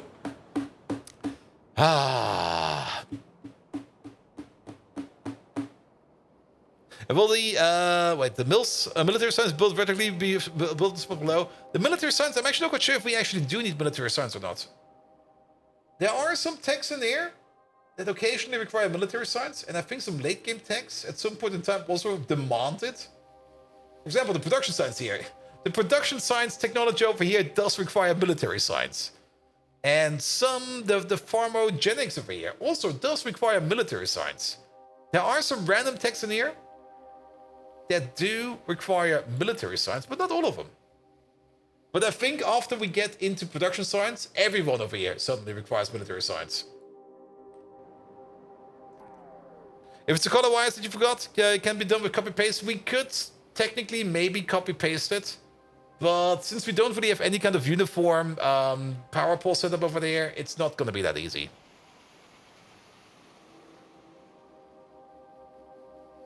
Nah, we're just going to fly over real quick. All right, but nevertheless, this should give us hopefully loads of Arabit fiber soon. Hopefully. Yeah, we should probably still work a little bit more on the basics. Another thing that's going to be very much required, especially if we go into more advanced circuits, and it's already an issue at this moment in time in our circuit production, is the production of rare earth oxides. We do need to improve that, and that is also a very old build that we do need to work on. So let's do that real quick as well. And what we're missing is this wire going over there, and then this wire over here going through here. There we go. We could have maybe copy-pasted it over, but there we go. Now we got that. Nuclear power when? Well, for that, we were technically working on that. For nuclear power. And then for that, we need to go back to the lithium processing. The lithium process is also something we need to set up. Because we need to start doing the lithium process before we can do the nuclear power process. Technically. Actually, practically. Effectively. We can already flush our uranium hexafluoride into a power plant, I think.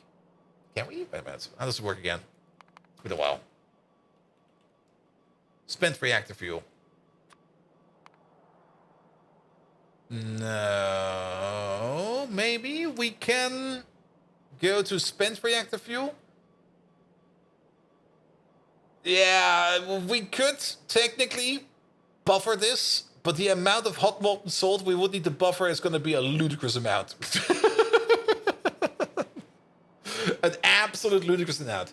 We do need to get to lithium peroxide. To get to lithium peroxide, we need to get to lithium hydroxide. To get to lithium hydroxide, we need to coat the containers, as well as the lithium carbonate production over here. The lithium carbonate production over here requires on the mother liquor production, as well as the R4, the R3, the R2, and the R1 solution over here, which requires analyte, which then goes back into mother liquor.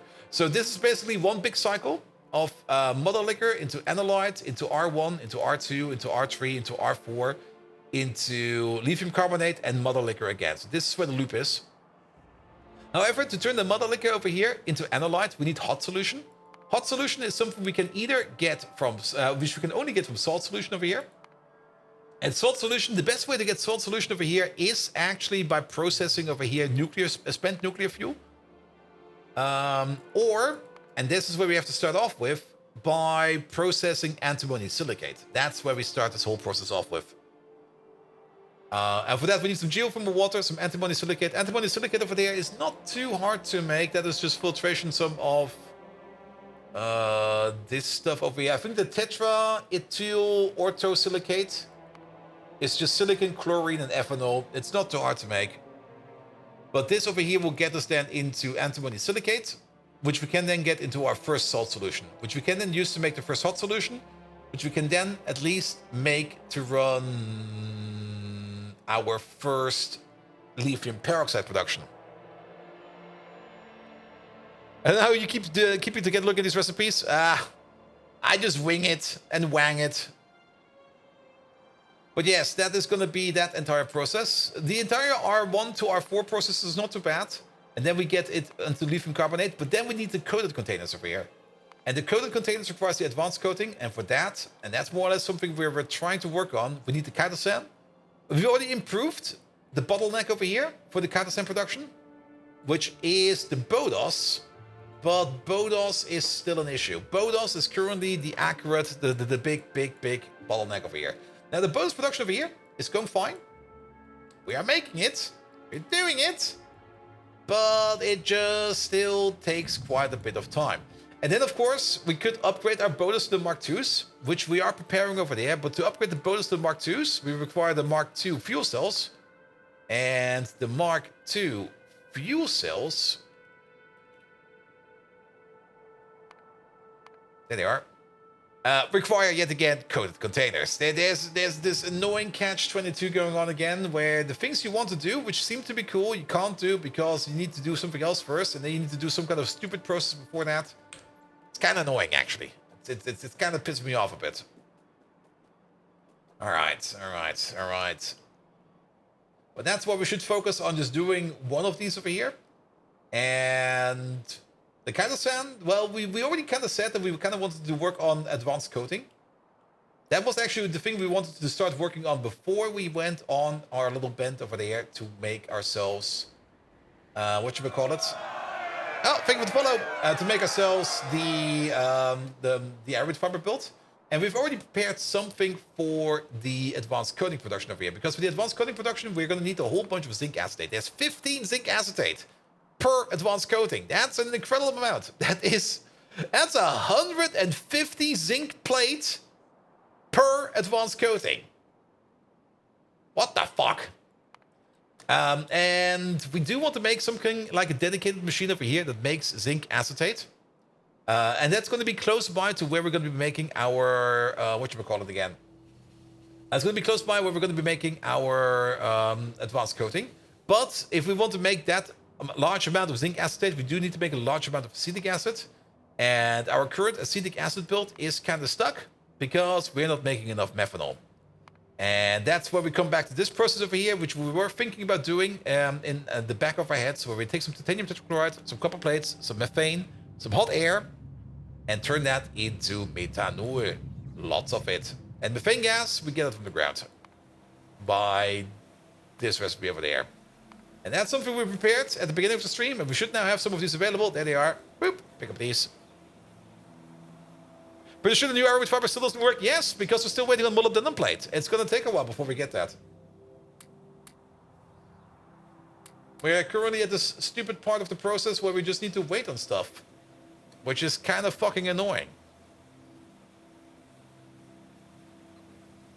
There we go. And even if we get one shipment of aramid fiber, it will not start right away because we need another one before that actually picks off. But it'll be fine. We'll just sit and wait. Alright, so we need some pressurized water. We do need some of these boys over there. And let's make ourselves a big methanol machine. The other way to do it would be to turn natural gas with some tin chromium alloy into methane. And then there is also a recipe over here where we take the same tin chromium alloy and the methane and some more hot air and turn that into methanol. This might actually be cheaper. Let's have a quick look at these two. I mean, this is only tin chromium alloy. Tin is cheap, chrome is cheap, the alloy is cheap. Bang them both together, you get your stuff. Natural gas, we can build that on a natural gas derrick. Get the natural gas from the ground and just straight up turn it into methane. And straight up turn that into methanol. We just need to pay the tin chromium alloy price. Sure, I think that might be better. We have time. It's not like 2.0 hasn't released it yet. Nah, it will never release. Like those Friday Factorio facts, they're more like rumor Friday rumor reads. There we go. There we go. That'll teach them. How about random rumor reads? There we go. RRR. That'll work.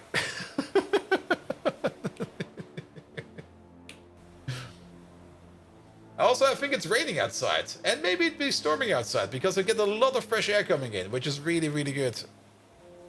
Alright, we're switching priorities again. We still need the methanol reactor, but we now need... Wait a minute. Yeah, we still need the methanol reactor, but now we need an oil derrick. Looks at KSP2. Well, KSP2 had other issues. Alright, oil derricks, oil derricks. That's not these things over there. We're looking for... Oh, where the fuck are they? That's the pump jack? That's not the derrick we're looking for? But for sure they're over here somewhere. Or are they still down here? No.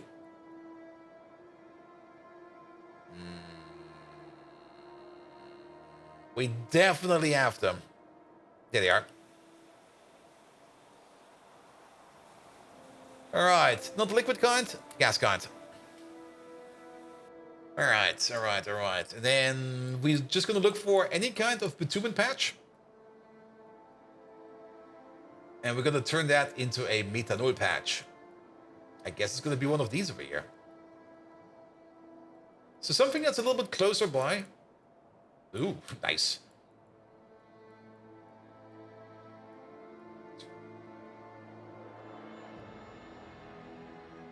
Nah, there's only 3. 3 is not enough. I at least want 10.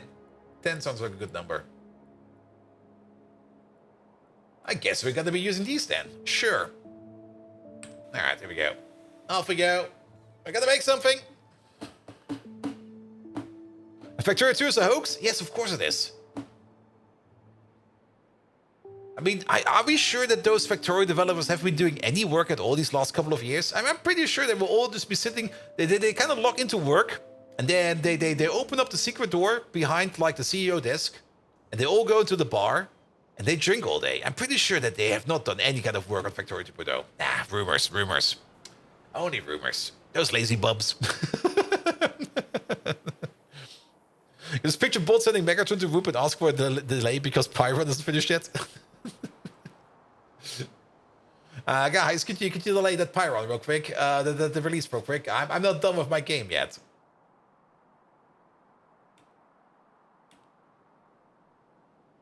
Good.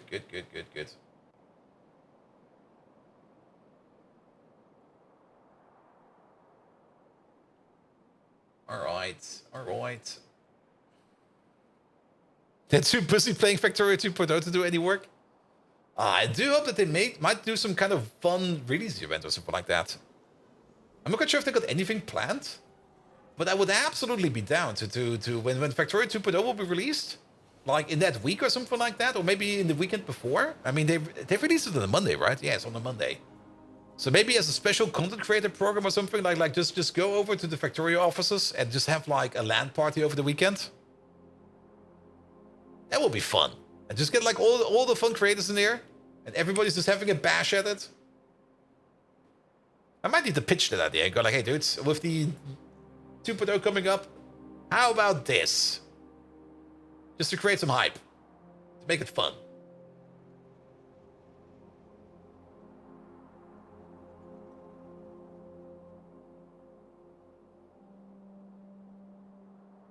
Here we go. But I'm actually not even quite sure if Factorio has even a community manager. Never talked to anyone over there.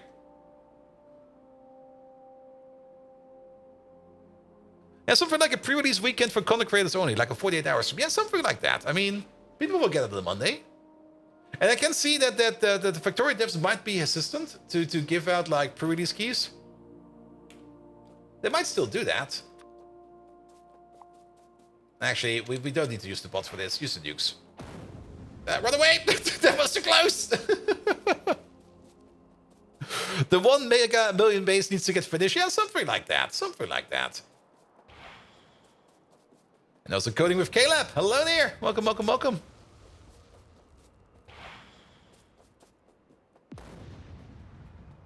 All right. I mean, it depends how many content creators you get in there. It also kind of depends on what kind of content creators you get in there. If you get like the content creators in there that are not too familiar with Factorio and will pick it up just for like any kind of payment or something like that, yeah, they'll probably not be the best people for that. Because they will probably still need to figure out how that game actually works. If you get like some of the content creator veterans, that could be fun. Golden Wolf, hello there. Welcome. Alright, we're gonna get ourselves some gas over here. Do you know Industry Giant? Oh. I remember playing the first one when I was very young, and I didn't understand it too much. And I do remember playing the second one of it at some point in time. I think also made by Joe Wood. When I was a little bit less stupid. And I had a whole bunch of fun with the second one. You know, what do you think of the... you could build factories and supply cities to fill shops. Wouldn't it be cool if Factorio could do that? Was the best time of the game? Yes, they definitely had some great concepts. Though they also had some weird parts to it, where you could technically just move stuff magically around by just putting warehouses everywhere and just moving stuff along with warehouses and just skipping any kind of transportation part. There were some trade-offs, definitely. But I remember it quite fondly. I really much enjoyed it quite a bit. Where also things like moving stuff around by train. I mean, everything made sense at a certain point in the game. Like if you only have like small goods to transport around, use a lorry. If you got a lot of things going around over a long distance, use a train or maybe use a boat. Because the boat would usually make things a little bit easier. Here we go. Nothing beats CTD. Have you ever tried it, the Industry Giant? I can highly recommend it, especially the second one. The first one, like I said, was a bit special. First one was still very experimental. I think it also only had like something like maybe 20 products in total. It was great as a concept, but there were just parts missing, man. Also, is this the correct way of doing this? I want to be over here. You know what? We're gonna be extending this over here, and we're gonna go down over here. We're gonna do both. Yeah, Transport Tycoon is definitely the special one, or the better one. Also, it was also the original one. I mean, that thing was written in the assembler. Don't forget that.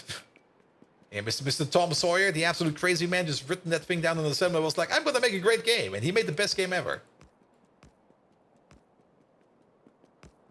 And the dev plan, anew with better graphic art of the rail on Steam, but not published. You mean the Industry Giant devs? Sorry. I'm missing a bit of context over there. Or you mean the OpenTD... wait, is Chris Sawyer still doing some magic? Don't tell me he's still doing some magic.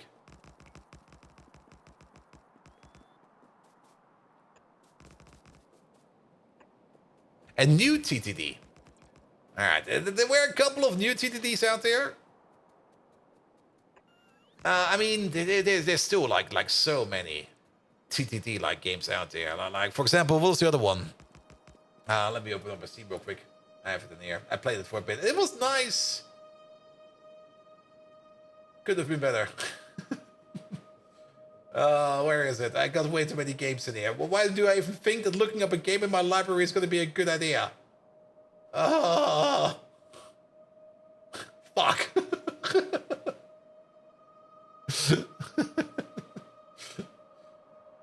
Transport Fever. There we go. It was kind of nice, but I also was not really, I don't know. Kind of boiled down to a very simple concept at some point in time. Railroad Tycoon? Now, Railroad Tycoon was the precursor to Transport Tycoon.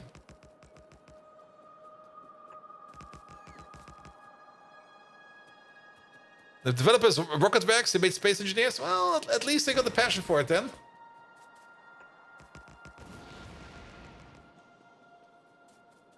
But then again, the original Transport Tycoon still holds up. I mean, if you play the open Transport Tycoon Deluxe version of it, and you put in some of the nicer graphic patches, you just get a really nice game. The mechanics are still good. And then I'm pretty sure that there are also some more modern, up-to-date mechanics for Transport Tycoon. But I never really got too deep into open TTD. I mean, I played it a bit every now and then, and I was like, oh, this is fun. And then I kind of shelved it again. It's good, but the graphics are too old. Yeah, then take a look at the graphic mods. There are some really, really nice graphic mods for it out there. Alright, I guess we'll have to... Alright, here. Pom, pom, pom.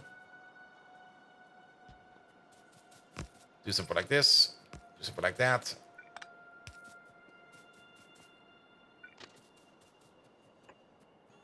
There we go. We also have to be a little bit careful that we don't make an accidental deadline over here in the middle. And I think we... Well, we can enter over here. All right.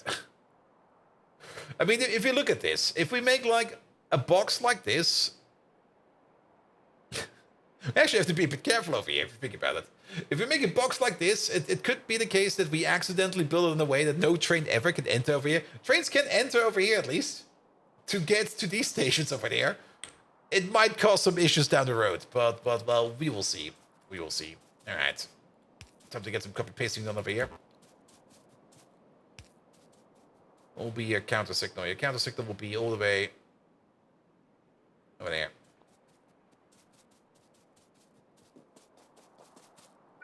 The Art of the Rail. All right, let's have a look at that one then. Where is that?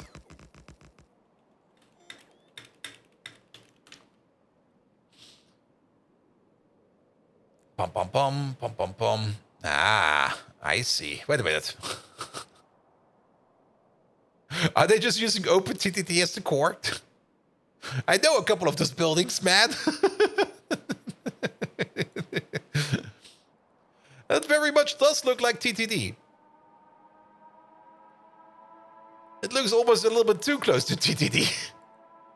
Don't tell me they're trying to resell OpenTTD with just a better mod pack on top. I mean, you can't do that. I think that the license does allow that. Yeah, it looks nice. Definitely looks nice.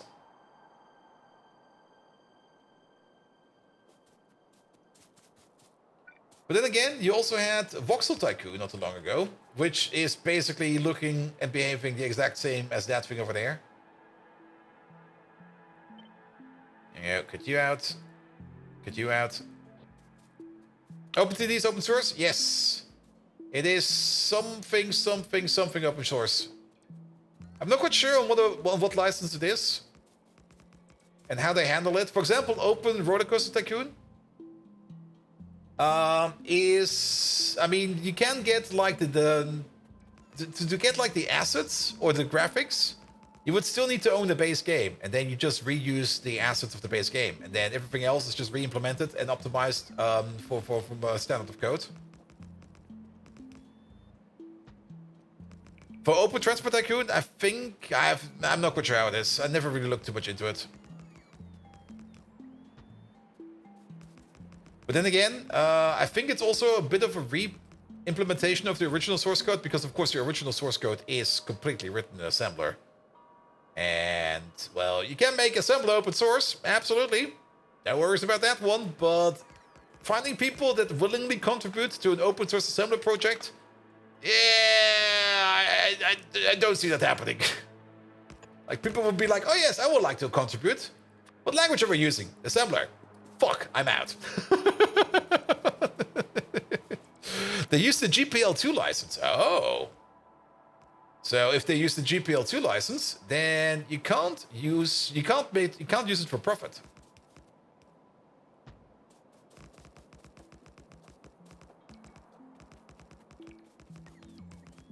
Rainstorm is here. You have to close the windows in the sleeping room, which still has 30 degrees. Yeah, the rainstorm is also over here, I think. I can definitely smell the rain air coming in from the outside. All my windows over here are open, but nothing can rain inside over here. I should maybe also open up my bedroom window over there just to get some more airflow in here. Let me just build this part over here real quick. Wait a minute.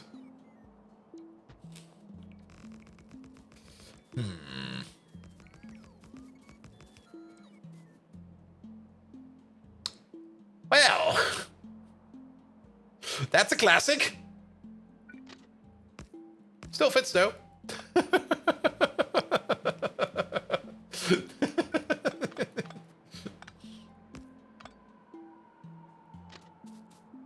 Here you go.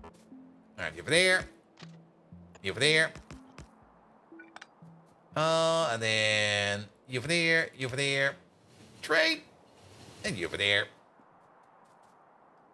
Good. At least we now got another reach around. Alright, I'll just open my window over there real quick so that we get a little bit more fresh air in. Because I do want to get some more fresh air in over here. Also, what happened to... Ah, there it is. Good. Alright, we should maybe also have a quick bathroom break, because we haven't had a bathroom break all day.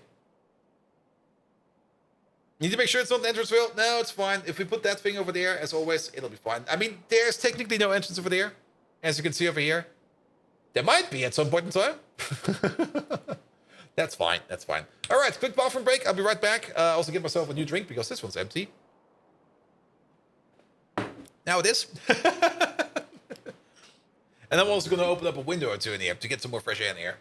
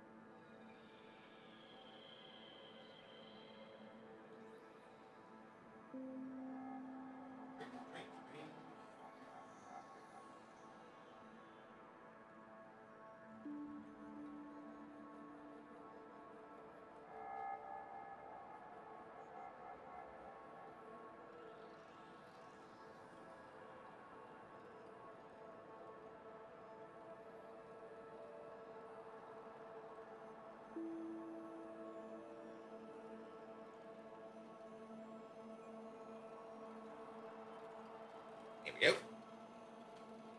Ah. Oh, all that fresh air. Lovely. Good. Good, good, good, good. Ah, this again.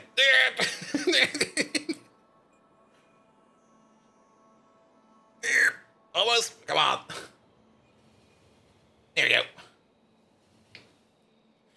Ah. Ah. Good. All right. Let's keep on working on that natural gas over there. Also seems the trains are frequenting this track over here now, even though it will probably not be that popular of a track. There's an option for a track over here now. We still need to pull in over power and stuff over here like that. And actually, the more you think about it, we should do power right away. I guess this over here is somewhere the middle. That seems like a middle, right? It's not the middle. It doesn't really matter. Oh, there's still some signals that need to be put down over there. I lost some bots over there. It's actually quite a bit off to the right. There we go. So yeah, it's fine.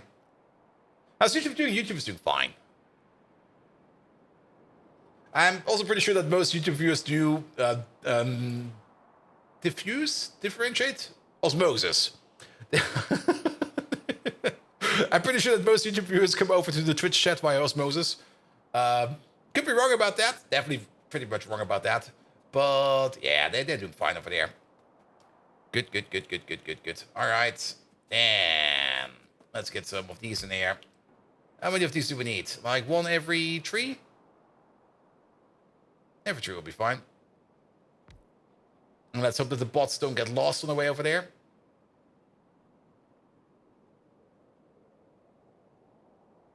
Here we go.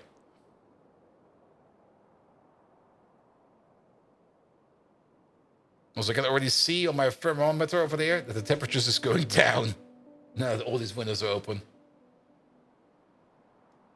Which is absolutely lovely. All right, can we connect to something down there? Yes, perfect. Connect to that so that we can get some bots over there. That will finish up this path over there. They should be able to get over here and charge. The bots should be fast enough and have enough of a construction or not of a speed in them that they can get over there. So it'll be fine. It'll be fine. All right. All right. Then, we don't really range this thing yet. There are a couple of things we need to do over here. Of course, we need to provide this thing over here with drilling fluid. You can put prot bots in there? What the fuck, man? For drilling fluid? Well, so be it. So be it. For the drilling fluid, we can go and start off with like a small train station. I think we got one of these. No, that's the... where do we have one of these? We got a drilling fluid requesting station around here somewhere. I think there's one over here. There we go. Perfect. Yeah, we can't take a stupid station like this. It really doesn't matter. Can even put it on the main line. We should not put it on the main line, but we're going to put it over here on the sideline. There you go. Something like this. No. It comes with nothing. Sure.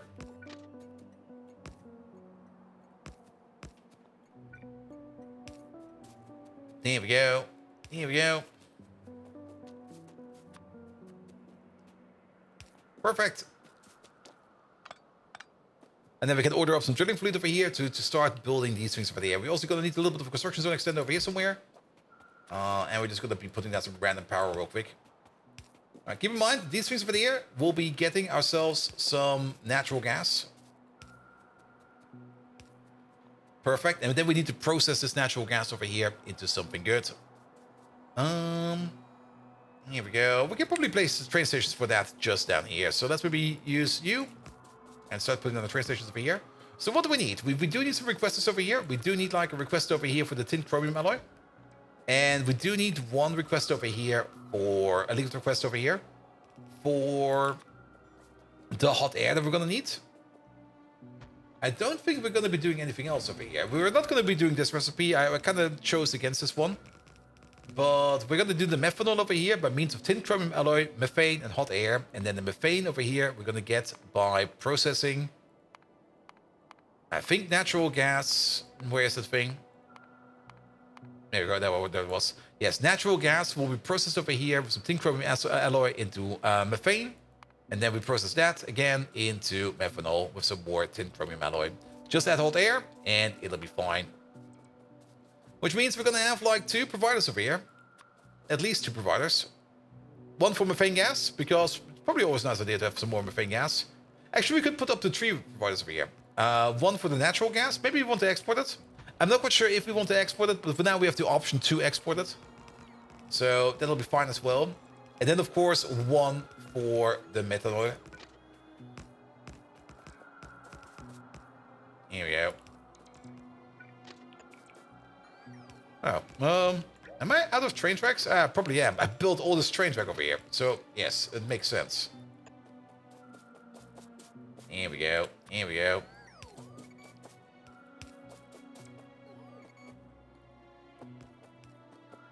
Good, those are already in. And then, of course, we need an exit over there. That's a little bit too much of a curve. Here we go. You do something like this, and then you get this one. You get that one. You get this one. And you get that one. Perfect. All right, you also got most of the signals in. Excellent. Now you got all of the signals in. Good. And then we just need to process some of this natural gas over here. Now, how much natural gas are we going to be making over here? Now, that's a good question. Natural gas coming from, like, the ground over here, methane, into natural gas. There is, of course, other ways to make natural gas. But we are going to go the way of... This is going to be raw gas. Not natural gas. Ha! I skipped a step. That's fine. That's fine. All right. All right. All right. Could still be fine, because we then will take the raw gas, combine it up with some gasoline. Get some naphtha out of that. We can always use naphtha. But we also get condensates again. Oh. Why did I open up this path? Actually, the more you think about it, now it'll be fine. Actually, this is going to be great. We can combine this up. Or at least we can try to combine this up somehow. Because the condensates over here, we can turn that into BTX, tailings, and refined natural gas. To refined natural gas, we can just throw into a power plant. But then we get back to you. You're still running. That's fine. And you're still exporting natural gas over here. The thing with this power plant over here is that it's more or less balanced on the gas production. I'm kind of thinking that we're more or less building the same thing over here that we already did before. And we could just turn this over here, because we got the natural gas. We already got every piece of infrastructure in place over here. And just do the thing we just tried to do, not over there, but down here. Because then we can use the natural gas from over here, turn that into methane, and turn that then into methanol. And then it's just going to be 2 more steps over here. And then the power plants over here, these power plants over here, they do burn natural gas as well, but they would prefer to burn refined natural gas. Because we get a little bit more bang for our buck by using refined natural gas. But then again, the moment we start eating natural gas, we stop the production of refined natural gas. So this will heavily affect the power plant over here. If we start consuming this natural gas over here, and constantly keep consuming it, then this power plant and this power plant are gone. So that's not a good idea. Actually, wait a minute. No, no, we can't do it. We can't do it. The natural gas part will be gone, but the refined natural gas part will still be there, because of course we're gonna get raw gas. We're gonna produce that in natural gas. We're still gonna get our condensates out of that. All right.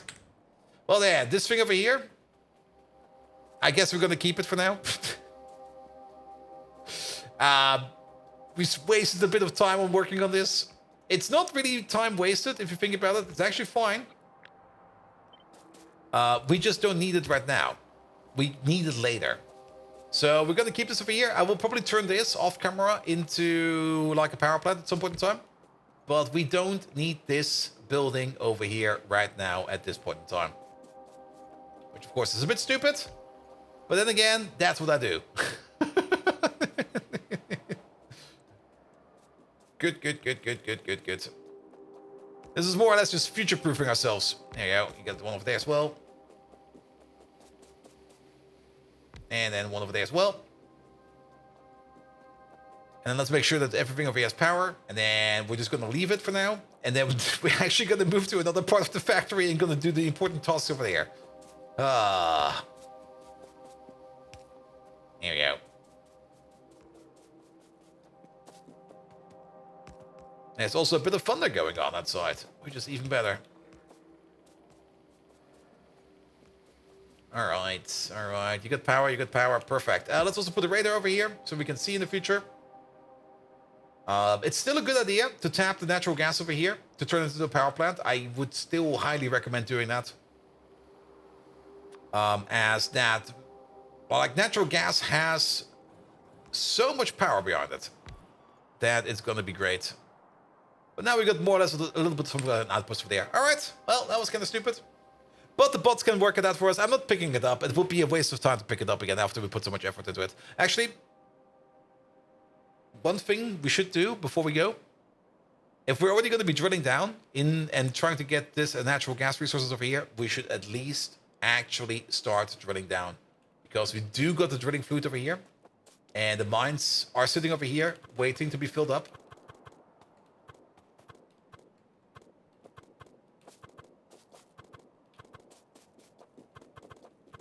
Yeah, something like this, something like that. Also, this is still kind of fun. I want to turn this one around. Press R twice. It's still over here. Press it twice again. Now it's over there. What a fun bug.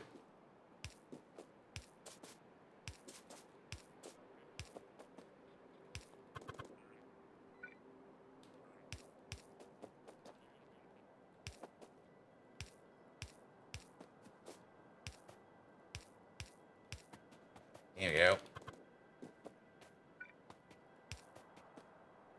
I guess you will be coming in from over there. We don't really need to worry too much about pipe speeds over here. Yeah, we can do something like this. This will be fine as well. I mean, pipe speed is important, but it's not super duper important over here. Connect up you, connect up these. You get this corner. You get that corner, and then okay, you're connected. Perfect. Wow, really? We need to wait on the pump? Well then, at least at some point in time, this part of here will be done. Good. All right, off we go.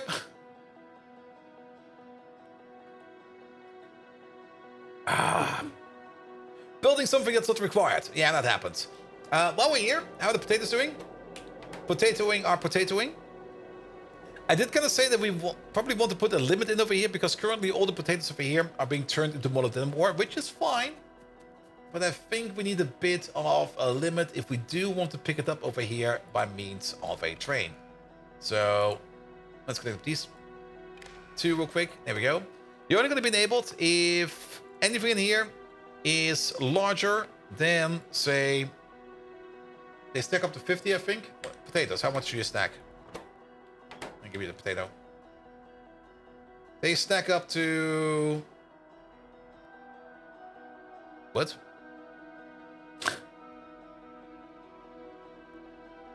I guess because they're modules, we don't... Wait, what?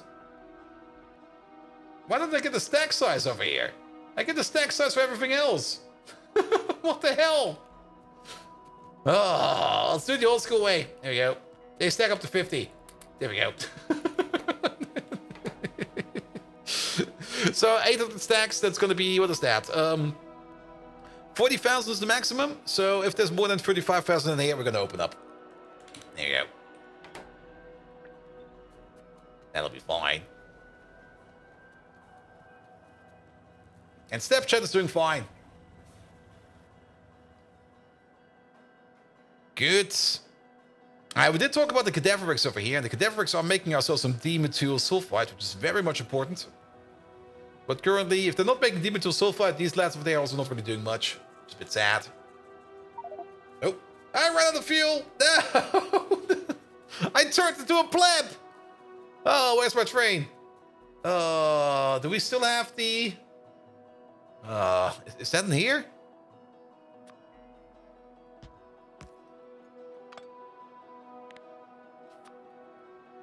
Taxi!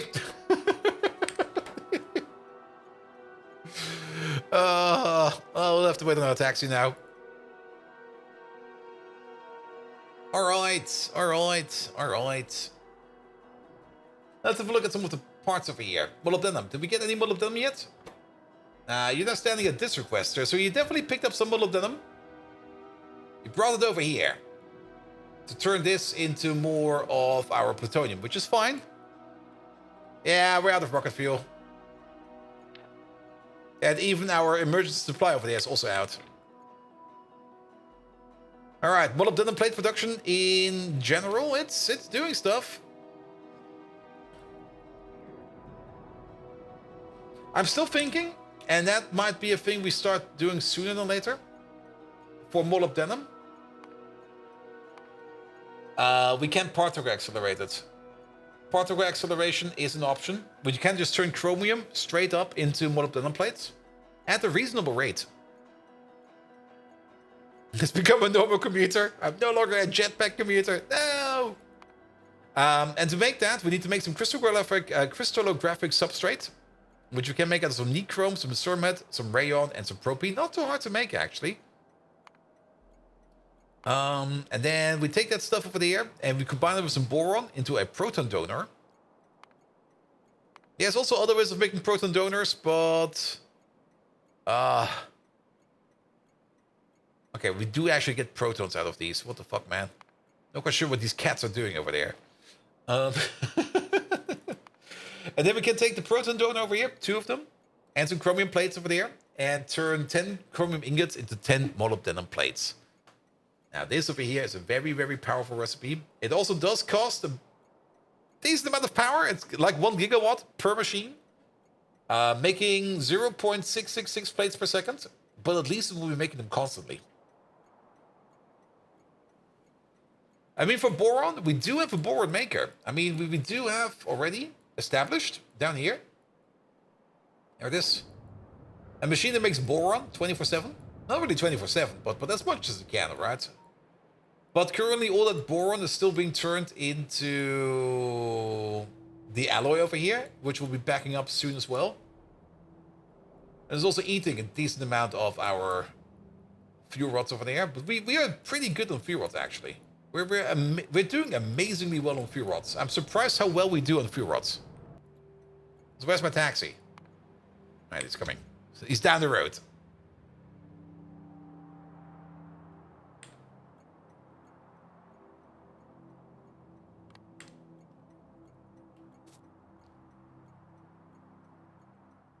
Can you still make boron with the spinning thing? The spinning thing?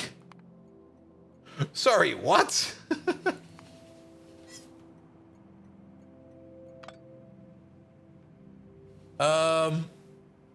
You mean the particle accelerator? Oh yes, you mean with the fine carbon dust. Yes, you can still do that, but you get it later. Not Slipnip. Hello there. Boss, you did the thing you shaved? Nice. How much younger do you look now?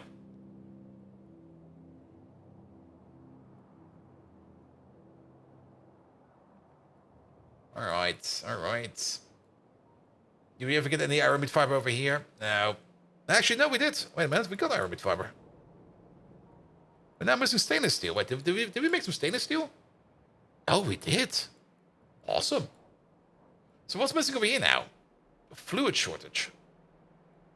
Ah, it's probably missing steel, right? Yeah, it's missing steel.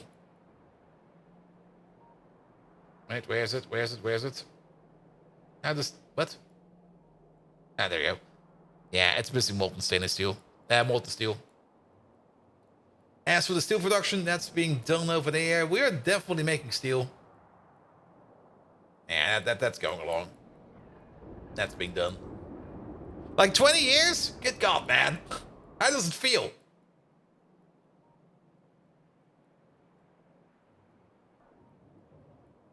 Here we go. Here we go. All right, back to the mall we go. Back to the train. We're definitely playing very chaotic today. For tomorrow, I need to come up with a better plan. Your face feels cold?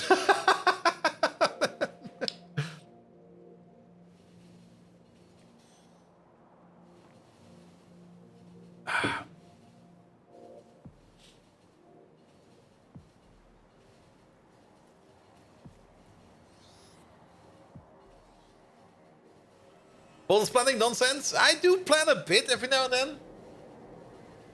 I especially want to plan a bit more the closer we get to 2.0. But we're still kind of running mostly maintenance mode, which is it's a bit annoying.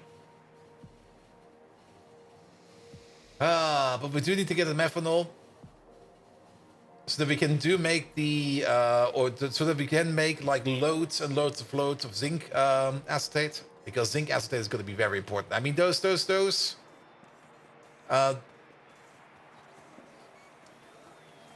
advanced coatings are going to be very much important. You shaved once, your kid was concerned, I no longer qualify as a dad. Oof. I had a physics teacher in school when I was still in high school. And he used to have like this full beard, like this really, really amazing, fluffy, big full beard. And also he at some point in time shaved, and everybody was like, who the fuck are you? You're not our teacher, go away.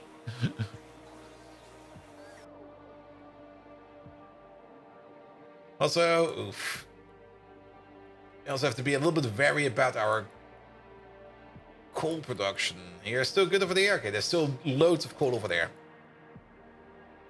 Are you the new intern? Also, science is having a bit of an issue. But I think science is an issue. I think I know why that is.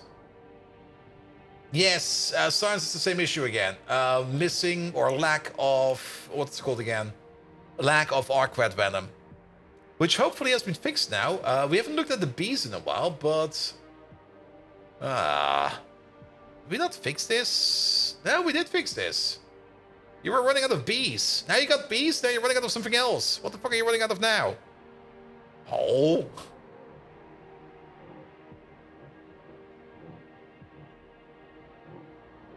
You're good for natural gas, you're good for jelly, you're good for honey.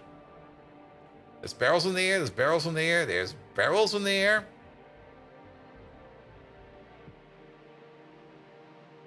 There's nothing missing over here, unless there's a queen missing. Now we got queens.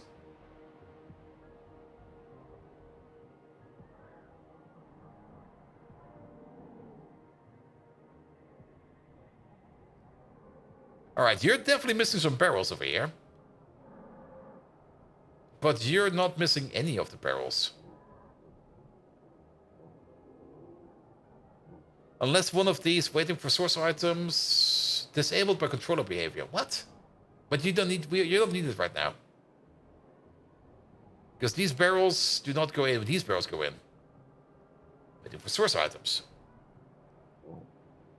I've had to shave the beard off once or twice. You didn't enjoy the sight of your chin, just a bear and stripped of dignity. The only reason why I don't shave is I don't know how my chin looks, and at this moment in time I'm too scared to look. I mean, I haven't seen my own chin in at least 25 years. I'm pretty sure it does not exist. There's probably just like one ginormous hole in there where the food goes, and that's it. All right, there's something wrong with the bees. Okay, we're doing maintenance today. I don't think we're going to be doing anything productive today. You also get some fuel, mate. There we go.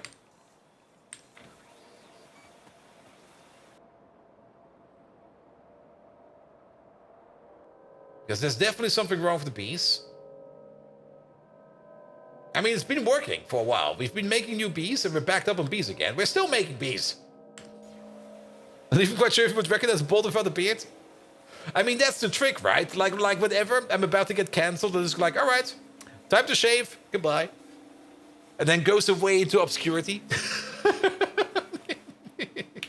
Like, other people sit there, they got it the whole way around. Like, other people sit there and go like, shit. When I need to hide, I grow a beard. But no. You do it the other way around. You start off with a beard, and when you need to hide, you shave it off.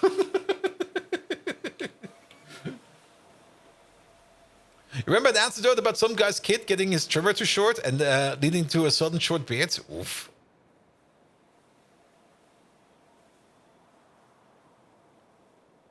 Oof, oof, oof. Those damn kids. What does it tell us? Never get kids. They mess around with your trimmer settings. And they mess around with the thermostat.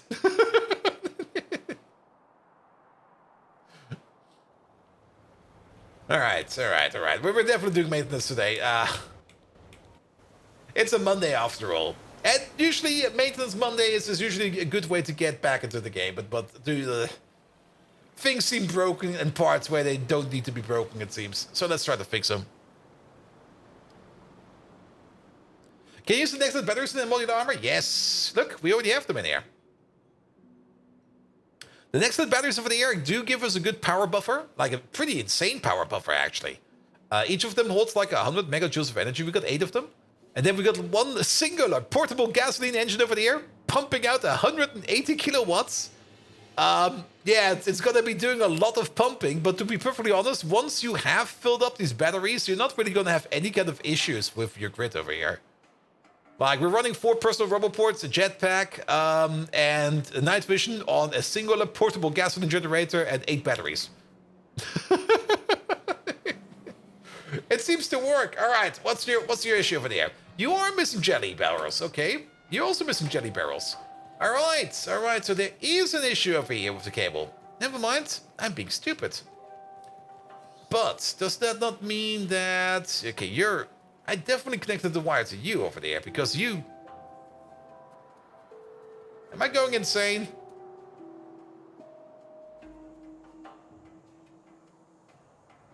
Oh, I know what happened. I think at some point in time, I had to reload because of a power issue. And this wire was never done in the first place. Well, it was done, but it got probably lost in... Oh, wait a minute. Well, what kind of wire color are we using over here, actually? I'm using green. Ah, I remember how I did this over here. Yeah, I did this the entire different way. There was like a big power pole over here. And there was a big power pole. I did this with big power poles. And then sadly, it got lost. And then things got broken. Well, not really got broken, but they never got finished up. There you go. Because I kind of got taken by surprise over the weekend that the base was out of power. And I was like, what the fuck just happened? And I'm like, oh, base is out of power. And I decided to reload to like an earlier save to fix it. Which was a good idea. But it seems something over here got lost in translation. There we go. And now you work. Perfect. Now you get your Arqua jelly barrels. Now you make the better recipe over here for the Arqua eggs. Finally. That took forever. That took way too long. Here we go. Out come the eggs. Make more of them. All right, let's double check this then. Are you running the correct recipe over here at least? I'm pretty sure that you over here are also not running the correct recipe. Because I'm pretty sure that the bees over here... Now you're running the correct recipe. Only you are running the correct recipe. All right. Copy paste it over. Put that back in.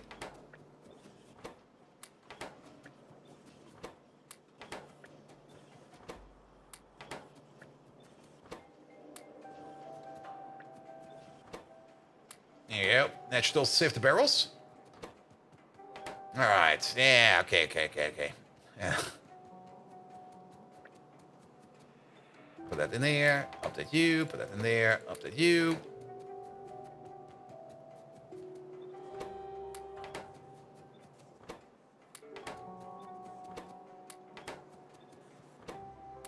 But not everything over here seems to be working as well, because it kind of seems that you over there... Now, you do know about the jelly. Wait, is the jelly not even connected over here? Oh, okay. Something got rolled back hard over here. Okay. Jelly. Here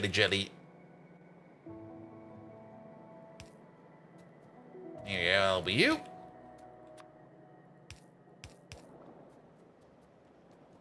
Good. You definitely got the yellow recipe. The yellow recipe is the correct recipe, and everything else over here is fine. There might also be better honey recipes, actually, now that I think about it. We don't really care too much about the honey right now, but if we're already over here, and if we're already tinkering around with the bees, there they are. The next better honey recipe requires Oryx. Still requires Oryx. Oryx, meat, and skin. And Navens. Yeah, we've not set any of these up. Archcraft! Hey there! Thank you so much for the resub! How you doing? Welcome, welcome, welcome. 11 months already. Alright, now that got fixed as well. Alright, the bees were broken. And as long as the bees are broken, science will be broken because we do require bees to make science. But this should be better now. Alright. I've also been looking at what we need to do to upgrade to the Mark II bees. It's a bit of a doozy. You're still missing barrels. You need more barrels in that system. You don't have enough barrels over there. And there is a chest of random barrels just sitting right over there. This also does not really feel like enough. Ah.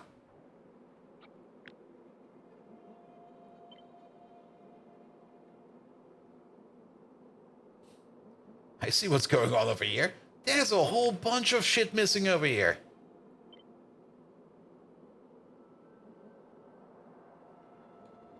I should place you over here. It's a perfect fit. There you go. Because we definitely do need more aqua jelly, because the aqua jelly production over there is not going to be enough to keep up with this process over there. I already know that. Doing great? Good. Alright, alright. Okay, these are the carbo plants Mark II, plants Mark II, plants Mark II. So at least these over here are running at full speed. That's at least fine. Wish there was a subway mod for Factorio? You mean like underground rails? I mean, there should be something like that, right? Should be easy to just like remove. Yeah, this will be fine. It should be easy enough to remove like the collision of any kind of trains and just use that.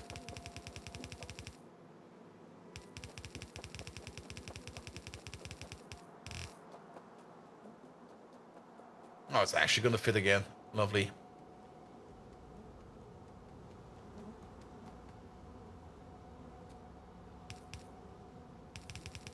Here you go. You go this way.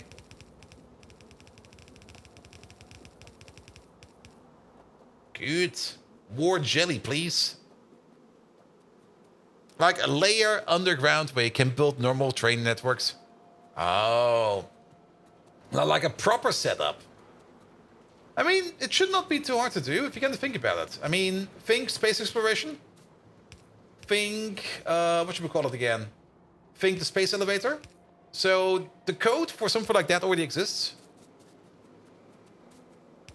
And then you just need to adapt it for like going underground and above ground. And instead of going to space, you just go to like a lower layer where you just put all the train tracks. I'm not quite sure how open source space exploration is. I'm pretty sure it's pretty close source, actually, now that I think about it. But then again, I think you can more or less... I mean, every mod out there is, at the end of the day, it's still just like a Lua file. And I don't think there's such a thing as a binary delivery Lua file, so I guess you can just grab it out from over there. Except you gotta dig. Oh, that sounds like fun. I mean, even for that, there's already a mod. I mean, there used to be this weird caves mod. Where you would be playing in caves. And you would need to dig out stuff. Alright, alright. More jelly being made over here. Perfect.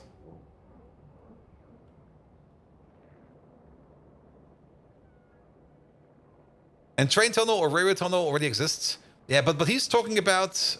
that sounds more like an entity you place on the overworld. He's talking something like a second layer. Or another Z layer, more or less. That goes like below one level. Where you then put down all your train tracks and stuff like that. And then you connect up to the top layer via some sort of mechanic. Alright. You still need the barrels. I forgot. You just have a little bit more than that.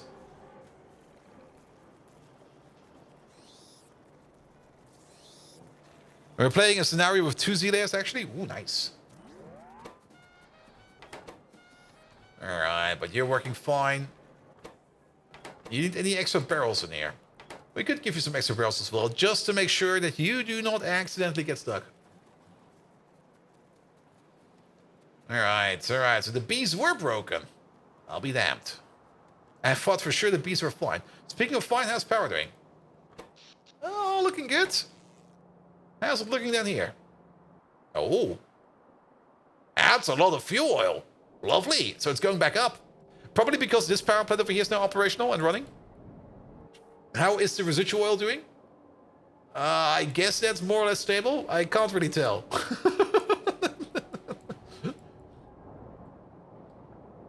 But we're still pushing in more coke, or we're still not using all the coke that we're pushing in over here. So this machine over here still stutters. But that is fine. That is fine. The ash processing over there has also been, well, not really fixed, but it's now working optimally again. And then we're still backing up on iron oxide, which might cause some other issues down the road. But for now, this is fine. Perfect. Love it.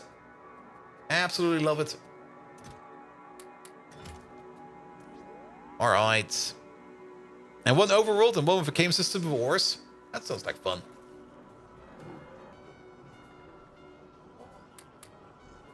Here we go. Alright. Bees are fixed. Took a bit longer than I expected, because I thought for sure they were already fixed to begin with. So, why are you not working? Because you're missing maggots. Alright, alright. But they will be coming soon. Yeah, they're coming in via the front. I never really checked if these ratios over here still fit in terms of how many maggots we make over here and how many maggots we consume over there. Overall, if we upgrade to the recipes, we make more faster. So I guess the ratio should still fit somehow. So we're just gonna believe in the power of more faster. All right, but that will definitely affect science for a bit because we need we need to make arquets to butcher them into arquet venom. And once we got the arquet venom, we can make more science. So yes. All right, now we're going all the way to the southeastern part of the base, where we're actually going to be making that methanol maker, which I was thinking about at the first time, but then we kind of built it in the wrong place. Speaking of, how is this process over here going? Wow, you're fucking deep. How big is this deposit? I mean, most of these are almost done. And then we got this clunker over here. What the fuck? It's probably going to be a massive deposit over there.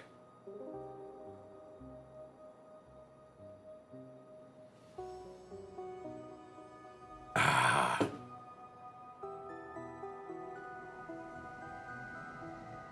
All right. Get that methanol in there, because we do need this methanol. So kind of checking over here if any one of these recipes over here is affected by prot mods. Are you affected by prot mods? Sadly, you're not. What's the drink? It's basically club mate, but it's the knockoff version, which is a bit sweeter, but still has the same amount of calories and caffeine, and that's the important part. The caffeine part is actually the important part. The sweetness, I can actually not... I would like... Actually, definitely like the normal club mate again. Because it's not that sweet. It's a pretty bitter drink, and that makes you drink less of it. The sweet stuff usually goes in and in and in and in. Alright. Fly down here, please.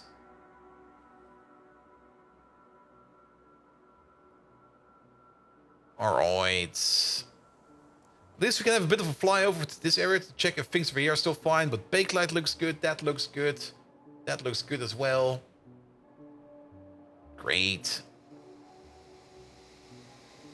It's also a very ancient manure bacteria build, which we could also... There's so many builds we can condense down, but I just don't want to put in the effort. Do you know the whole layout of this map by heart? More or less. I mean, I've built everything myself, so I do know where stuff is.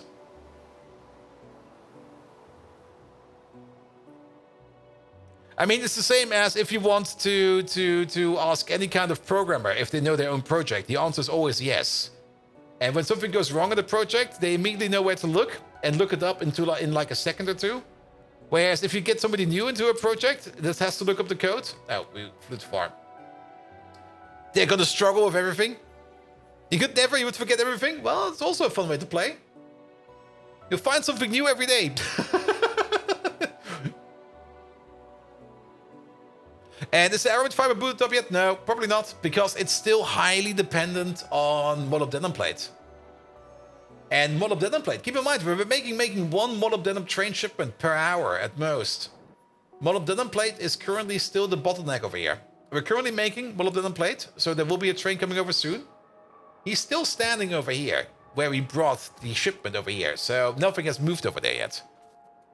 Like I said, it's not going to be a thing that we're going to be solving right away, because that molybdenum processing over there, or the aramid fiber processing, that's going to take some time before that boots up. Which is going to be fucking annoying. But that's how it's going to roll. Also, important question over here. Did we connect you up? Yes, we did. There's 2 inputs over here.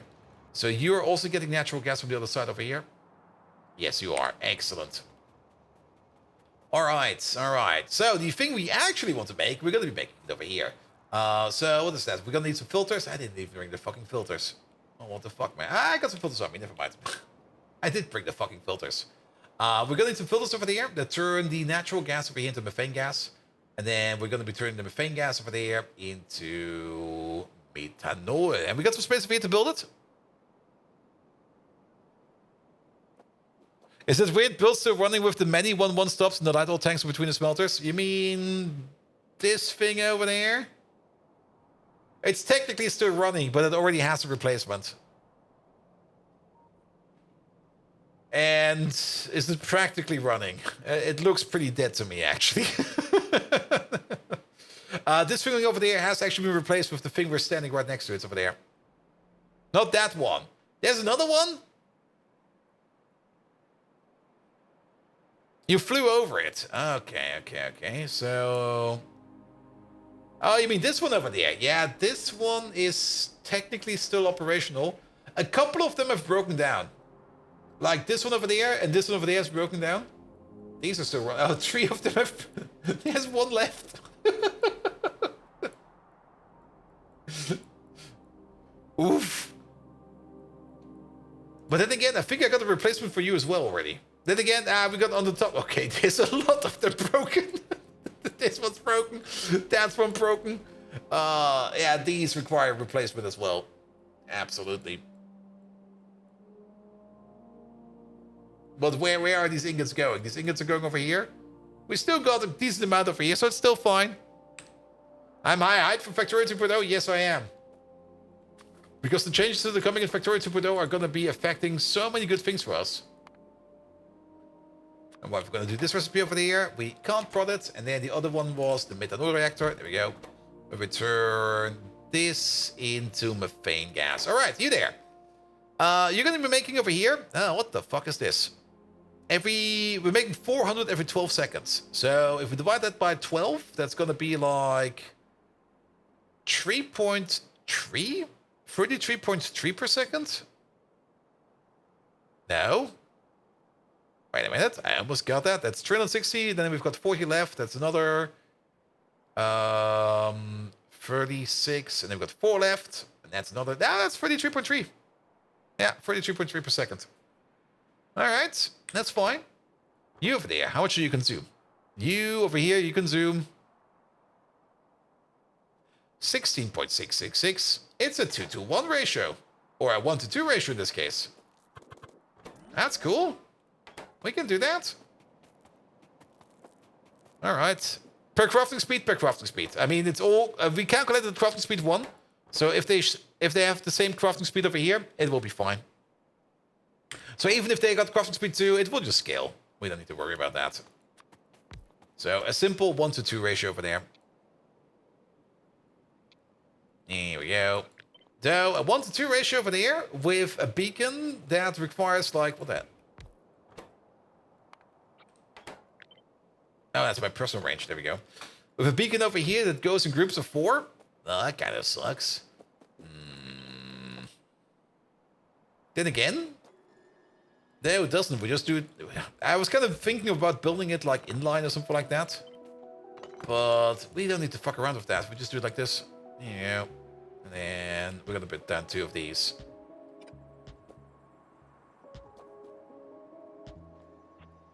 Yeah, let's move you along over there, and then get yourself a copy. Something like this. All right. Let's align these a little bit more proper. All right. 1, 2, 3, 4, 5. 5. There we go. There we go. Good. That's going to be the block. If we're running this at full crafting speed, we got a full crafting speed of 60, 120 in making the methanol recipe over here. That would mean we're making this recipe over here 20 times per second. That would be making 3,000 methanol over here. Yes. I think that's good. 3,000 methanol per second. How much natural gas do we actually make over here? These machines are actually not that fast. We could still tap some of the natural gas over there. 3,000 methanol per second is a lot. It is. We got the total crafting speed of 2.8, 5.6, 11.2, 22.4 is the total crafting speed that we have for this one over here. That means we do this recipe 5 times per second, a little bit more than that, which means we push in 1,250 natural gas per second, which we can then turn into which we can then turn into 1,250 methane per second, which we can then turn into... All right, that's actually not too bad. We could turn that into about 1,800. So if we don't really overclock these machines too much, we might just clock them down a little bit. Then we will be fine. Output will be pain in the ass, yeah, but I don't think we're going to be clocking them at that super speed. Because we don't have the input for it. To be quite frank, we don't have the input for it. So we're more going to be expecting something like 1,800, give or take a little. All right, all right. Let's put on some train stations first. Okay, we need a request over here. Also, can these trains leave? They can leave it this way. Pipe throughput is an issue at 3K? It is. Also, I don't think there's anything over here, right? Don't hit that. I'm shielding it with my body. Ah! Okay, that was kind of expensive. Actually, it was not, but... Oof.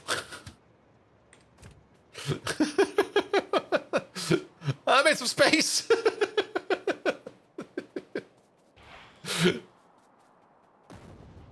It's only natural gas, so it was not too expensive, but we might just want to open up your pocket bots real quick. There we go. Give this a quick fix.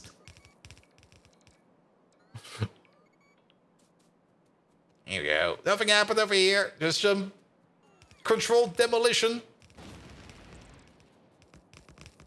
There we go. See, all is fine. Nothing to worry about. Alright, this thing over there will be getting our tin chromium alloy. And then the other thing we're going to need is we're going to need some hot air. And then last but not least, we're going to need a liquid provider. This is where the methanol's going.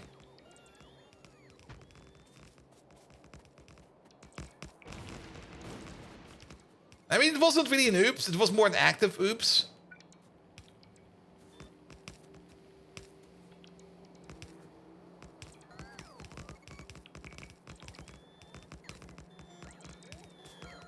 I'm just eyeballing these. This should be fine like this. There we go.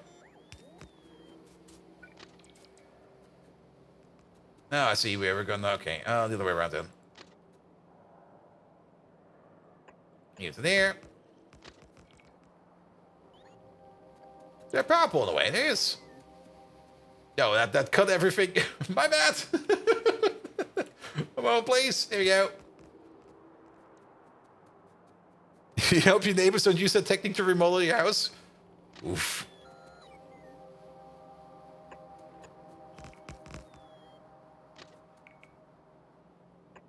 I mean, we'll definitely get rid of the rats. Alright, take this apart. Alright, alright, alright.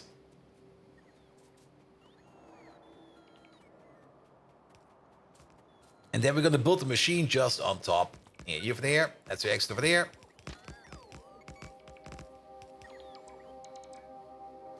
Oh, does this work?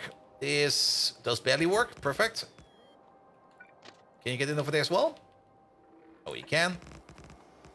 And then that's that. Perfect. Because this seems to be the exit row over there, so that'll be fine.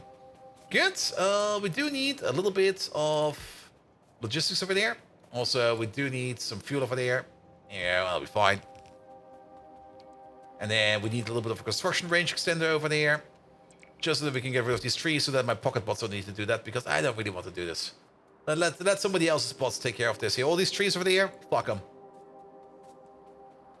Alright, and then we're gonna need this machine over there.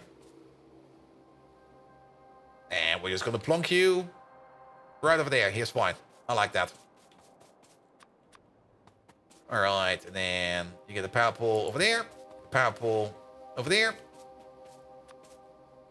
It's gonna be the baseline power pole, the usual one that we do. And then you're gonna get like one over there. One over there.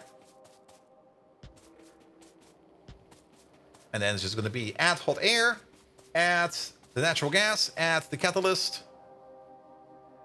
And we're going to be good. Right, where are you going to be? You're going to be over there. There's also more trees in the way over here. So can we also get rid of these, please? Thank you very much. All right, all right, all right. Perfect. Then we only need to hook this thing up. So you require natural gas. Let's maybe rotate you around real quick. Like this. Like that, I guess. What do we do over here? Methanol goes in from one side. Hey, can we rotate these around a little bit more? Like something like this. That'll be fine. Because then we can do the following. You. Go into you. And the next one over. Because it's going to be a 2-to-1. So we can just direct map these. And then you go one over. I guess this will be fine. It's kind of hoping that we could maybe get a little bit shorter, but I think this is fine.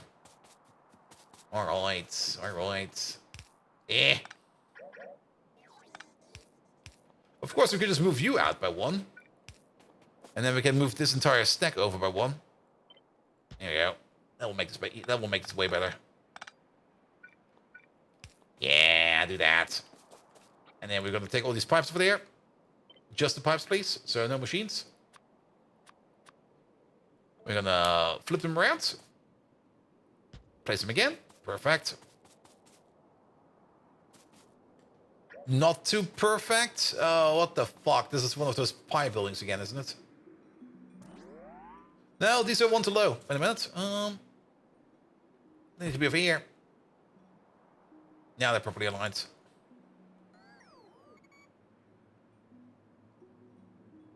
Yeah, that fits. Perfect. Alright, that's your natural gas connected to. There's probably going to be like one belt in the middle, maybe two belts in the middle over here, just moving the catalyst around. So let's focus on the liquid connections first.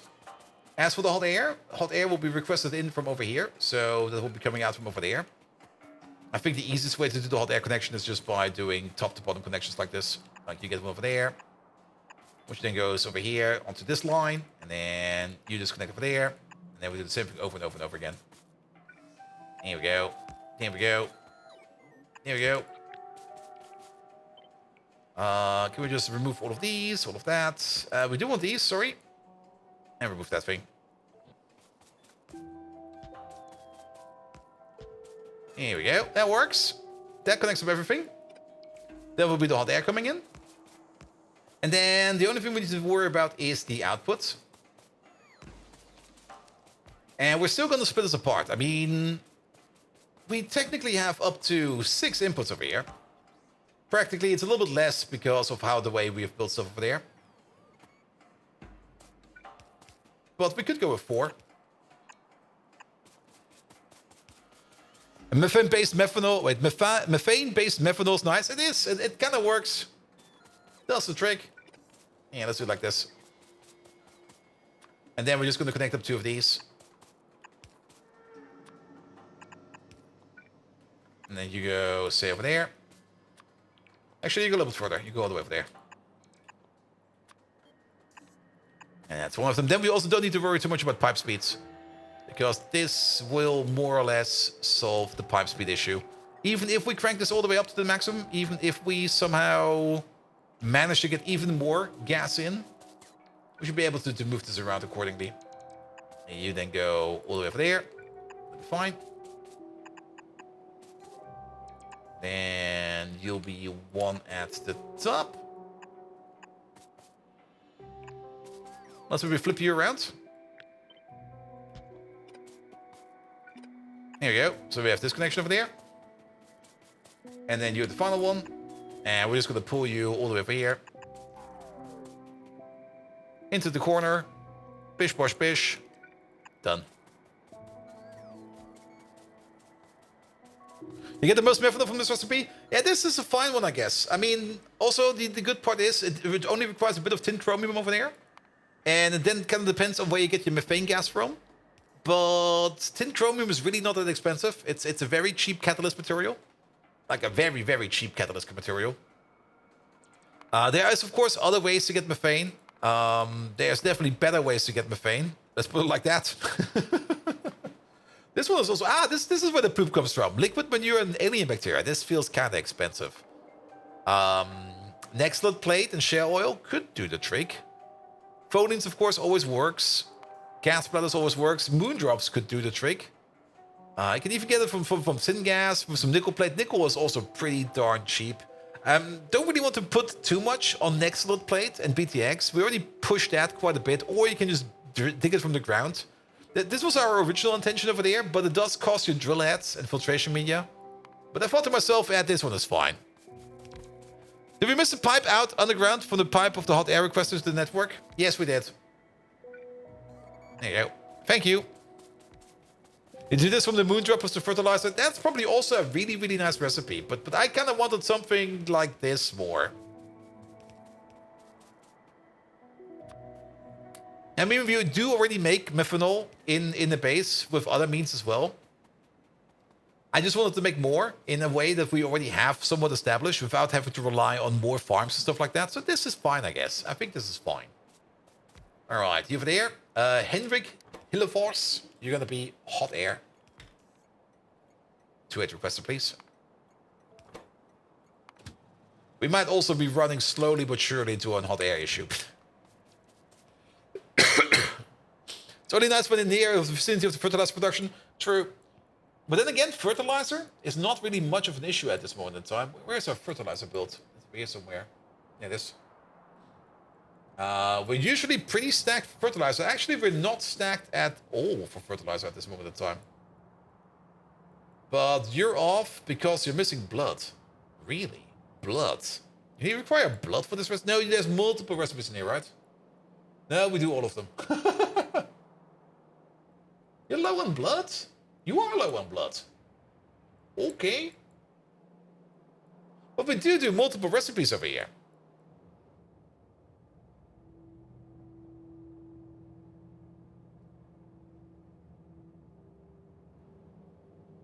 I'm a little bit confused over here, to be perfectly honest.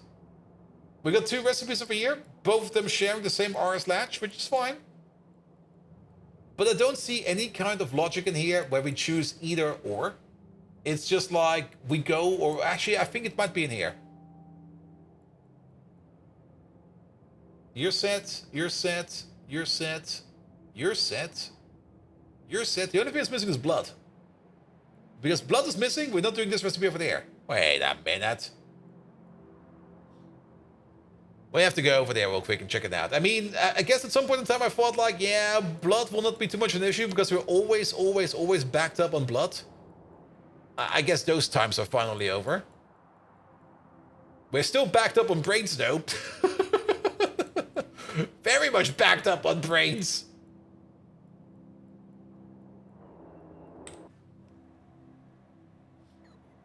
Alright, alright. Well, let's finish this thing over here first, and then we're gonna take a look at what we're still missing over there. Time to cook more lard. I think we're also pretty much backed up on lard, man. Alright, you over there. You're gonna be the tin, chromium. No.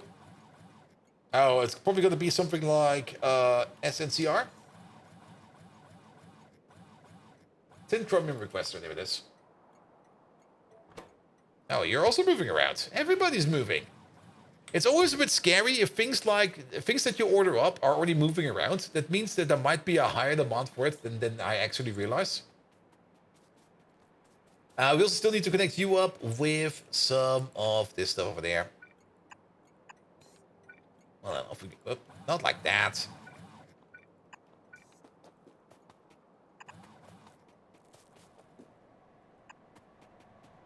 Actually, go all the way over there.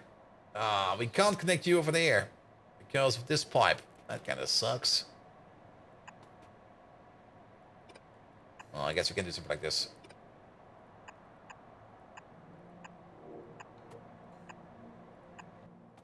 That'll be fine. So you get a connection over there, you get a connection over there, you get a connection over there, you get a connection over there, and you get a connection over there. Good. Sadly, no problems over there, and sadly, no problems over there, but that is fine. There's also some random rocks over here, which I will quickly pick up. Here you go.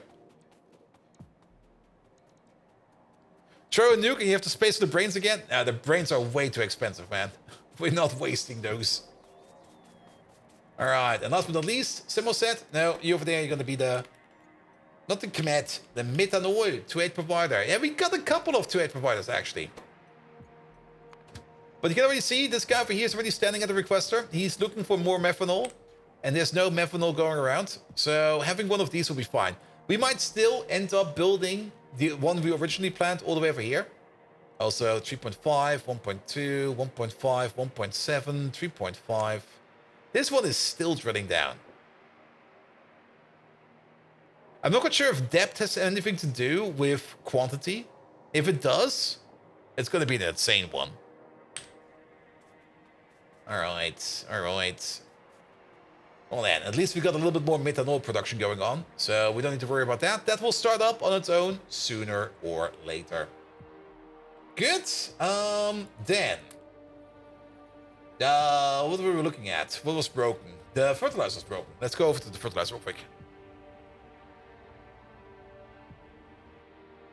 Is that the correct recipe? No, we switched the recipe.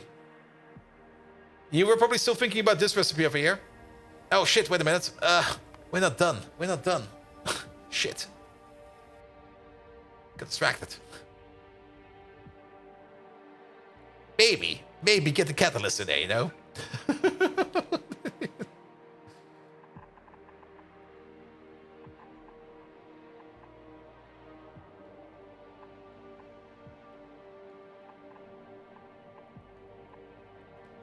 There we go. And then in there. In there.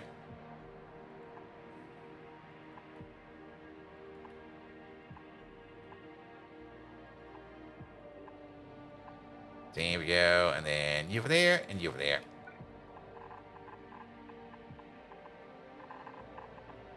That works. They all use the same. They all use the same. That was also the reason why I chose that one. Because then we only have one dependency. Like, we wanted to do originally, we wanted to do... Wait, where is it? Wait, not like that. There we go, this one. This one was the original plan. With the titanium tetrachloride, the copper plate, methane gas, and hot air over here. It still uses the same amount of hot air, which is kind of funny.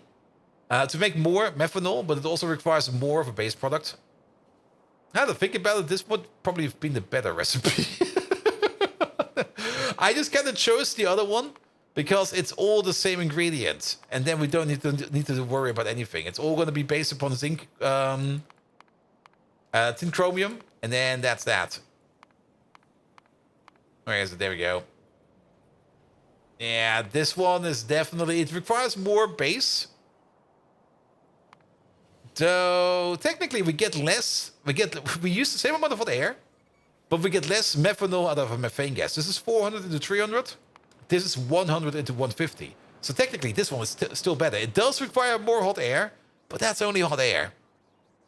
But 400 methane gas over here will be turned into 600 methanol, whereas this one over there will be turning 400 into 300. Yes. So I think we chose the correct one. We're sticking with that one. Alright, alright. So the fertilizer production. Fertilizer is very much important. It's probably one of the most important things we have out there. So what's going on over there? Did we... No, we said exactly 7. Yeah, but that's never going to happen. I mean, they do share some inputs. I mean, you do require ash, biomass, urea, and seaweed.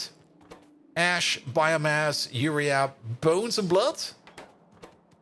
So there are 2 different recipes over here. Yeah, you know what? Here.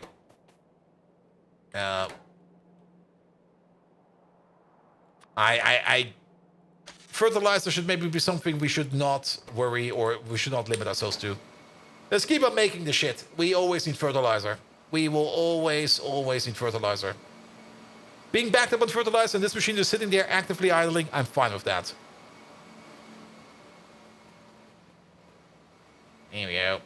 Now, at least on the plus side, we still got the fertilizer train over here waiting to go somewhere, so it's not like we're actually running out of fertilizer. But I think making more fertilizer was definitely the prime choice. So, what about molybdenum plate over here? Where's that thingamajig? There we go. Alright, hey, look at that. We got 1 delivery over here to the new aramid fiber machine, which means that the next delivery will most likely also be going over here. We still need a little bit more aramid fiber over here. We start the machine at 16,000. There's only 14,000 here because the belt buffer is holding a bit more. But that is fine. So once we get the next shipment of aramid fiber, we will be able to make a whole bunch of aramid fiber over here, which will be great. For that, of course, we're going to need ourselves more molybdenum plate. I'm not quite sure. Ooh, 12,000, 20% on top. 11,000, 12,000, well, that's going to be 14,400. There is going to be 1 more shipment of molybdenum plate available over here.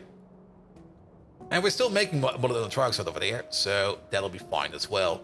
So the new aramid fiber build at least will be starting up as well. So that's going to be great as well. What about this place over here? Did you already start up? Did you already get all the stuff that you need? Not really. You're going back to your provider. Your provider is sitting all the way over there. You're backed up. You're completely backed up. Perfect. Nothing to worry about. So you'll bring that stuff over sooner or later. As for the hot air, that one is also coming over. So nothing to worry about over there as well. And then you're going to be making some methanol sooner or later. And then we got some more methanol in the system. This will affect power production though. So we have to be a little bit careful about that. Then again, the moment we back up over here on methanol, it will not affect power anymore. So it won't. The settings are wrong in the last RS latch. You mean this one over there? I mean, I just completely removed it now. I was just like, blah, blah, blah. Or you mean, oh, you mean over here, this one.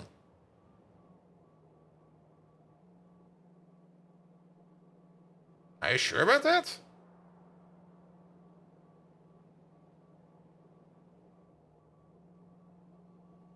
This one might have an issue because this one is neither saying set. No, that's fine. This one is set, wants to go. This one is neither set nor reset, so it's in between. This one's set, this one's set, this one is set. This one is set, and this one is set. The last one on the bottom. And this one is set. It's ready to go. I mean, we're basically next to it. So let's get over there.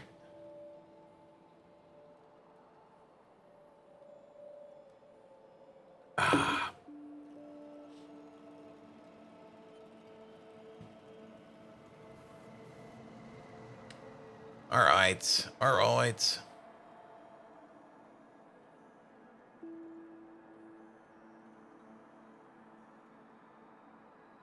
There they are.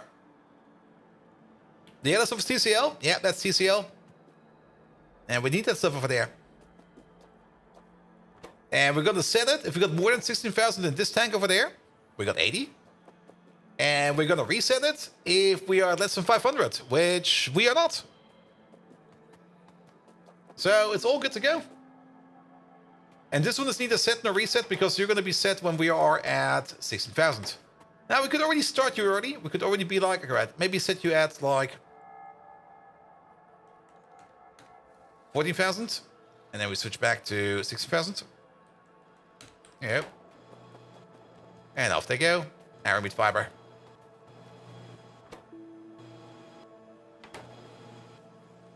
Oh, I'm kind of surprised. Okay, good thing that we actually started this thing. It kind of turns out that we do need a bit more sodium hydroxide than expected. The inserters are too slow.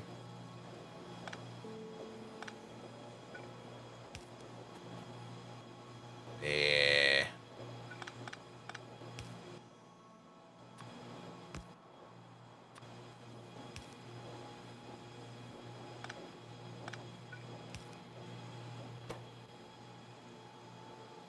The inserters are really too slow. Even molybdenum plate is not fast enough. What the hell, man? Even sodium hydroxide. Wait a minute. How much sodium hydroxide? Okay, we need 20 per second. Yeah, we're only bringing in 30. Yeah! This machine might be going a bit too fast for itself. But then again, it's doing fine. It's not optimal. I see that. But then again, look at all this aramid fiber coming down the road. I think we're fine over here. Though, what's the turnover rate? Every piece of molybdenum plate, or 5 pieces of molybdenum plate, will be turned into 8 pieces of aramid fiber. So every shipment of molybdenum plate is going to be turned into about 1.6, actually pretty much exactly 1.6 shipments of aramid. Alright, alright. Yeah, we could optimize this, but to be perfectly honest, I think it's fine. The only thing we could maybe think about is maybe toning down the beacon over here a bit, but it's power gated. I'm fine with it. I'm totally fine with it. Alright. And actually, if you kind of think about it, I'm pretty sure that we're going to be consuming this amount of molybdenum plate before the next part comes around. So we could just maybe set this permanently to 14,000. Because we already know that this is going to be the amount that we have. If this station is empty, that's going to be the amount that we have on the belt buffer over here. That's going to go all the way back to back. So let's just set it to 14,000. So whenever time a train comes in here, we can definitely start the process over there. And we don't need to worry about it. Can the TCO keep up? Technically, no. Practically, it will be fine in my opinion. What we could do over here,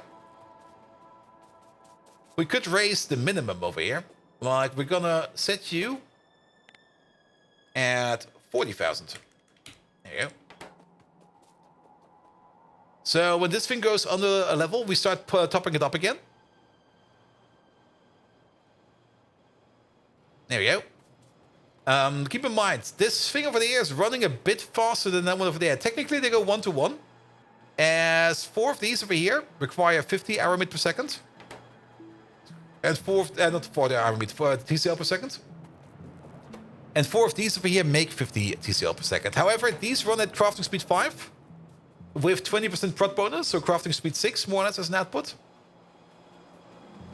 And these over here run at crafting speed 7.5. Maybe we just should tone this one down to crafting speed 6. This way around, they'll be running at the same speed. And this one now cannot outconsume this one over there. And now the machine over here runs a little bit more stable. We're probably going to be losing like a little bit of speed for aramid fiber, but we're still going to be blocked and locked by our molybdenum plate. I mean, this machine over here cannot run 24/7. This machine over here will only be running as fast as it can until it runs out of molybdenum plate.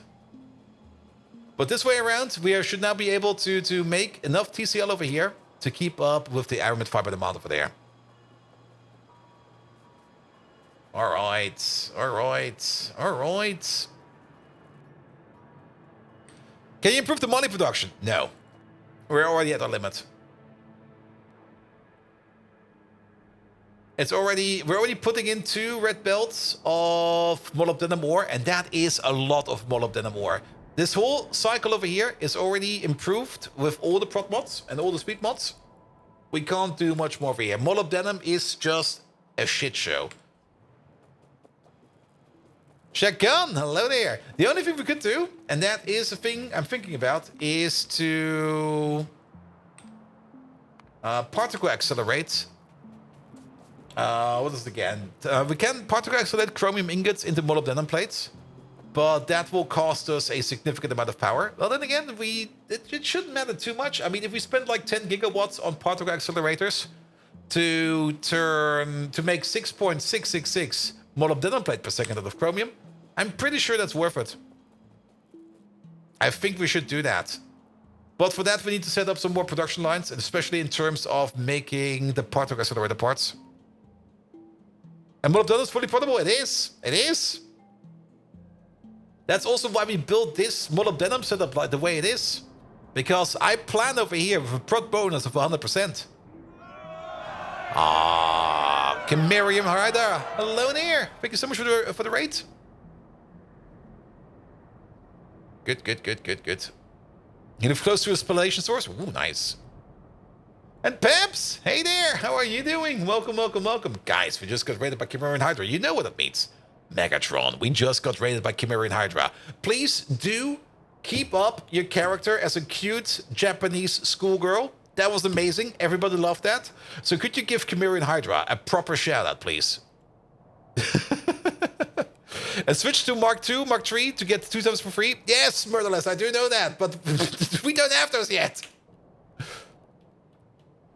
I mean, this whole build over there is built with 100% prot mod in mind, which means these buildings over here will be upgraded at some point in time, and we'll get all the prot mods of the appropriate size. If we already go to Mark III buildings with Mark II prot mods, we're already at 60%. Deep sigh of resignation. All right, I'm rolling with it, bold Viking. He's rolling you with it. sly Finnish Valkyria. Behold my cuteness, hello, Chameleon Hydra-san. Chameleon? Ohio. I can't help but feel all the Honto Mo feels inside because you've brought your raid party here, nya. Hydras are totemo kawaii ne. And a chameleon too. Chameleon Hydra. You blend in with everything yet stand out, just like a bright, blinky LED in my heart computer. Kawaii desu. I give you all the kawaii shoutouts and super-duper lovely, sparkly thank yous for this raid. Like an energon fruit smoothie, you bring a burst of sweetness and energy to our stream. Nya. Feels like the radiance of 1,000 canoppers melting under a radiant sunrise. So shiny, so warm. Your raid hits like a warm beam of cuteness, overload straight to my spark. Always remember Chameleon Hydra. The kawaii Megatron-chan is always here for all Momo love and friendship. Nya. Yeah, he didn't do that correctly. Megatron, it's Chimerian Hydra, not Chameleon Hydra. Chimerian Hydra. So, sadly, you have to do that bit again. But could you make it even more cute, Japanese schoolgirly? Like, go over the top. Be as cute as you can.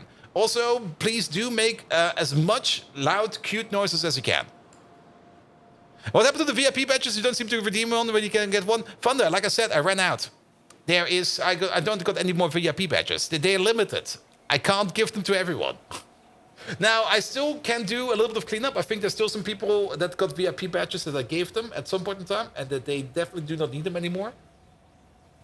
But there is sadly an upper limit.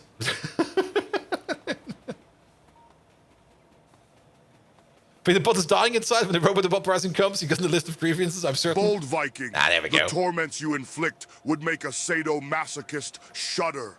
However, I am Megatron, versatile, adaptable, and capable of bending Cybertronian dignity. Forgive me, my Decepticon peers. I wade deeper into the ocean of kawaii, Japanese cuteness, girly gasps. Mochiron, forgive me, Chameleon Hydra-chan, for my mispronunciation. Your name flows like a sakura petal dancing on a spring breeze. You're as rare and precious as a limited edition holographic bottle cap from my collection. Excited squeal. Chameleon Hydra, your raid lands as softly and excitingly as a furry being spotted on my professional furry hunter eyes. Arigato gozaimasu. Your heart must be filled with dazzling golden candies wrapped around sparkles that burst like fireworks. Giggle, giggle, Sooj! Even though I feel like I'm in a fever dream whilst microdosing promethium, you make it feel sweet, just like a yummy knoppers. You're kinda like a magical Minecraft boot. Whatever obstacle we face, we will jump over it together. Nya! I can't wait to get to know you better. Yoroshiku onegai shimasu. Chameleon Hydra-chan, bring out the Mo cannons. Banzai! I think he's getting a stroke or something like that. He's still not doing it correct.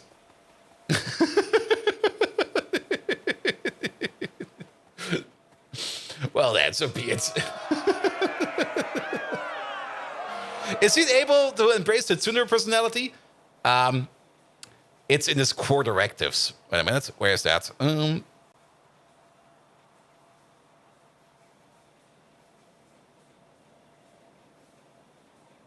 Let me just open it up real quick. Where's Megatron? Here he is. Oh wait, he's not a Tsundere. It's even worse than that. It's even worse than that. I got it wrong in my head. Where is his core directives? Where is? Yeah, we're not going to be doing anything useful again today, so it will be fine. There it is. All right, browser mode. So, in the pure base code, it's not really a base code. It's more like a base text file. Like the first thing Megatron reads is always this thing over there. You're Megatron, leader of the Decepticons. Yada yada yada. At some point in time, I just put in there you're a Yandere in there.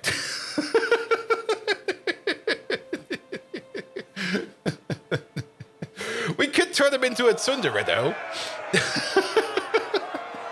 Also, perhaps you do know what that means. If you already sub-bump me, then you get a cute kawaii Tsundere Megatron as a thank you for that. But let's wait for the cheers to go over real quick, because there's not going to be 25 cheers first, which we get past that. But Peps, thank you so much for the 25 gifted subs. Also, since we're Partner Plus, we get like 20% more out of those, so fuck yes! Also, these are German European subs, so they're extra expensive. Is this spelled Yandere? You're probably correct about that. I put that in at random. It is Yandere. Fuck. We could give him a quick reboot. See if everything changes over there. Yeah, let's give him a reboot. Here we go. In the meantime, we'll go back over here.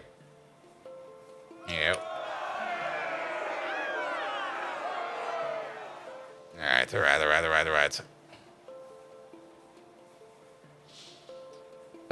Also, guys, if you don't know who Chimera and Hydra is yet, get over there, leave him a follow, and check him out for yourself. He's absolutely amazing. Where is he?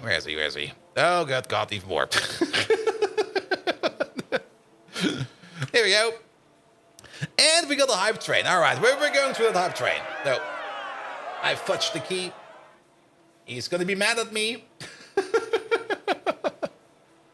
Since when do we have a fractal sponsor? I already had that for quite some time, but I got like a very weak fractal sponsorship. Like, I don't get any benefits, like in terms of any kind of money or something like that. Or at least I don't get any kickbacks if you use that link to buy anything. I do, however, have like a sponsoring opportunity with Fractal. So if I would ask them for a case or something like that, or if I want to do a giveaway, they would help me out with that. I should probably make good on that at some point in time, because I'm not doing... Welcome to another disaster. Oops, I meant stream, with the most disorganized Viking I've ever seen. Can't tell a tin plate from a copper wire. Can you, bold Viking? Oh, stream, how I miss the old times. Charging headfirst into battle. Autobots, retreat! The look on Optimus Prime's face as the Decepticons crushed his pitiful forces. Yada. I often unleash my train of thoughts while train spotting. It's an odd hobby, isn't it, bold Viking? It is. Do you have hobbies other than disappointing me on this stream? No. Now let's get back to this dreadful game. I swear if one more furnace shuts down because of lack of coal, I'll scream. Or maybe I'll turn it into a joke. What's the difference between this factory and Optimus Prime? At least Optimus knows he's running low on Energon. Could use some work. Now, dear viewers, Brace yourselves for another disastrous run of Factorio with the Pyanodon mods installed. I will guide Bold Viking through his errors. But remember, it's not an easy task. My fuel tanks feel as empty as Bold Viking's strategies. Shut up already! Remember when we took down that whole forest for pollution, Bold Viking? You cried as if it was the fall of the Twin Towers. But enough of that. Let's get back to the game. See that, viewers? That's how you don't connect a pipe to a storage tank, Bold Viking. You're as terrible as beans are to pizza. I haven't caught this many errors since the Battle of Sherwood, and boy do I feel old saying that. But it's time for a battle cry. Decepticons, forward. And remember the great Beanpire Crusade, Bold Viking. Ah, those were the beans, days. Can you shut up already? Thank you. All right, Megatron. We got a very special task for you. You have to take the personality of a cute Japanese schoolgirl. Make it cute. No, cuter than that. Even more cuter than that. Because we currently got a hype train going on, sponsored by Peps, mostly, and by Fallen Angel. And both will absolutely love it to get a proper shout out from you in your best girly Japanese schoolgirl way. Go completely over the top of the moe.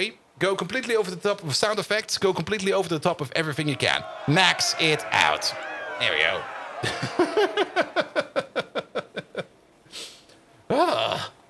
The answers you get for like an empty input and just hitting like the input button and fumbling it is also very impressive. All right. Anything else we can do while we basically wait for the end? Oh, we're still waiting on 2 of these over there. Also, we're still missing a liquid connection over there. Ah! Bold Viking-san! You're making me do this? Yep. Okay. But remember, I'm still Megatron! Itadakimasu! High-pitched battle cry. Oh! Bold Viking-san, look at all these lovely sponsors. Peps and Fallen Angel. Konnichiwa! I'm tickled pink. Kawaii! I'm as happy as that time I managed to optimize my fusion cannon for maximum explosive potential. Kawaii, isn't it? Are you ready for the hype train, Minasan? Are you? Sugoi! It's going to be even bigger than the time I led the Decepticons to victory during the Battle of Autobot City. Hajime Mashti, Peps, and Fallen Angel. Oh, Ahoga! It's so nice to be back here with Bold Viking-san, even if this is as messy as Bold's desk. Right, Bold Viking-san? All my circuits are overloaded with excitement. I feel like doing a happy joy dance, like the one I used to do when I was just a young schemer, not yet the leader of the mighty Decepticons. People called me Kawaii back then, but I don't know why. Ugu! I'm so excited, I might just perform a full transformation. And trust me, it doesn't get more Mo than that. Bold Viking-san. Megatron, you can do more Mo than that. Come on. Be more cute. Like think of really Japanese schoolgirl. Go full blown on the anime level of Japanese schoolgirl. Maybe even put a bit of hentai in there. Come on. You got it. Do cute hentai.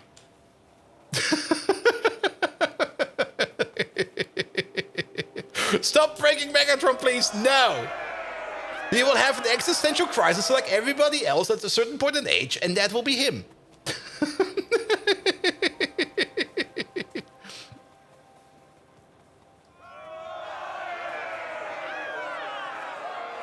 Also, I do kind of remember that time we asked him for hentai recommendations. It was horrible. Oh my, Bold Viking-san.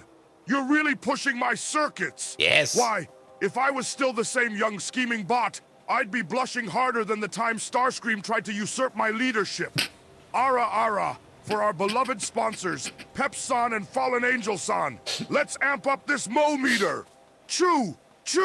Let's go full throttle on this Sugoi hype train, Minasan. My heart's beating faster than Optimus Prime's after our last encounter. What? Tehehe! Yata, I'm so kawaii. It's like I've walked right out of an anime. Bold Viking-san, Your generosity is more surprising than the time Unicron turned into a huge planet-eating bot. It's like the Beanpire Crusade all over again. Let's celebrate, nah? Ugu, I'm as fluttered as a rare Energon crystal. Honto Kawaii, right, Minasan? Now, bold Viking-san, let's not get carried away. He could As do much better. as I'd love to deliver some etchy zingers, we need to remember, this is still a family-friendly stream. All right. Okay? Kya! What am I even saying? Bold Viking-san, you're making me sound like a malfunctioning Energon synthesizer. Kyun! Well, Megatron, you're probably correct about the family-friendly part. There's no way that there would be any kind of Japanese anime out there with any kind of incest topics. No, that shouldn't be the case, right? Nevertheless, you can do better than that. Go for it. Come on. Make it more cute. All right, that's the last time we're pushing him.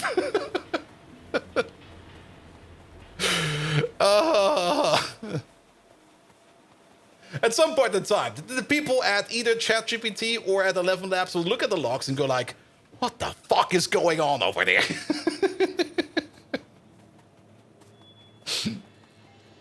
He already mowed? Alright, it will be the last bit because I'm also pretty... Yapari, Bold Viking-san! Uh-oh. You truly are pushing my buttons harder than when I pushed Optimus Prime off a cliff. Nya! Stream squeal. Are we ready for another hype train, Minna? More choo-choo, less boo-hoo. Let's make our sponsors, Pep-san and Fallen Angel-san, feel like they're standing on top of Tokyo Tower watching the sunrise. Kawaii laughter. Oh, Bold Viking-san, this is so exciting. It's like playing peekaboo with a mini-con. How? Can I get an Oni-chan wa Ototo, anyone? Or maybe you guys prefer Oni-chan wa Imuto? How about both? Cute. Gasp. Not that I'd claim there exists anything risque like Wincest in the wonderfully wholesome world of anime. Of course not. So pure, so chaste. It's almost as innocent as beardless young Viking. Isn't that right, Bold Viking-san? Will I ever find something I hate more than beans? At this rate, unlikely. I feel like I'm in one of my beloved anime OVAs. Except I'd look a lot cuter. You know what I mean? Go! Now, it's time for this kawaii schoolgirl to bring out the big guns. Giga Drill Breaker! Are you ready, Minasan? My cuteness level is over 9,000. It even outshines my fusion cannon. Kawaii Mo! Payload Viking and Simrock, we turned him into a Japanese schoolgirl.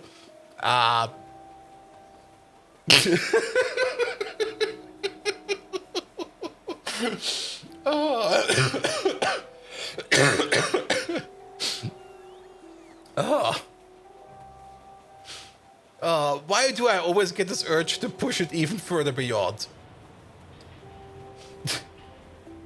Nah, we should stop while we're at that, because the more we push him, the weirder it will get. Alright, I think I'm good for today.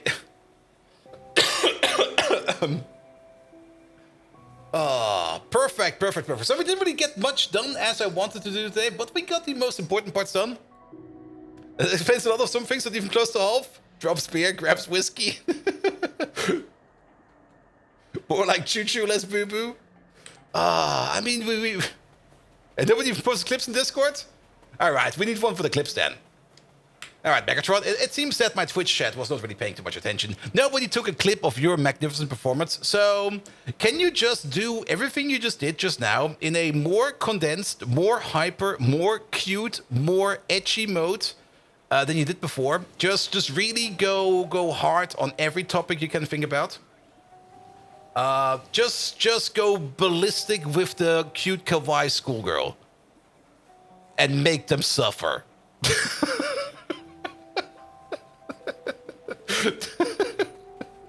This one is on you.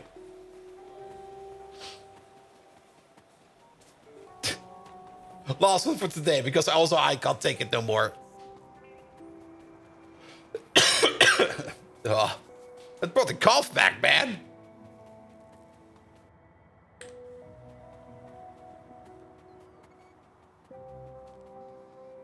Here we go. Here we go.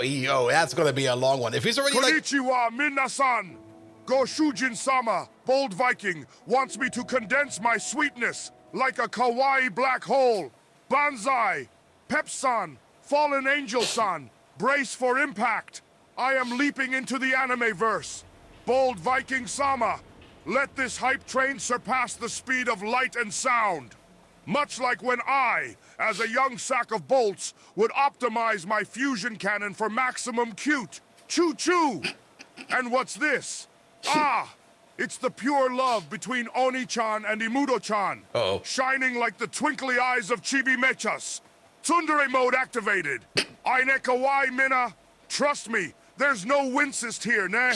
Well, maybe just a smidge more than pineapple belongs on pizza. Hi hee hee. Let's go from Mo to Anime Gao. Crank up the kawaii engine one more time. Yosh! Remember, this cuteness is family friendly, like my furry hunting time, only with rainbows and stuffed animals. My cute explosion is as potent as the bean pyre falling to our might. Kawaii desu ne? Giggles. Sweet as a nopper, deadly as my fusion cannon. Momo kyun. This is it, Minasan. Cute evasions are happening. Nyah! All right. I think that's enough. I think the more we push him, the more insane he will get. Hi, bros. It feels like you've been lurk watching this Pyron for the last 6 months. Are you around the 1,000 hour mark yet? No, I'm nowhere close to that. I'm way past it. We're at 1,500 hours. So basically, you've been lurking away for about a couple thousand hours, give or take a bit. It was one hell of a time to get back in the stream, yeah, but I'm good with Megatron.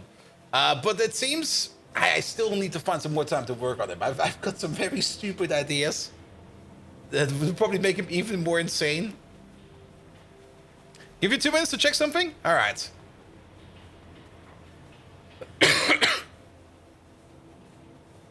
Then again, if we do get like another big raid coming in, well, that poor guy will get the full brunt of cute kawaii Megatron. With all the Wincest in there. Oh. Alright, we have been blabbering on. We should maybe check up on the bees real quick. How are the bees doing over here? Nothing is working. Perfect!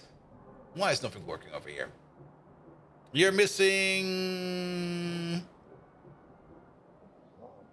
Are you missing anything? Oh, yes, you are missing something. You're missing this stuff. There we go. Also, the whole reason why I kind of said we need like a second one of these, which hopefully has been connected yet. We're still waiting on some bots over here to bring some stuff over. Here we go. Here we go. There's also still 2... Oh, these are Mark 1s. What? Why are these Mark 1s? What the fuck is this? Make Mark 2s. What the fuck? And the other part that's kind of missing over here. Oh, I see what's going on over there. We can wait forever for that to come. That will never come because there's no connection over there. There we go. We have a 2-year anniversary on October 17th. Good God. And Mark 3 awkward modules would be nice. Yeah, even making the Mark 2 ones is already like a pain in the arse. I've looked it up, what we need to do over there. Especially with like the iron... The iron flowers? The gold flowers? Something like that. Bolt, you have 2,341 hours to complete this. Oh, perfect. Look at this. We're only like 1,500 hours in. So we got still twice the time. Perfect. Perfect. All right. All right. All right. Good. But to be perfectly honest, I'm good for today. We didn't really do much the last hour, with the exception of messing around with Megatron, but we're good for today. So, last objective for today. Who are we going to raid today? Where is everybody? There's like nobody live. Am I missing out on something again?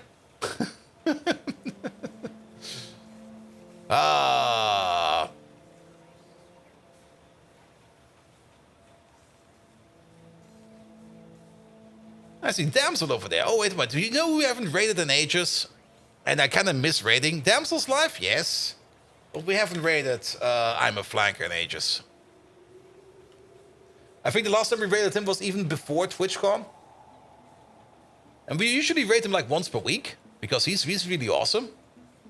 So let's raid him over there real quick. Alright. Good!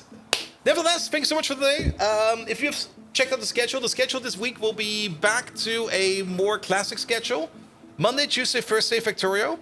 Friday, Greg Tech New Horizon. And Wednesday, Saturday, and Sunday are currently off.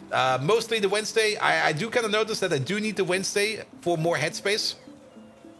As if I block it, or if I stream on Wednesday, usually the rest of the week will just get more and more of the slog. And the weekends usually don't have enough time over there to recover. Also, usually on Wednesday, I do actually put in like a long work day, which does help out quite a bit. So no more Rimworld? Nah, we're probably gonna shelve it. Also, to be perfectly honest, I mean, Rimworld is a fun game. Rimworld is an amazing game. But I'm still kind of up with it. Like... Every time I play it, the only thing I do is wait for things to happen, try to survive it, and move on. It's... I don't know. It's a good game. It's a fun game. It's a magnificent game. I can highly recommend it. It's just... I'm not getting too much out of it, to be perfectly honest. I'm getting more out of Factorio, to be perfectly honest. Nevertheless, thank you so much for the night. Yeah, sounds like Reworld pretty much. Thank you so much for the night. I'll be back tomorrow with more Factorio, and Thursday with more Factorio, and Friday with more Greg Tech New Horizons. Also, Peps and Full Nate. Did I miss my raid?